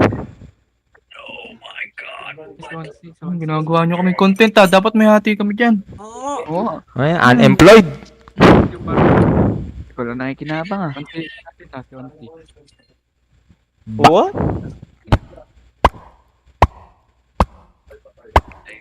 Dami kinabang Ako pa yung bumubuhat sa Dota sa atin. Wala ka ngayon, boss. 2 tanga ngayon. Mo sa YouTube ba yan? Like natin yung live mo. Comment ka nga po site. Para magka-engagement naman ako. May delay ba ta? Wala. Ay, mga 2 seconds ako. May delay ba ta? Wala. Ay, Talaga naman. Hindi pwede mag-rep ano. bawal. Yaman na. Wait lang. Ito. Alive ka ngayon, di ba? Kaya pwede na pala mag-comment. Comment ka nga, boss. Tinanong Pin kita. Wala pa, magko-comment pa lang ako. Ikaw lang mag-isa na comment na. 1, 2, 3, 4, 5. Join the conversation din para with the creator. Ba't ayaw? Blanco lang yung chat box. Blanco lang. Blanco lang yung chat box. Blanco lang. Ay, mo na. Hi ka. Tara na. Start na lang tayo. Pili na lang kayo dyan, boy. Start mo na yan. Kahit ano dyan. Wala naman tutok lahat. Si Yel lang naman natin hindi naghinto eh. Hindi oh. Pili na nga lang kayo. Galing niyo si Matt. Yan, Betty. Tingnan mo nga daw kung nakapag-comment ako. Si Matt naglalaro. Uy! Christian Joseph Dimla. Yan. Paano kay Black Boss? Paano kay Ban? Nagbabalo. Galing niyo si Matt. Ayan boy, ginawa ka moderator, boss. Ban mo nga yung... Pili ni Betty. Ha? Pili na kayo ako dyan. Ba't ba ako? Ano na lang? Josie Nire Posay Taprek Cairo. Lipat. Saan kami? Josie Nire Posay Taprek Cairo. Saan kami, attacker? Kahit ano, basta magkakasama kayo. Ano? Josie Nire Posay Taprek Cairo. Dito muna tayo sa observer. Dito muna tayo sa observer. Ano, kanan, kaliba. Ano ko? Observer ka muna. Josie Nire Posay Taprek Cairo. Sige, sa attacker kami. Ako nag-ano ng bingo dito eh. Dito. Flip ko yun. Josie Nire Posay Taprek Cairo. Taprek Cairo. Sino lang ko dito? Si Posay. Ako pa, birthday na ng Josie, wala pa rin. Ano natin? Defender attacker. Kahit ano na, ako na yan. Magpapalit naman din. Okay na ba yung settings? Standard. Bubugbuhin ko lang naman. Mapa. Pili kayo mapa. Anong mapa? Bugan na. Ano na lang? Saan ano? Kasi Fracture. Gay. Wag. Ano? Abyss. Abyss. Okay, Abyss. Game na. Hindi namin alam yun. Maganda yan. Ulit na eh. Hindi nga nila alam yun. Sige, ruleta na lang. Ay! Sabing tigil. Tang ina mo ka talaga. Pal ka. Start mo. Oh, yan. Paulit. Hindi, okay na yan. Sige, okay na yan, okay na yan. Ulit. Laro, Ito laro. ako ah. Bahala kayo kung anong pipig ko dito, Cypher. Nalipat ba? Lipat tayo. Wala akong ano ah. Team 1 tayo. Ay, ano nyo nga ako, isama nyo nga ako boy, kung sino mga kampi ko sa Discord.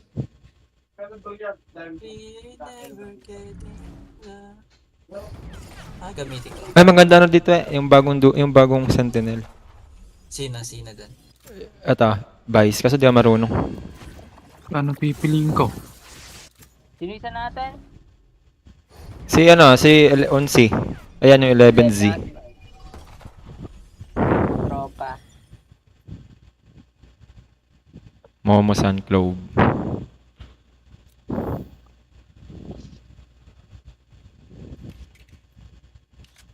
Ito na lang. Ay mo Reyna? Yoro. Okay, ako nin. Wala tayong blind. Kulam yan eh. Kung saan ako tumipi, doon na lang. Ala naman tutok lahat eh. Si Josie pala meron na ata. Antok na ako. Ito ano, magkakasama yung makukulit ah. Ayan na. Sila Juicy, si ano, Puset. Okay lang, medyo balance naman yung line-up. Oo nga. Makulit ako dyan.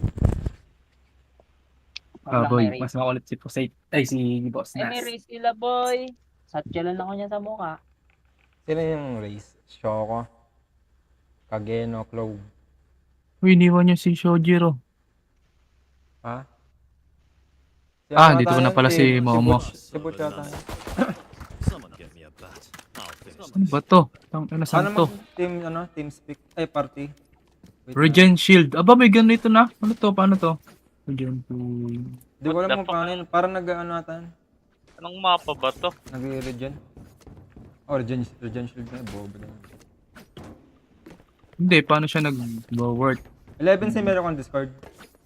Nag-heal kapag nabawasan ka. After some time, ganun. Paano to? Saan tayo dito? Saan ba tayo dito, Gagi? Kahit saan, boss. Ito yung, nahuhulog. Sino ba tayo dito? Madami Dali dyan. nyo to, Timad. Sa kabila, sabihin. Beside. Itong Void. May gitna ba to? Beside. Meron. Meron yung mid. Nice. Pahil po. Para Thank tayo you po. lagi, meron pala. Ito.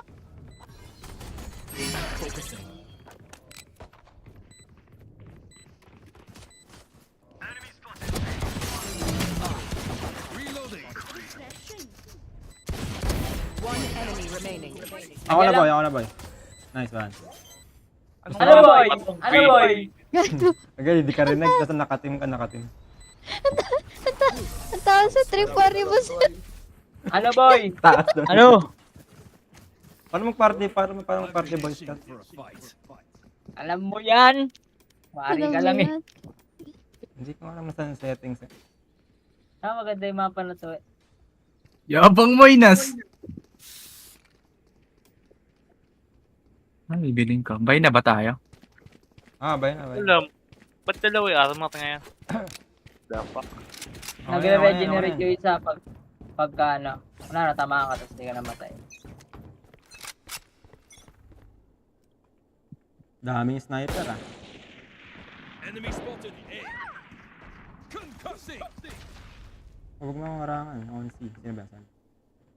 Hindi, nasabi ko. Uy, gagi. May... Wala pa. Pumasok na. Nice one. Pumasok na ata. Oh! Mid, mid. Yan pa rin pala.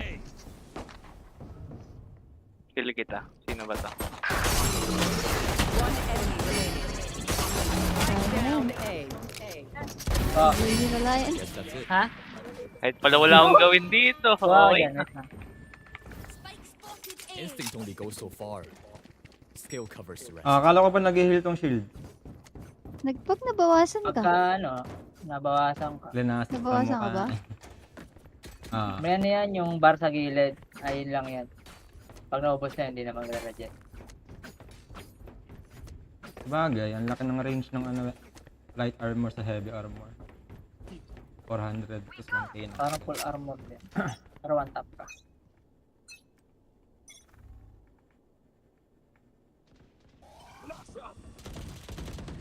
Takbo boss, takbo boss.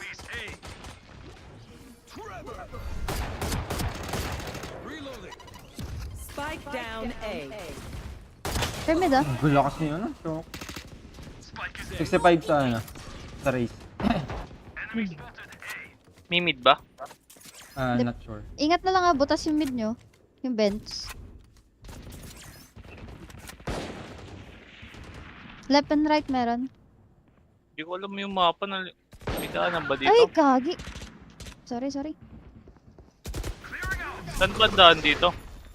Si Santo daan. Hindi ko rin sure. Hindi ko...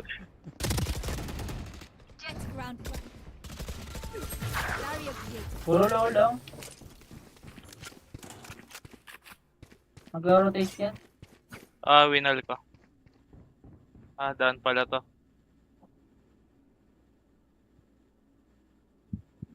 Wala pa sa mid. Maryland! Planting. Spike planted. Uy! Gago. Aswan. Ay, mag-heal ka yan. Yan, pantam boss. Pwede ka mag-hila. Last player Gago. standing. Dalawa back. Dalawa. Uy! Uy. Sige, sineri lang yan. Then. Sineri lang yan boss. Gago. Nandun din. Where? Nandyan din boy. Dito. Nandun. nakapatay. Ito Pag din. tinap mo si Silip dyan.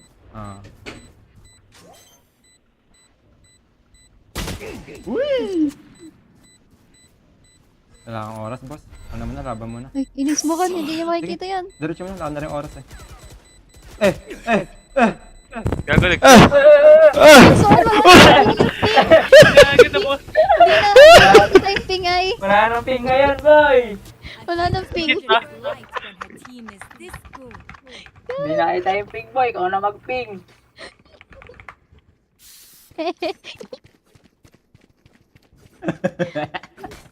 Ba't ba tinanggal yung ping? Yung pangit. Tinanggal yung ping. Kagi nga eh. Hindi, maduga kasi post-plant yun. Maduga daw kasi. Kahit di mo sabi. kita, alam mo na. Hindi, both team naman Pero kung ikaw yung magpiping, makikita mo. Pero sure mo dun yung ano. Feel ko Help maybe. dito ba? Dito. Wala B, walang footsteps. Decoy. One shot. Si Bossness. Huwag niyo bubuksan yung vents ah. Spiker kill do. Meron sa mid, meron sa mid. Mistray pa na wala. Isa lang ata mid. Pa-check ako na itong game na. Wala na. Rinig tayo dito ah. Rinig tayo. One enemy remaining. Ano man? Ano ka dyan, boss? Ano na pantam boss? When we go out there, someone dies. Carry that weight. Rinig ba tayo sa party boys chat? Oo. Ganda ko ang party nila. Wala ka nang sa kanila.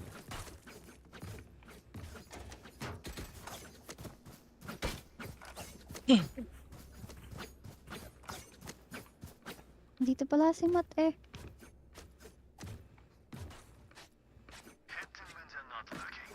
Dito tayo dalawa, konti. Hindi ko alam yung mga pwestuhan dito eh. You want to play? Let's play. Mid to. Ay, hindi. May smoke B? Smoke step. Flashing na yung Beauty, ah. Yun na ah. Kaya sa mid ah. Nakawall na. Gag. Kamali ako ng... Ako naman ng mid-bird. Nandito si Beauty. Pero rushing na sila. Sa ano, B. Diyan na boy. Ay, kagi may barrel. Sight na yung jet. Sight jet. One enemy remaining. Sight. Sa likod. Uy, hindi pala. Nagulat ako dun sa hyper. Puta, nasa unahan ko. What do we learn by fighting ourselves? Onsi, sa'yo ba yung bundle mo? Thinking out loud. Oo, akin yan. Palit nga na boss. Magpantom ka muna. Saan ba? Asa, sa likod mo. Ay! Ano nga ba? Oo ba? Hindi na ni Juicy.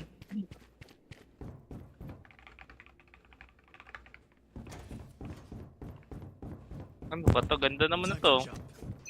Hindi marunong magpantam eh. Pupush nga ako. Tinatamad-tamad yun. Ingat ka na lang, may nag-lurk din sa akin.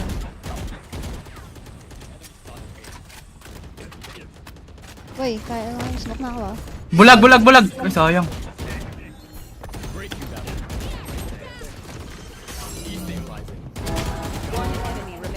Naubos na agad. Sa labas, sa labas. Gago. Gilid ata. Ayun ba? Ang ulti yan ba? Wala, di boy. Rinig na pala agad ako. Ay, gagi. Asan siya? Sa gilid pala. Gago, nakadala pala, sorry. Rinig na pala agad ako. Layo ko pa. Kinabahan ka pa, Juicy. Si Pusay. 06.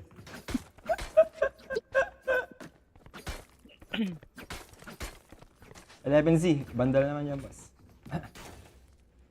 Request ka? Bandal ba? Oh. Sa'yo galing. Bilhin ko lang si Boy. Through the calm, I see. Through the storm, I fight. Magmimid siguro to. Hindi pa rin nagmimid, pagi. Oh! Juicy? Hello? Hello. Oo nga, no. Wala nang ping. Paano mag-ping ngayon? Wala. Z, pero pa din, pwede. Ikaw lang pero nakakita. pag hindi na pwede. Sa mapa, hindi na. Tandaan mo lang yung pwesto. Ito pag sa mapa, Ay, ganyan. wala na iwan sabi. Ganyan. Sige, wala naman. Meron isa mid-typer. May magbibing isa ha. Sige, andito. Ako na sa mid. Baka Nasa mid naka- ako. Over there. Oh, nice one. Ay. Dalawa na lang pala eh. Tara, pupush ko na to. Ilan dyan, boy? Isa lang. Wala si Neri. Saan na may taas pala to? Hayop.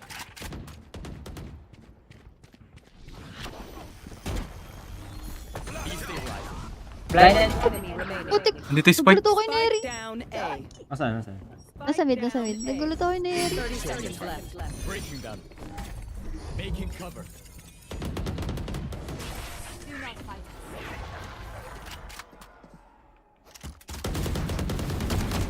Trust me. They'll know. Dito ulit siya si Juicy, di ba? Kapayag yan, tinan mo. Saan? Sa A. Pipik yan. Maprahid yan eh, boss. Gusto niya i-pick ba yung stang ko? Saan ba siya pumipik? Sa taas? Dito. Mag-mid. Sa close. Sa baka mag-mid ngayon to ha. Ge. Stang ko muna to pick mo. Blind ko din mamaya. Pakap. Show me a target. Wala dito, Meron boss. dito sa pick. Wala dito. Nasa, Pero sa mid na ano. Nasa B na, pinabasag yung wall ko. basag na. Wala, Yan, tibay. Betty. Wala nga. Nasa plank na lang ako, boy. Pushing na sila, pushing. Ilan yan, boy? Di ko alam. Tatlo? May mid kaya? Wala na. Nasa plank na lang ako, boy. Pero ma'am. Uy! Grabe siguro. Ayoko, boy. Wait lang, hindi ako makapagbuhay. Asan to yun? Ay, sayang. One enemy remaining. Wala akong hit. May makiat yata. Super low. Super low Makit ako. ata ng vents. Makit ng vents. sige. Ah, Vents makiat. tuloy. Vent pala. Baka nasa mid na. Sabid na nga yan, boss. Ayun oh. Diba? Tumatakbo. Sino ba to? Sa Link. site? Oo, si Puset. Tumatakbo na link. May nag-ano dito sa akin. Nag-cage na. Dito yun, di ba? Ah, dito. Sa pin ko. Tingnan mo yung Lagi, di ko mapa. makitipin mo. Planting. Planting A. Spike planted. Asan? Low na yan. Patay. Nalaglag. Gagyo. Naglagay. Nangyari dyan, boy? Sila ay boy. Suwi boy, suwi! Ba't kasi ito yung mapa eh? Hindi ko nakita. Dati ay gagi. I'm ready. 8-0 naman na, mabilis na matapos. Kapit mo, boss na. Sa pa, ano? Gay. Pwede kayo dalawa kayo na Yoru, patayin nyo. Sasagod na natin, ano? Ay. Biboy, papatayin natin dito. Sige, wait lang. Magdedecoy ako, boy. Pag na-stun ko, doon ka piga. Ma-blind ko din dito.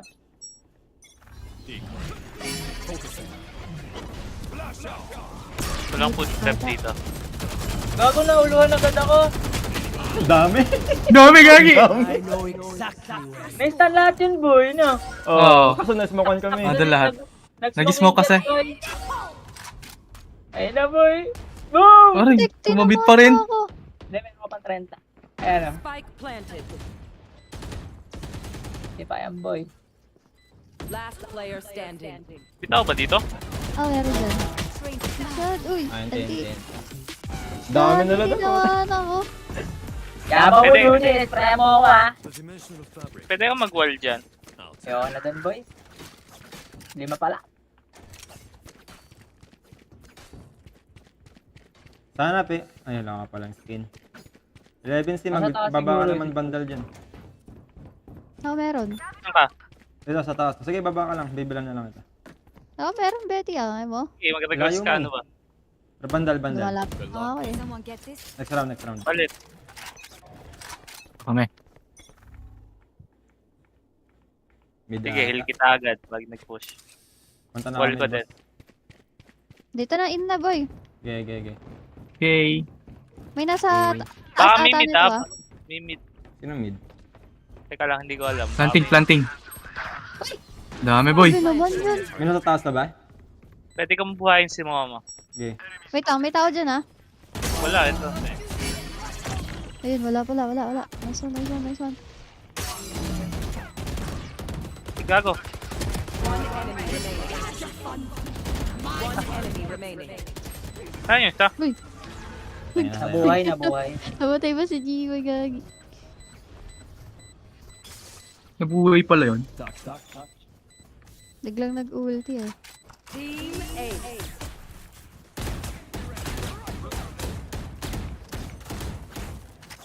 I don't care if there are Iba na nga pag-ulti. 50 of them. Eh, pwede kang kumuha dyan, oh. Punta ka dito sa tower. Hindi ko pa namang, pinang kukuha ko ng nagtatanim. 10 pesos na may ano ka na. Dito ulit yun. Dito sila nanalo eh. Reloading. Behind me. You want to play? Let's play. Good ata ah.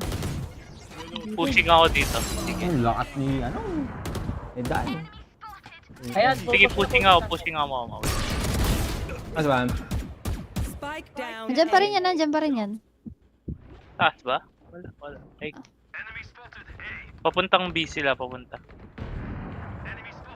Ay, bumalik ng A. Ay, nakapush na! Gago, may trap nga palang ganito, nakalimutan. Si Gozi pumush! Putik! Blade kasi Wala yan. pang bundle. Kaya ni Onsi yan. Kaya mo yan. Paano to? Ade. Ayun, ang ulo ko. Gagi, di ako nag-reload. Baka sa akin, hindi tayo maka-score ah. Nag-push pala. Sige, game. No point saving. Spend it all. Naliti na ako. Mga pag-Odin na nga. May Odin ka ba? Mama? Meron. Sige nga Odin. Baba mo na lang dyan ako.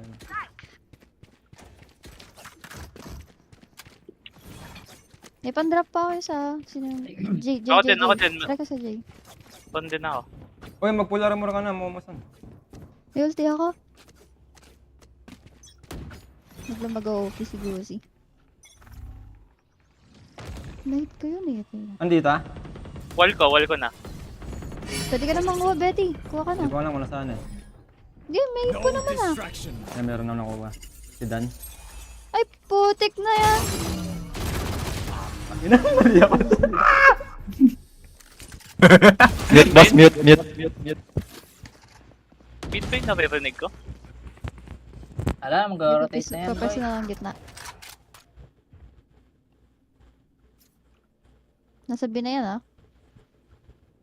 Bagsak na. Wala ka ng happy birthday sa akin mamaya, boss. Ingat dyan, ah. Gun out ka, gun out. Ulol, Betty. Nasa B na. Di ba naman planted, di ba? Tala na, dink ako ni Gucci.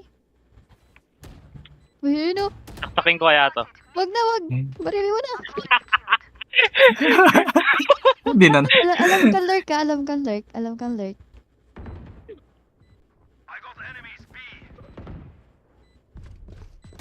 Dito ako nasaksak, no? Nice. Grabe naman yun. Wala, maubusan kayo oras, boss. Ult ganyan na ng malupitan. Yun. Nice one. Meron pa, isa. Umakyat. One enemy remaining. Narinig ko lang dyan. Nice. Nice Nice. one. Mabot ba? Mabot ba? Abot yata. Abot. Abot ata. Abot yan. Abot ata. Ooh. Ano? Ay! Ay! Hello? Oh! Oh! Pwede ikaw ba? Lantalo ba, boss?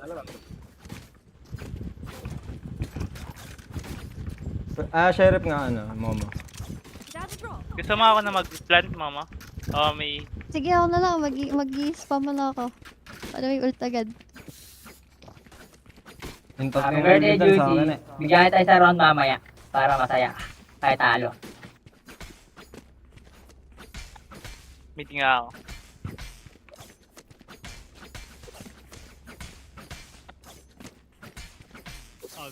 Pipik yan boy at pick nyo. Tanga.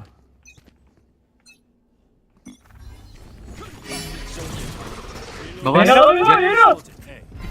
Trap ka, may trap yan, ah. Yaman, boy. Ay, dami! May pa-rotate. Taas, baba, tsaka likod. May pa-rotate. Lahat, Race pa-rotate na dyan. Ito na, nakita ko. Ay, gagi. Juicy, takbo ka pa, ha? Dito yan, dito, pipik. Pahol dyan. Race 90.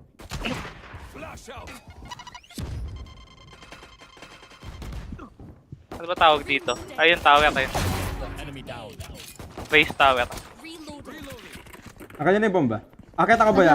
Akit ako ba? Boy, Mamatay na ako! Nawawala. Mamatay na ako. One enemy remaining. Napatay Benata. yung ano. Bumaba. Wala ka ba? Low health na ako, Yeli. Huwag kang mamatay. Bobo ako. Gago po. Heaven ako, boss. Sa heaven ako, boss. Bawas natin yan. Heaven. Sige. Yeli, wag! Yeli! Wag ka na, Wag, magdalawa kayo, boy. Oh! Gago, ang likot din niya, no? Kaya nga to. Gagi. Onsi dos. Ang likot eh. Onsi dos ay.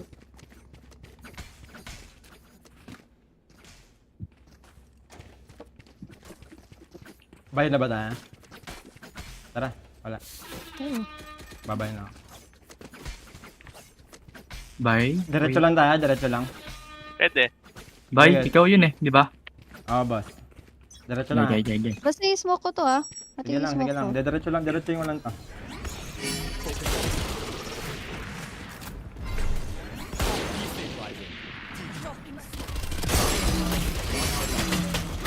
Ray. Yan nagka-classic ako ni Kageno. Gago, nawalad akong bala. Nice. Backside, boy. Sino low? Uy! Meron tower. Pushing dyan. Eto, si ano. Sino yung nagtanim, boy? Ako. Nagulat ako kay Neri. Okay nang lang shotgun malayo. Sinamahan ko. Nagulat ako kay Neri. Bigla lumit ako sa smoke. Alam ko may tao din eh. Alam ko na doon siya eh. Match point. Ay, kanina to. Akin. Ay, hindi pala. Ay, akin nga.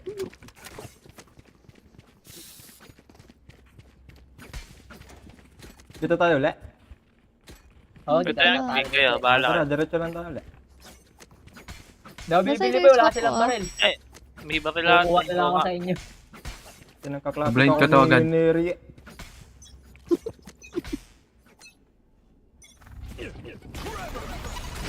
Stun ako. Gago, nakapick na. Dami nakapick. Aray. Sayo ako. Ay, tinamaan ako. May bandal ako. Kagi. Tinamaan ako ni Gusi. Nice one, Jay. Tubito. Last player Kagi, standing. Oo, ina mo. Happy birthday, Dars. One enemy. Nice one. Sige, Ano Ba't yan ah? yan, nandyan lang yan. Backside lang ata yun. Baka mahulog ka dyan. Huwag muna yun. Sasap lang pala, no? Mahaba pa Huwag naman mo na oras entry. Ay, sayang. Sakto Ano bumaba. doon nga, boy? Nakakagigil. Oo, nadal lang nga siya. Ang ganda. Ay. Yo, boy, Yusi! Birthday mo na sa mga ugali mo, Yusi!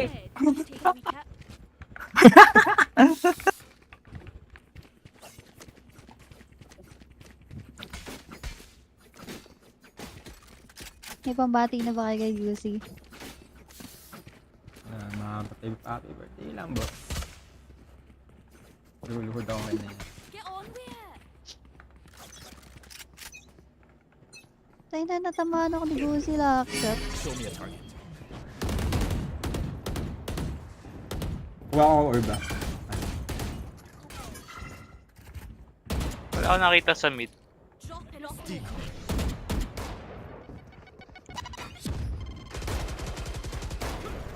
Bumaba ah. Nasa iba sila lahat. Wala. Check ko to. Gagi, nakapick pala doon. May cyber pala dito. Sige, laban na natin doon. Kaya rotate. Net lang pala lang. Wala pang smoke ah.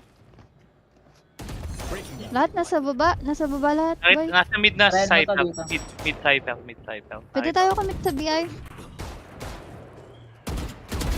You're finished. My ult is ready.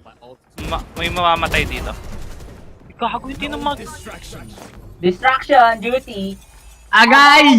Sino man nanalo sa dalawa na to? One enemy remaining. Ay! Ahay! Kanina nag-rotate kayo ba? Di ba? Nag-rotate ka eh. Sige, andito ata si Yeah. Neri yan. Hindi ko sure 30 seconds left. Ano naman yun sa Alas na ako ba? ilalim? Mid yan. Nice one. Attackers win. PCI. Levante! Nakatutok si OBS.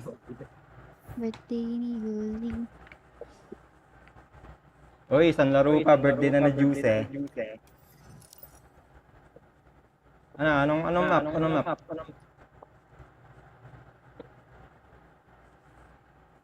Yung pamilyar na mapa. Lipat ko sila dito. Lipat kayo muna dito. Magpapalitan naman din.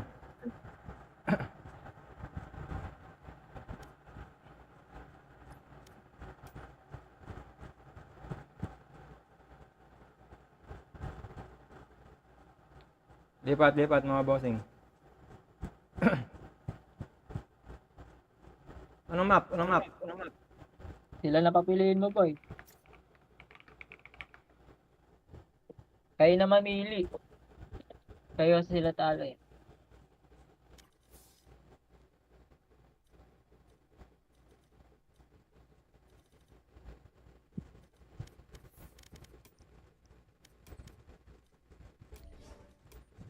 Ano si Juicy MVP?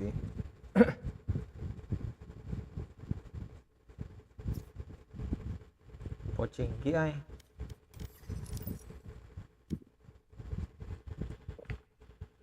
Uy, si Matt ata gusto maglaro. Laro ka, Matt? Gusto mo? Ba't naka-live din si Juicy?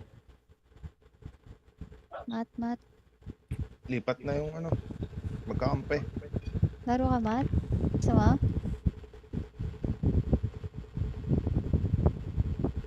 Matt. Machu. Boss Nas, lipat na dito.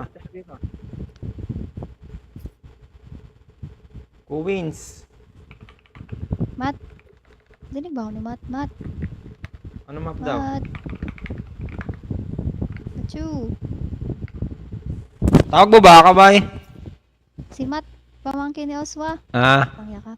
kala ko mat yun kasi.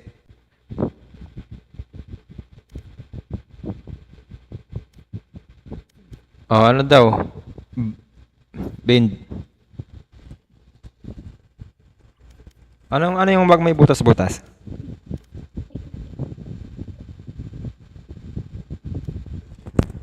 Ice, ano yun? Ice box. Babang chat si Mat sa Discord.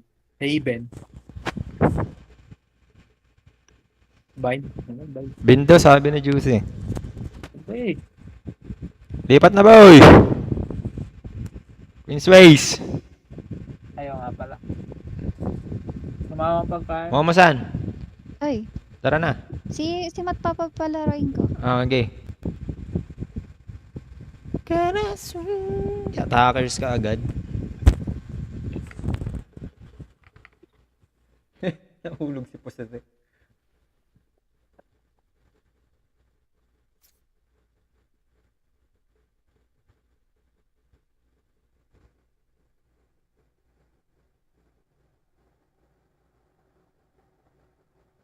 Ano naman si Oswa? Di binabasa yung chat.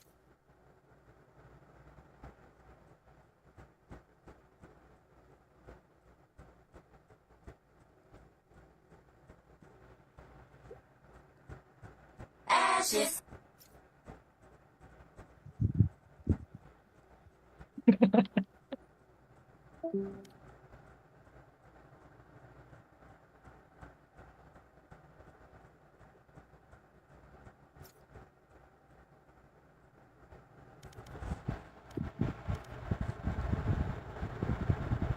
Teka nga, silipin ko lang.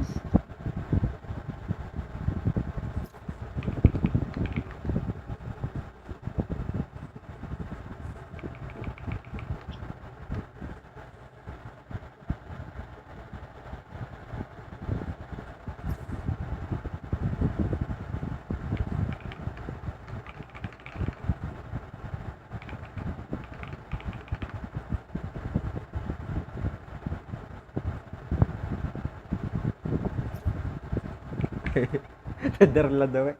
Pugoy. Ba't naman si Ma'am Derla ah? Nagalit pa sa atin yan.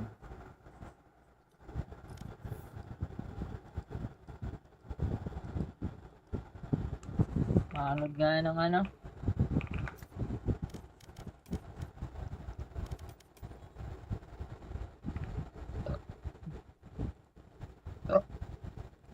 Who are you waiting for? My friend? Listen, we know setting up. Kaya pala di nakasagot. What the hell does this mean? This is the freakiest, creepiest thing I've ever seen. What the hell?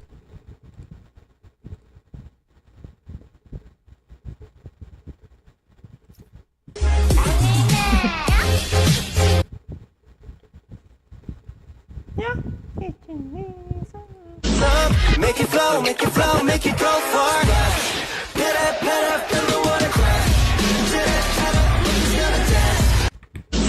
Make it flow, make it flow, make it flow, make it go. Make it flow, make it.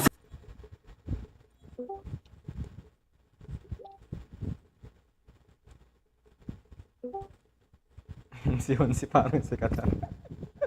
Okay na. Yan. Vlog ride ah. Wait lang. Ay, naman. Ayusin mo daw Discord niya, Big. Bakit nangyari? Wala pa. Naka-okay naman yung input. Tignan mo. Ay, hindi. Wait lang. Ano pala, nag-restart.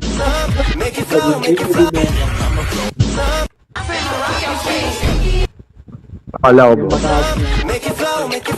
5 gen. Kasi mas upgrade sa A320 eh. Parang baka ka-version ng ano.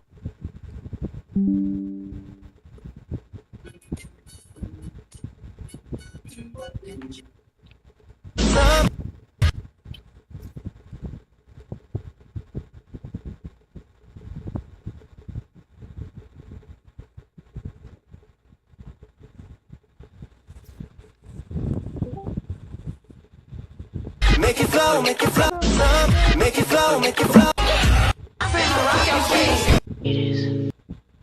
Code. Bago yung account. Alabi, ayaw nga isa mo. Ha? Ayaw ata, ayos mo. Anong ayaw? Nung mic niya. Sasali ba si Matt? Di sa party na lang. Sa bago na. Ayaw nga, no? Diyos ko. Lasing ka na, ano? Ba siya nagpapayo si Matt? Hello? Ayan, oh. Rinig na. Ayun, dati. Okay na po. What's up, motherfuckers? Hello, rinig na. Rinig na. Yung mga impluwensya ni Butch, halata ay. Gago. Ako magaling yan. Galing yan. Bubuhatin yan yung Betty. Mga bata ngayon gagaling. Pabuhat. Pabuhat pa oh. Ba't send mo nga yung party code? Ito ba? Ano ba gamit yung account? Iba Ako naka-Discord. Nasa usap here.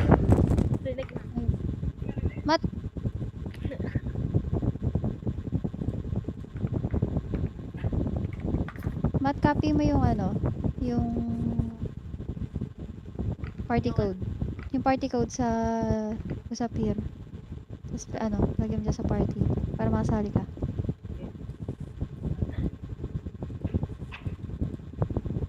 Open ko muna Valorant. Episode, ha. Get up, ha. Follows me home.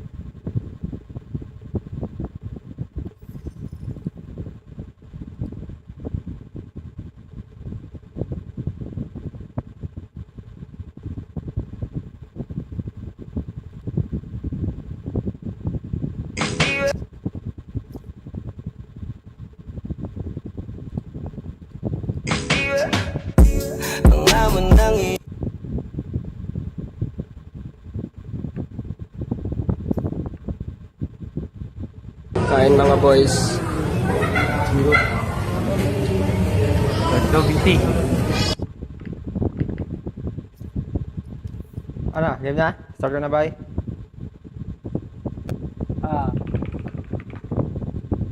Hululay.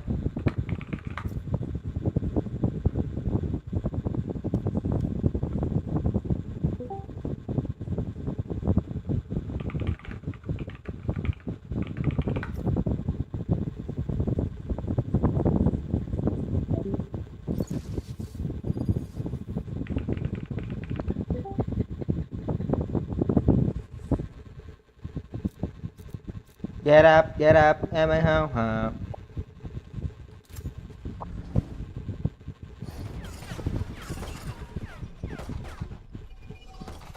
Enough training. It's time. Enough training.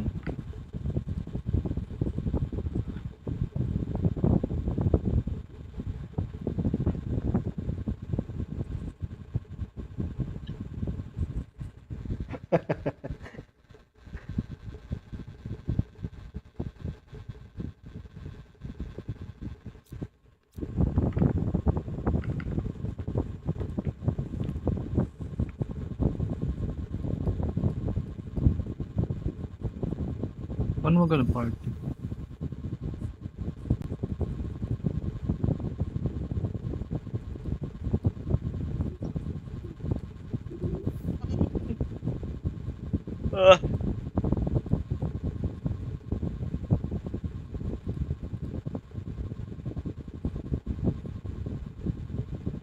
Po na gets.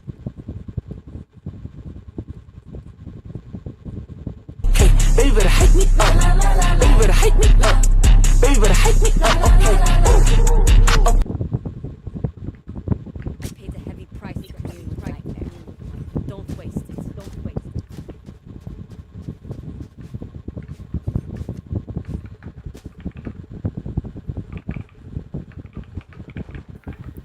Mercy Betty.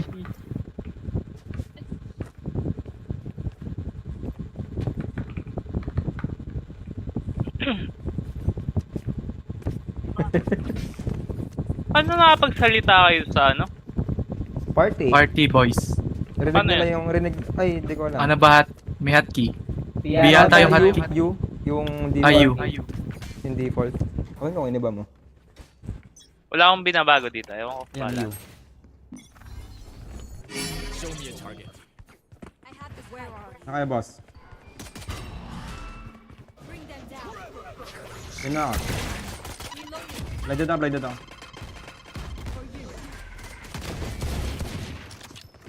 Nice, Wala akong hila, kakahil ko lang. Okay. Maba pa naman eh. Uy! Ululay. Ako nuluhan ako.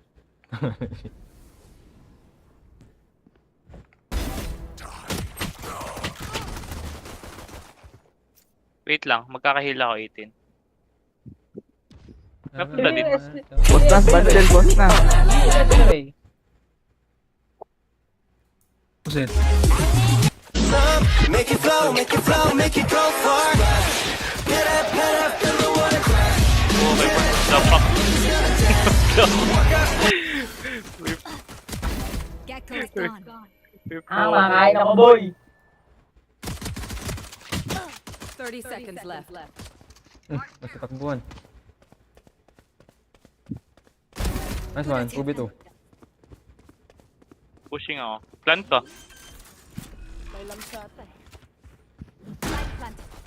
One enemy remaining. Nasaan isa? Last player standing. Low. Ah, sige. 1v1. Hintay mo na heal mo siguro, boss. Low yan, low. 55.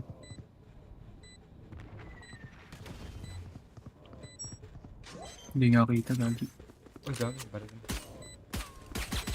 Wala yan. Kita paa mo dyan. Yun o, magandang pwesto, boss. Uy! Tago. Wala na rin akong buhay. Okay. Tinatapat. Gagawa pala? Nahap pala? Hindi ko narinig. Gago, nakakailang yung hindi napiping, no? Bakit mo di tayo?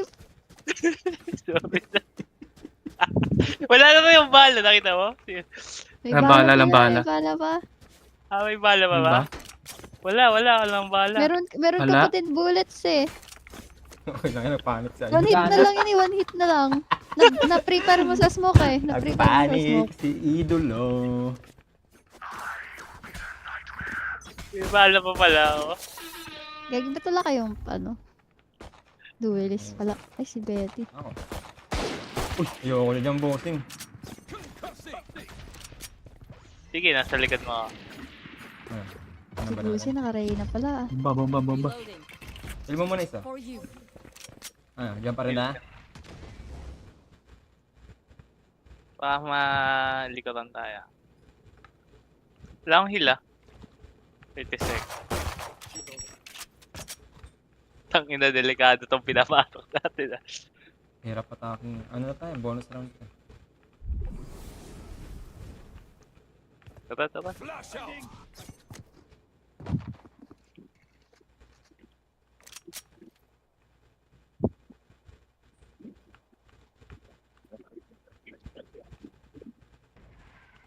Kan ko ba? Diretso Ay, tayo. may tumatakbo. Yan na. Bigay ko. Ay, tara. Ay, namoli kami. Sa akin, Spike, boy. Tara. 30 Diretso seconds na. left. May scan ako. Ay, maubusan tayo oras, boss.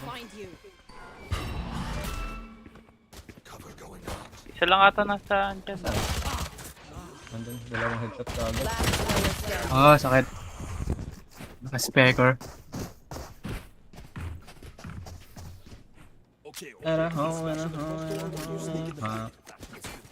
Hirap. Odin ah. Mga pag-Odin nga dun. Otin. Biglayin kaya natin. So ganda B eh. Ano, diretso tayo B. Pwede, B, wala masyadong trap pala. Tara, B. Wall lang naman yun.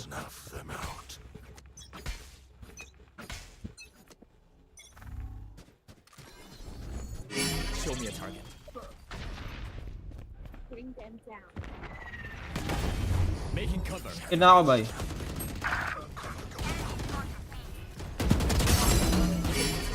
May long ah. Ikaw, Uy, dito pa pala! Gagi! Bay, saan kayo bay? Meron pa ba? ganito. May ano, may hookah, may hookah. My ultimate is ready. Pwede ikaw mag-heal. Wait lang, May mag-revive hopa? ako. Uy, nakakila ko, boy. Alam kami nag-TP eh. Ay, gagol. Nawal ko, pre. Sorry. Okay lang, okay lang.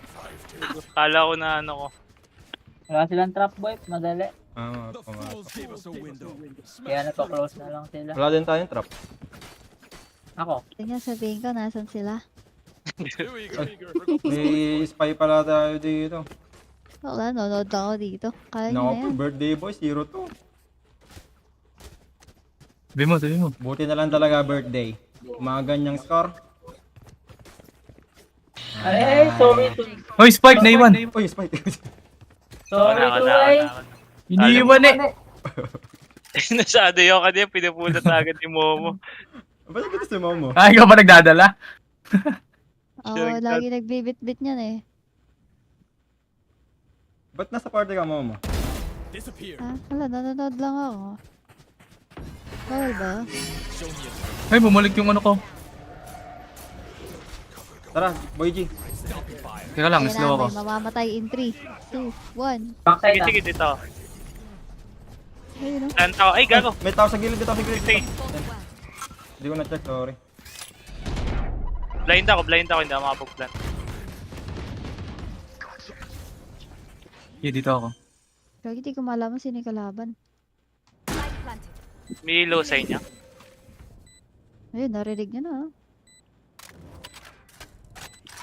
Sige, dito ako, what?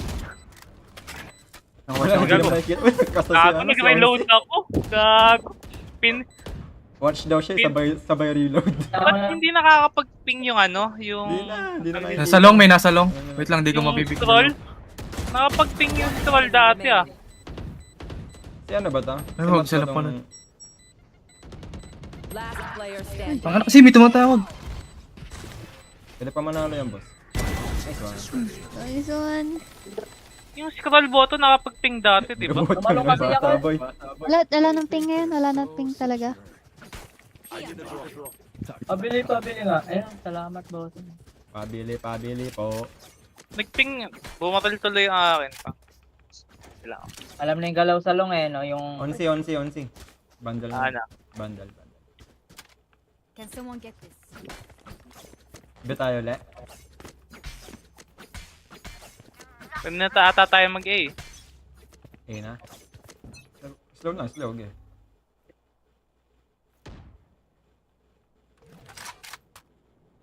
Here.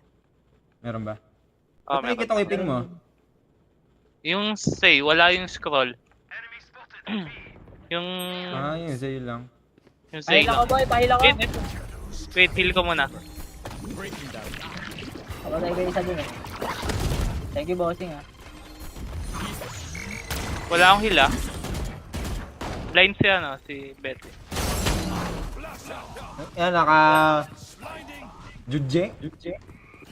Jujje yan ba? Walang damage. Pwede ako mag-plant. Gago yun! Jujje, ayun. Nice shot. Ay, Grabe si makapag-revive Mod. siya sa ano.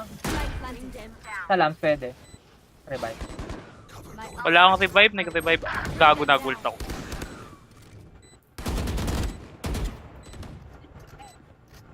Last player Ay, standing. sayang. Namatay si Mod. Nasaan to?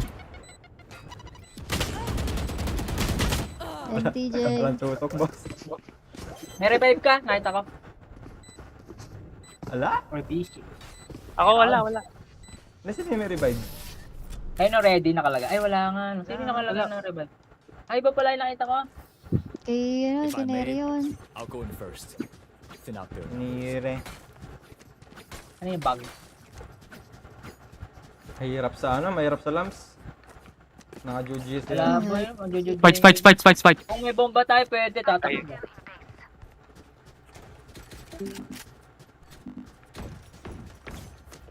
Ayan. Odin na boss. Running gun ko na lang.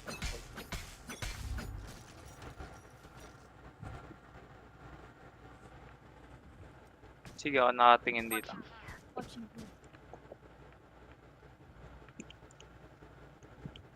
Mga nasa box ah. Patay na iba din siya. Nandyan yung gecko sa ano dito.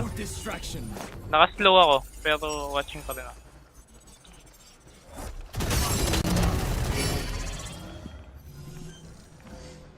And that's the end. Mag-ulti yan ah. Pwede kong wall. Papasok ako sana. Nice one. Pinol. Yeah. Basag na lang. Wala, naka-wall tong isa.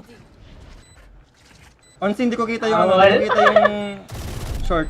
Onsi, hindi ko kita elbow pala, yung elbow. Baka Elbow kita ka. sila boy, isang ko boy pag pumasok ka. Pwede kong slow. Sina-shotgun to. Sige, ako watch dito. Pakuha nga Odin ko sa elbow. Okay.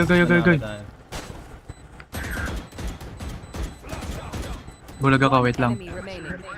Okay, alis. Hindi aabot. Ay! Gag! Ang ina mo, hindi ka. Tara, magjujuji ako sa ano, sa lamps. Bawian ko si Puset. Ano, blind ko muna sa fake ka. Okay. Sino ba ikaw? Ah, sige. Okay. Sana Wala mabuhay, lang, makapasok ako dito. Ba tayo?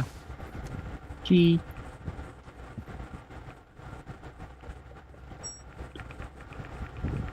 Diretso yung ito, boss ah. Sige, Sunod na kayo sa akin.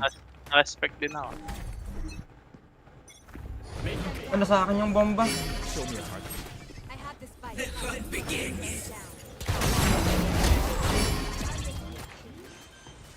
Ano, pusay. Baka nagpa-plank ka, ingat ah. Nakasmoke May ka. low sa akin. nakapatay sa ano ah. Judge. Okay boy, nasa lamps ako boy. May plank, may Uy! Gagi, wag naman. Kayong ano. Ulti na pala yun, naka-ulti. plank. Uy! Wala pati. Wala na. Wag na. Dati nga eh.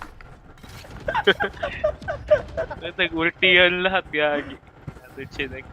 Every fight is a lesson. Sapa lamps. Gago boy.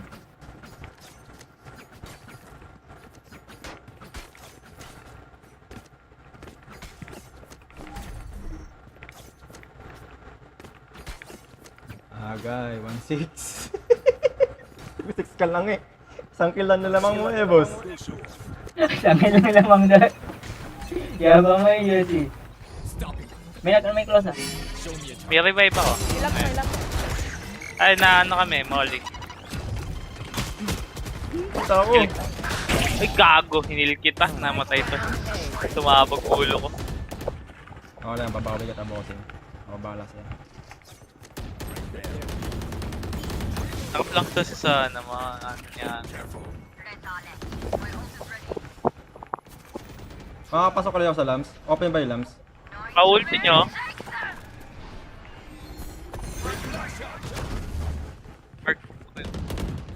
Nice! Meron dyan. Gagabay ako bahala. Ayan na. Planking. Ang ina mo, 68. 68 lang yan, boss. 68 lang, 68. Sa heaven. Heaven or dito? Heaven, yeah. Nag-iinit ah. Mainit.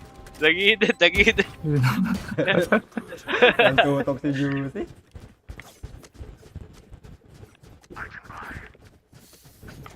Tingin naman ako ano, Juji ulit. Gusto ko mag-Juji lang. Ginalit yung taga-tuyo.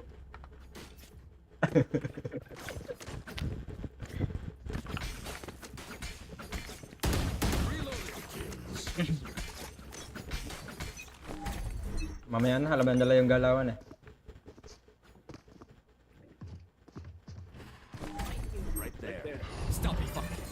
Bobomba yata. Tay na.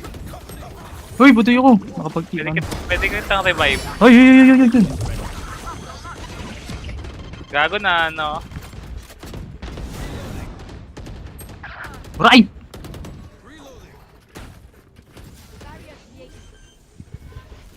Tayo kayo dyan, boy. Ultihan ko yan, boy. Watching akong... Ay, gago sa flank, guys.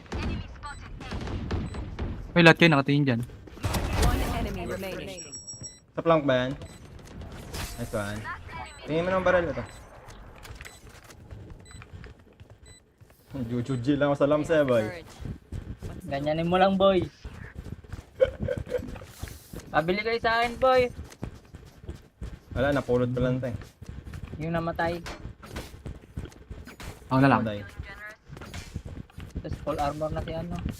Ay, hindi pala. Hindi pala siya Sige, namatay. sige, bila. Hindi ako namatay. Pero... Hindi, Ang wag dami na. naman tayong pera eh. Okay lang yun. May ulti pa rin ako, boy. Eh, huwag sa akin. Akin, akin. Pushing ah.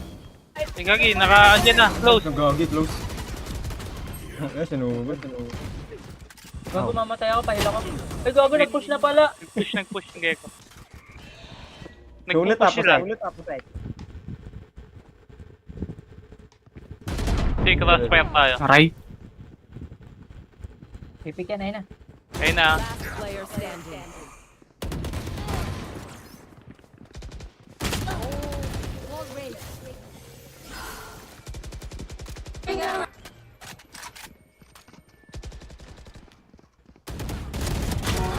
Oh. Likod.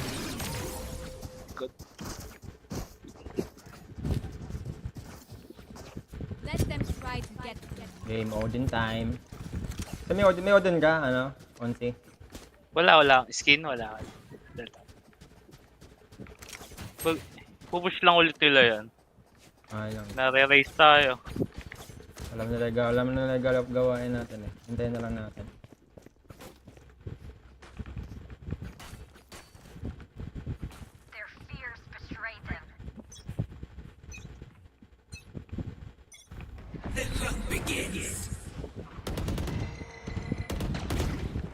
Nice one. bring them down. Ay, ubos na, boy. Oh, ray.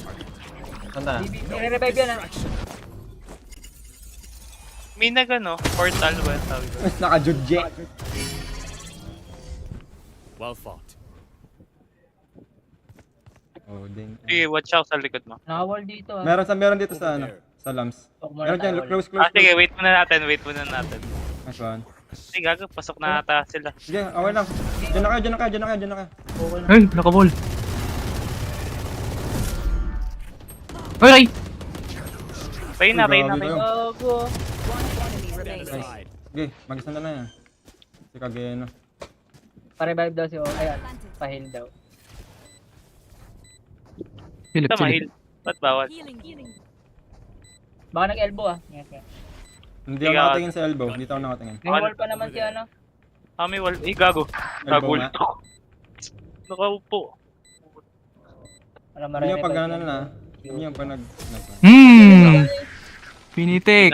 Pinitik. Gago. Pinitik ay boy.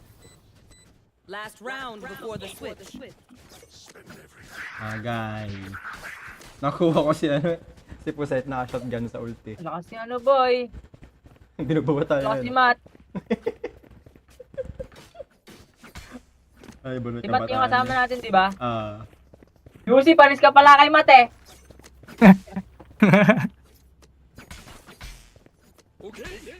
No shit. Ay, lahat, boss.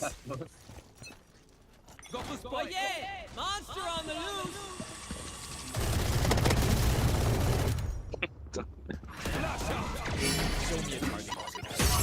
Bomba ako. Close yan, boy. Dami ah. May revive ako. Likod nyo, aba. Sige, palag na lang natin to. Wala na smoke boy. Where are you?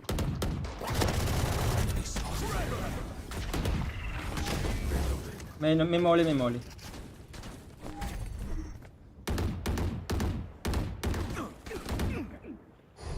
Pasok ka. Wala pa. 2 Ayun, seconds. naka-Juji. Wait lang. For you. May-revive ko to. Ay. Sweet, thanks. Sa akin namatay doon. Ewan yung si Jish, wala pa. Heaven ba? 30 seconds left. Puta, nandito na. We'll catch them. Saan boy? Olo, saan? Gago, kayo tumahan. In our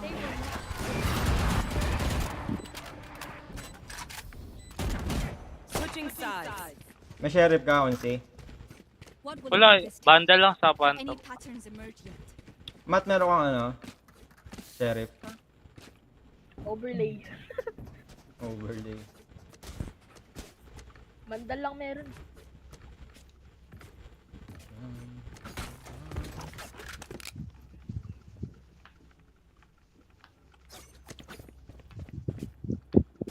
Ay.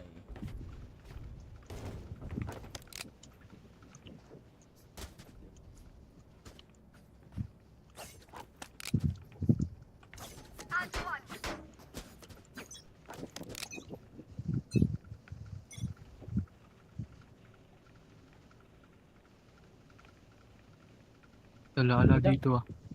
Wala din dito eh. Nag-slow sila. Nasa mid. Alis na ako. Matt. Dalawa. Push na lahat. Puro 30 lang bawas ko, boy. Lahat 30. Low lahat.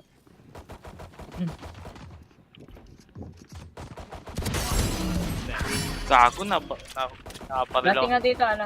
Mat. Gege. Ay, na-down pala. Uy! Ayong, Gogo. gogo. Nag-whip ako. Alam, Enemy down. mag-rotate. Isa lang yan, Meron pa isa lang isa. duty. One enemy remaining. Sabay na kayo, magpa-plant. Sabay tayo, Matt. Yes. Sa ano ka? Kanan ka. Ay, go na. Trade mo na lang ako. Hindi na makapunta Parang sa lang yun eh. Sige, boss.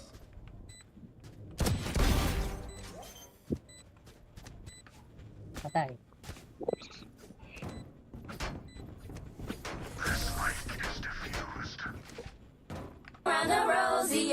Uy, magbo-birthday na sa Juicy, boss. 11 minutes. They can run or get run over.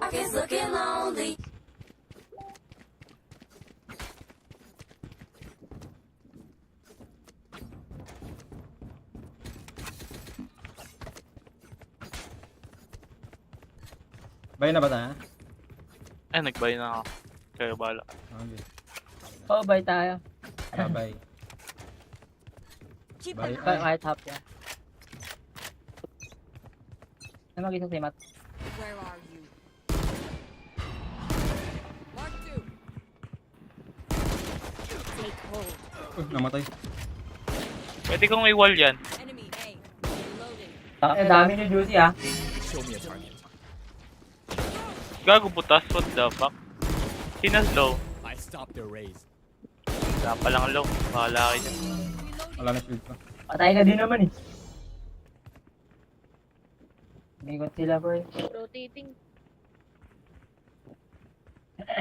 Bigyan ko ng prowler. Baka nag-bats ah. Nandito. Punta kayo. Down, attacker spawn. Ang taas. Dito muna ako. Sa beer rin ako. Beer muna ako. Wala ko anong lugar to.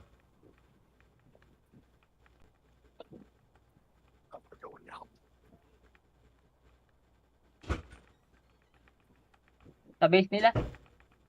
Sa base. Andun si Matt eh.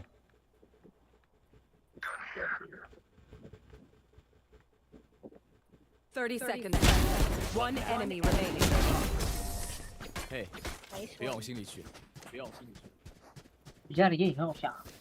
Punta sila sa I base. didn't bring a snack. Did anyone bring a snack? Ashes, ashes.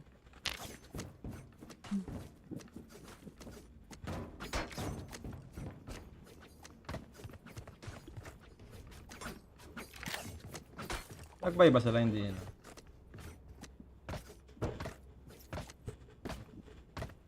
Tawag ka, Boy G. Hindi ka na umunsad ah.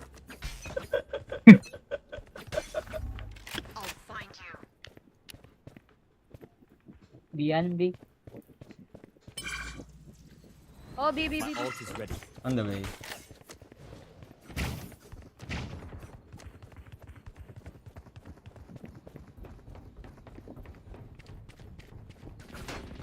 Di pa nang pasok, no? Hindi. Baka mag-rotate pa nga, iwan ka lang isa doon.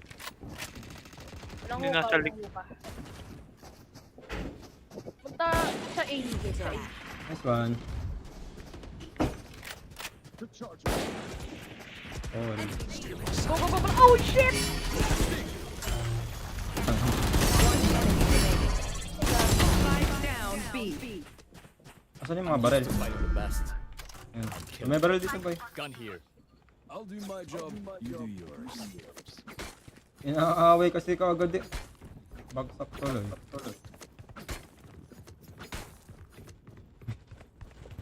Ay, ina, paano mo nanalo? Ganyan lang ganyan, boss.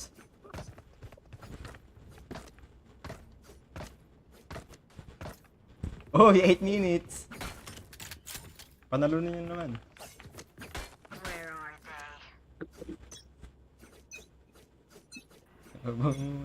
Where are you?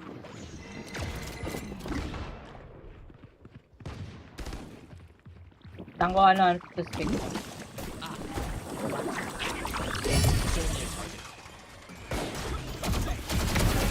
Stop the race.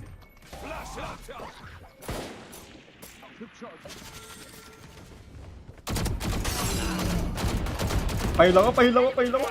Boss! Boss! Tama, Lucy! Boss! Boss, saan ka? Oh, yun. Winol ko na yun, winol. Tanginang sod. Smoke. Sod daw ay. Puta. Di ko nakakit. Nag-rotate na ba? Tangina ba't laging putol tong wall dito? Happy birthday, Juicy.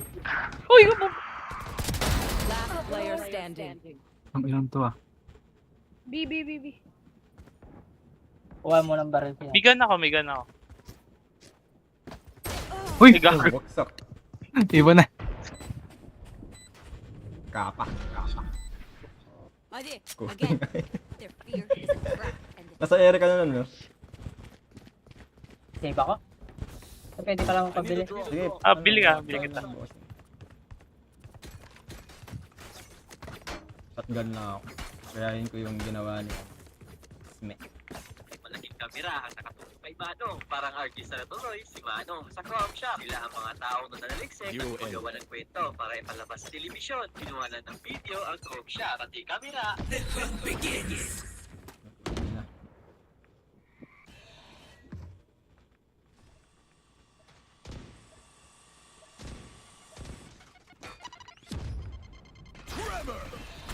Naka-shotgun lang ako, Nas. Diamond dito.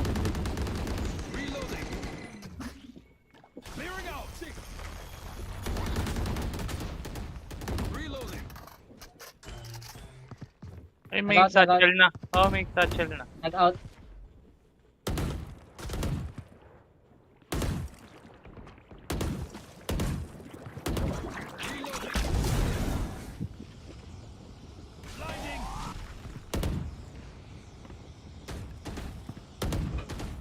Isa lang, dalawa na nagpakita.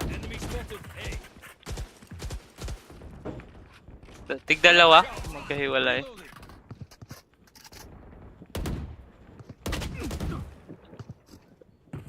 Sorry, Juicy. Kill kita, eto ako. Oy, salamat. Ay, gagi. Gun here. 30 seconds left. Bantayan mo yan, boy. Re-revive yan. Oh. Spike down B. Dalawa nakapasok. Elbow isa. Bantayan ko, rotate na lang. Andiyan, wala pa lang oras. Wala akong bala. Andito dalawa, andito dalawa. Ito, may baril ako dito. Focusing. 10 Nawala. Dito pala, sa gitna. Sa gitna, Betty. Spike planted. Oh. Last player Naglolo ko yung mouse ko, boy. Dito may tira ko sa. Saan? Dalawa dyan. Ay, One enemy remaining. Saan pa isa?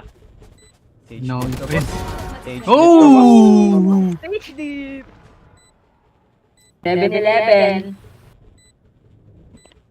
Clutch. 4 minutes. Medyo na juicy. 4 minutes, boss. Parang bagong Bibig taon mo kaya na. ako. Request ka. Countdown na. Countdown na. Sino wala? I need a gun.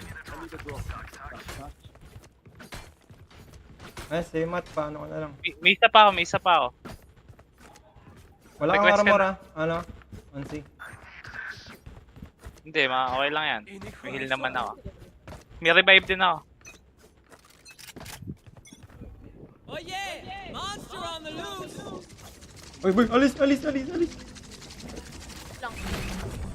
Show me a target. Sinaman kaya? Lagi dami dyan ah. Gago!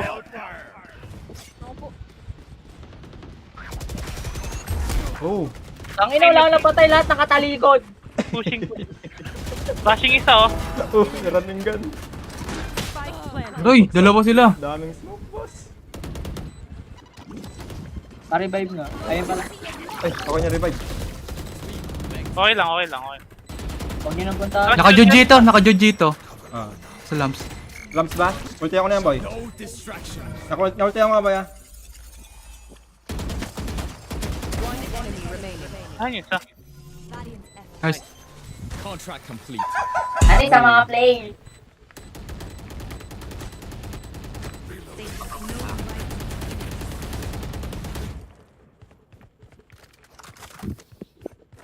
Match point. Let's Huwag niyo muna patapusin. Patapusin na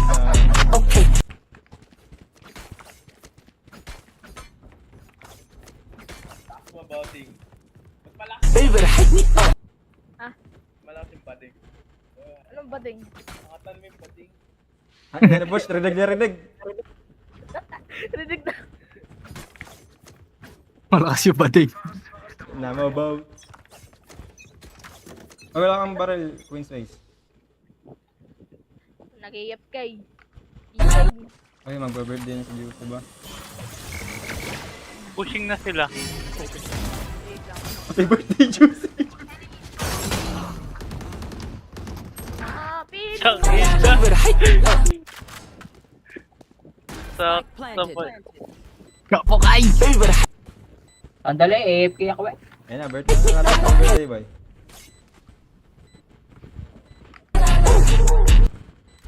Nulti ako, boy. Aray!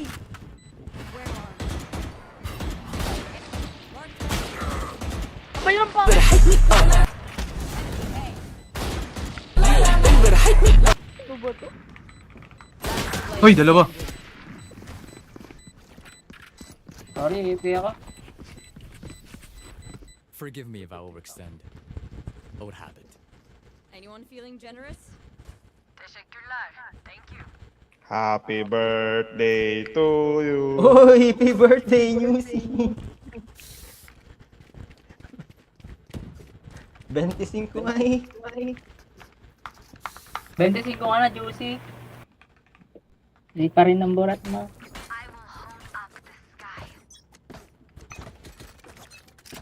Panalo niyo naman, birthday na birthday oh. Ay, ginag! Uy, lang na slow yan!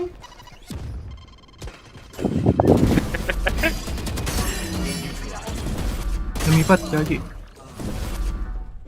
Kasi Claris boy, mag-transfer.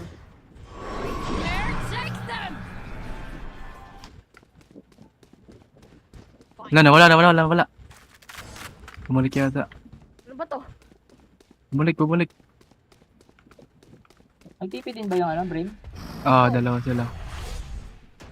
Ito, ay. Spike planted. One enemy remaining. Nakas boy. Check, pwede nyo check yan. Last player standing. Aray. Ako po, birthday na birthday. May nahihintay ka ba, Dars? Nababate. Pera.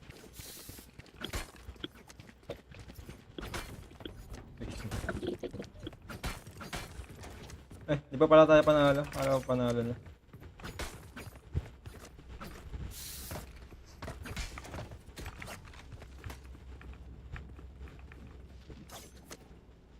Time's up. Let's go.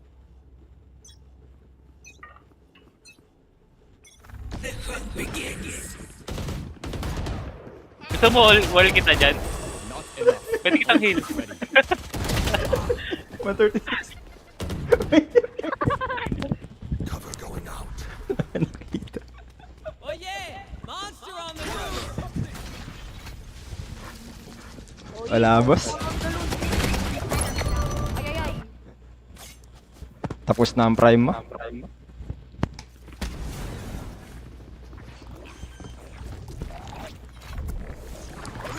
Spike planted. Ano ba yan? Nakatalikod lang eh. Baka nahila.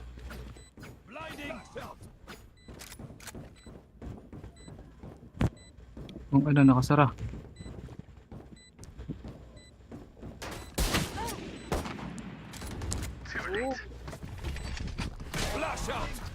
Ulti pa si Queen's Ways. Sige, patalunin mo na. Uy! Sasakin niya, sasakin niya. Lain na yan. Sige. Si. GG. Huwag mo ipadaanan. Eh! Defenders win. The nightmare is over. For them at least. Palipatan niyo muna nga dito. Ah!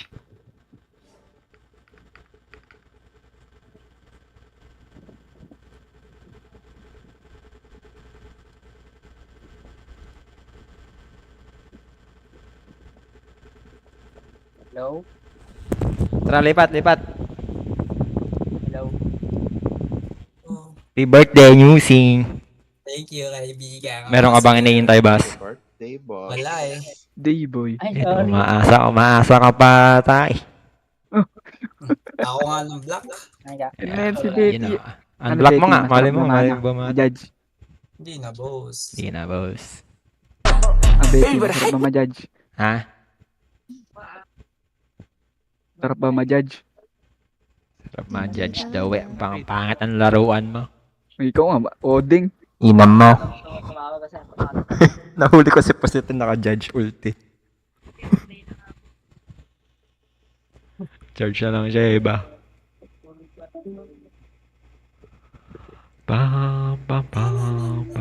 Ngumiti kahit na. Yun. Ayun. Wala, singer pala eh. Happy birthday. Raid boy, raid. Rectamorper ah. Siyempre. Naka-SMS nga isi. Ano ba yung MS? Ha? Ano? Magic Square. May pareho ko si King of. Live Stillbone pala lang. Sino yun? Uy, pre-sabon. Stillbone na, boy. Pak! Good night, Shell. Bye-bye. Saan? Nababate. Pera. Treasure. Pangit eh. Diba? Ayang, maganda yung ano. Magic. Happy birthday, Stone. Asan na yung Yan. ano? Natalo ko. 25 ay. Try ko kaya, 1M lang naman. Birthday, dude. Hydro Knight. Reserve mo lang. Parang pamangkin lang yun.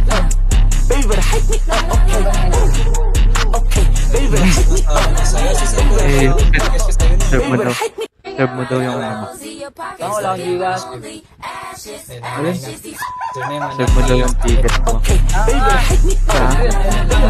Ariok. Uy, suno ulo. May sound. Ninong Wala na boss akong nas. ticket, boy. Boss raid. Wala na, isa lang to. Bakit? Kailangan ko steel bone di ba yung pang ano? Tapos clear na namin yan. Nag-ayaw na pala kayo eh. Tapos noon si Boy. Tapos nga, tapos mga lang parang si Katara. Sino ba yung putang ina? Lugi kay ano?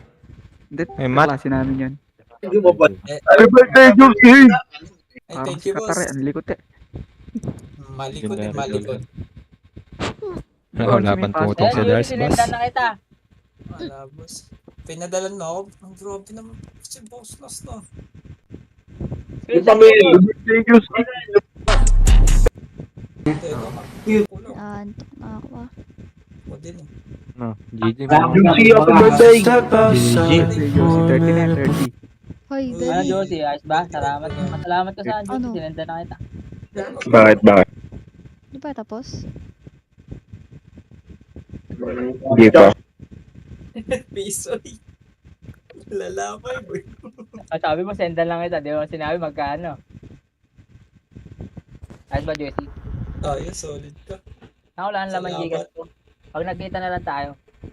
Ayun. Salamat. Kiss ka pa daw kay boss. Hindi siya naman. Inis kasi boss.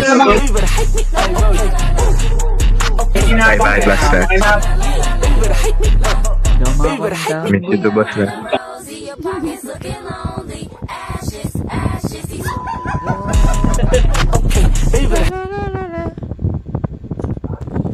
Tama ako ng daw. Dito si Chewy nun eh. Ay. Christmas party niya pala eh. So wala si boss nas. Year-end party pala. Ay, kaag na cage pop. Ayoko na. Nakalamit na ako.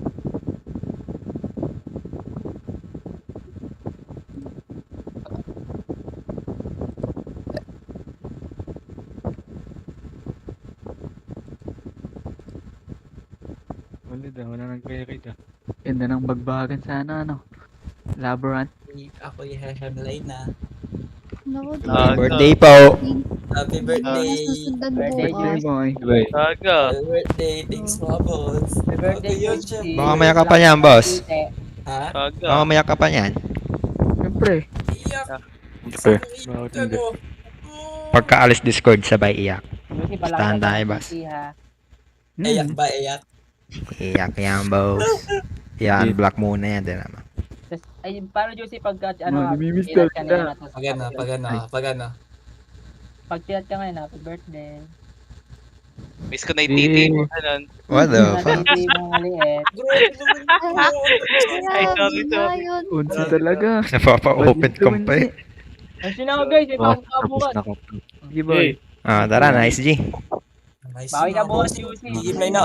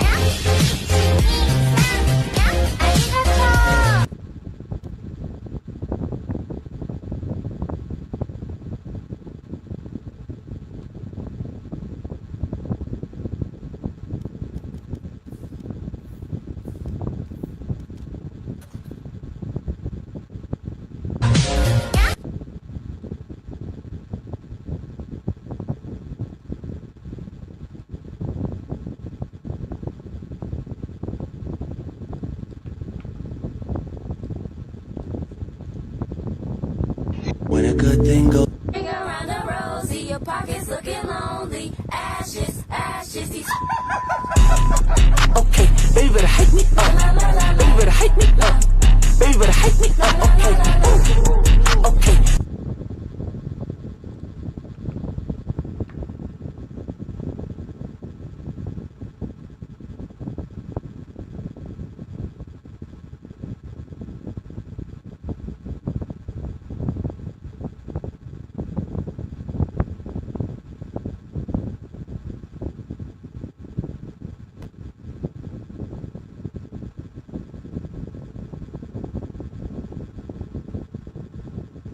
Baby better hit me up.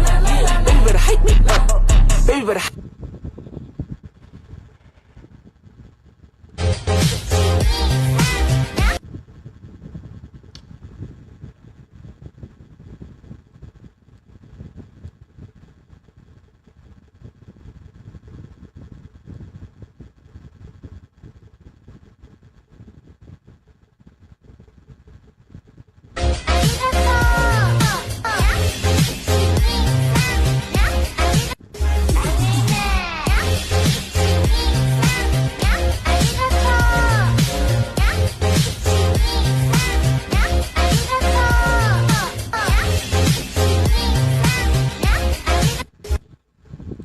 Around the rosy, your pockets looking long.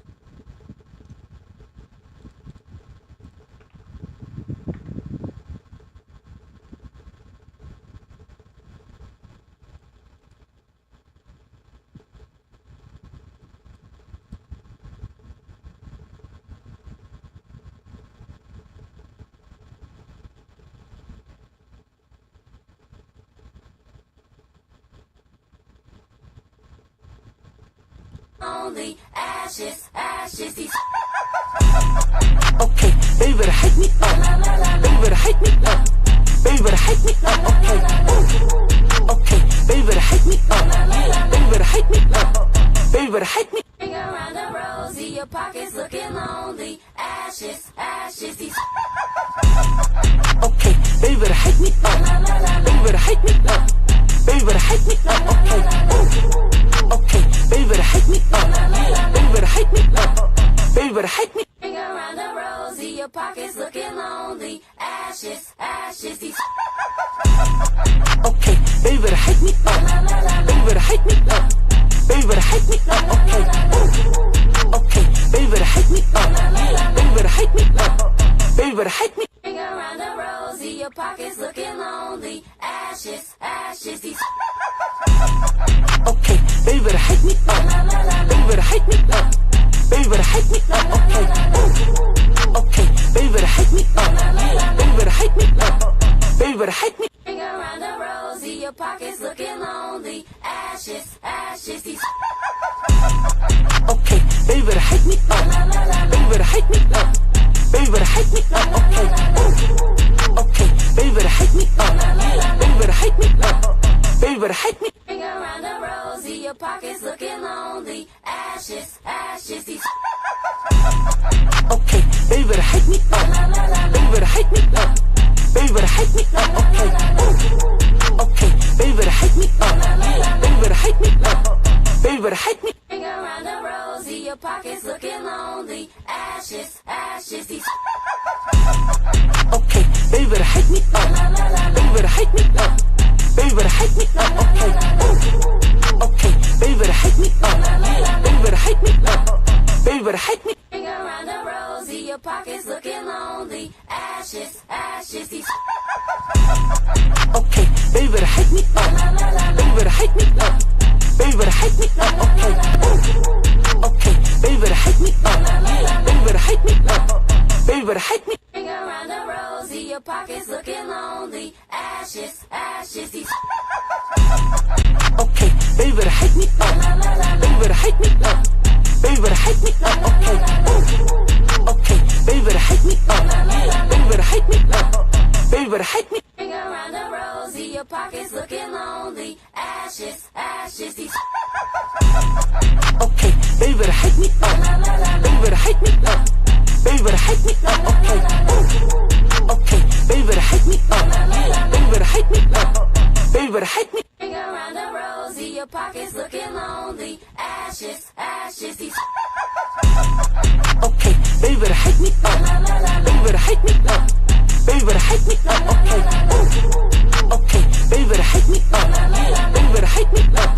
Baby better hype me. Ring around the rosy, your pockets looking lonely. Ashes, ashes, these. Okay. Baby better hype me up. Baby better hype me up. Baby better hype me up. Okay. Okay. Baby better hype me up. Baby better hype me up. Baby better hype me. Ring around the rosy, your pockets looking lonely. Ashes, ashes, these. Okay. Baby better hype me up. Baby better hype me up. Baby better hype me up. Okay. Okay. Baby better hype me up. Baby better hype me up. Baby better hype me. Ring around the rosy, your pockets looking lonely. Ashes, ashes, these. Okay. Baby better hype me up. Baby better hype me up. Baby better hype me up. Okay. Okay. Baby better hype me up. Baby better hype me up. Baby better hype me. Ring around the rosy, your pockets looking lonely. Ashes, ashes, these. Okay. Baby better hype me up. Baby better hype me up. Baby better hype me up. Okay. Okay. Baby better hype me up. Baby better hype.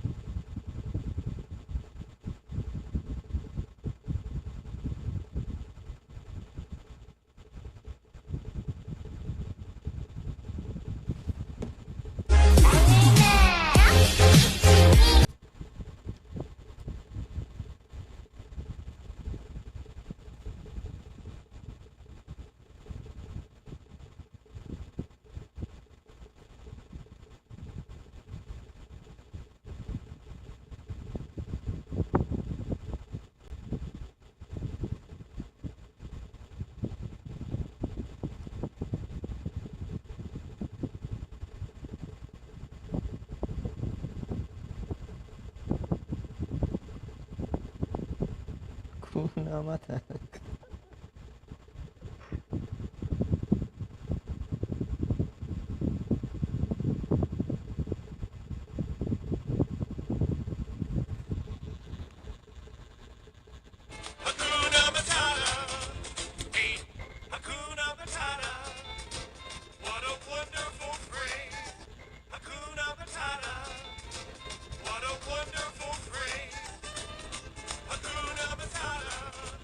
Ain't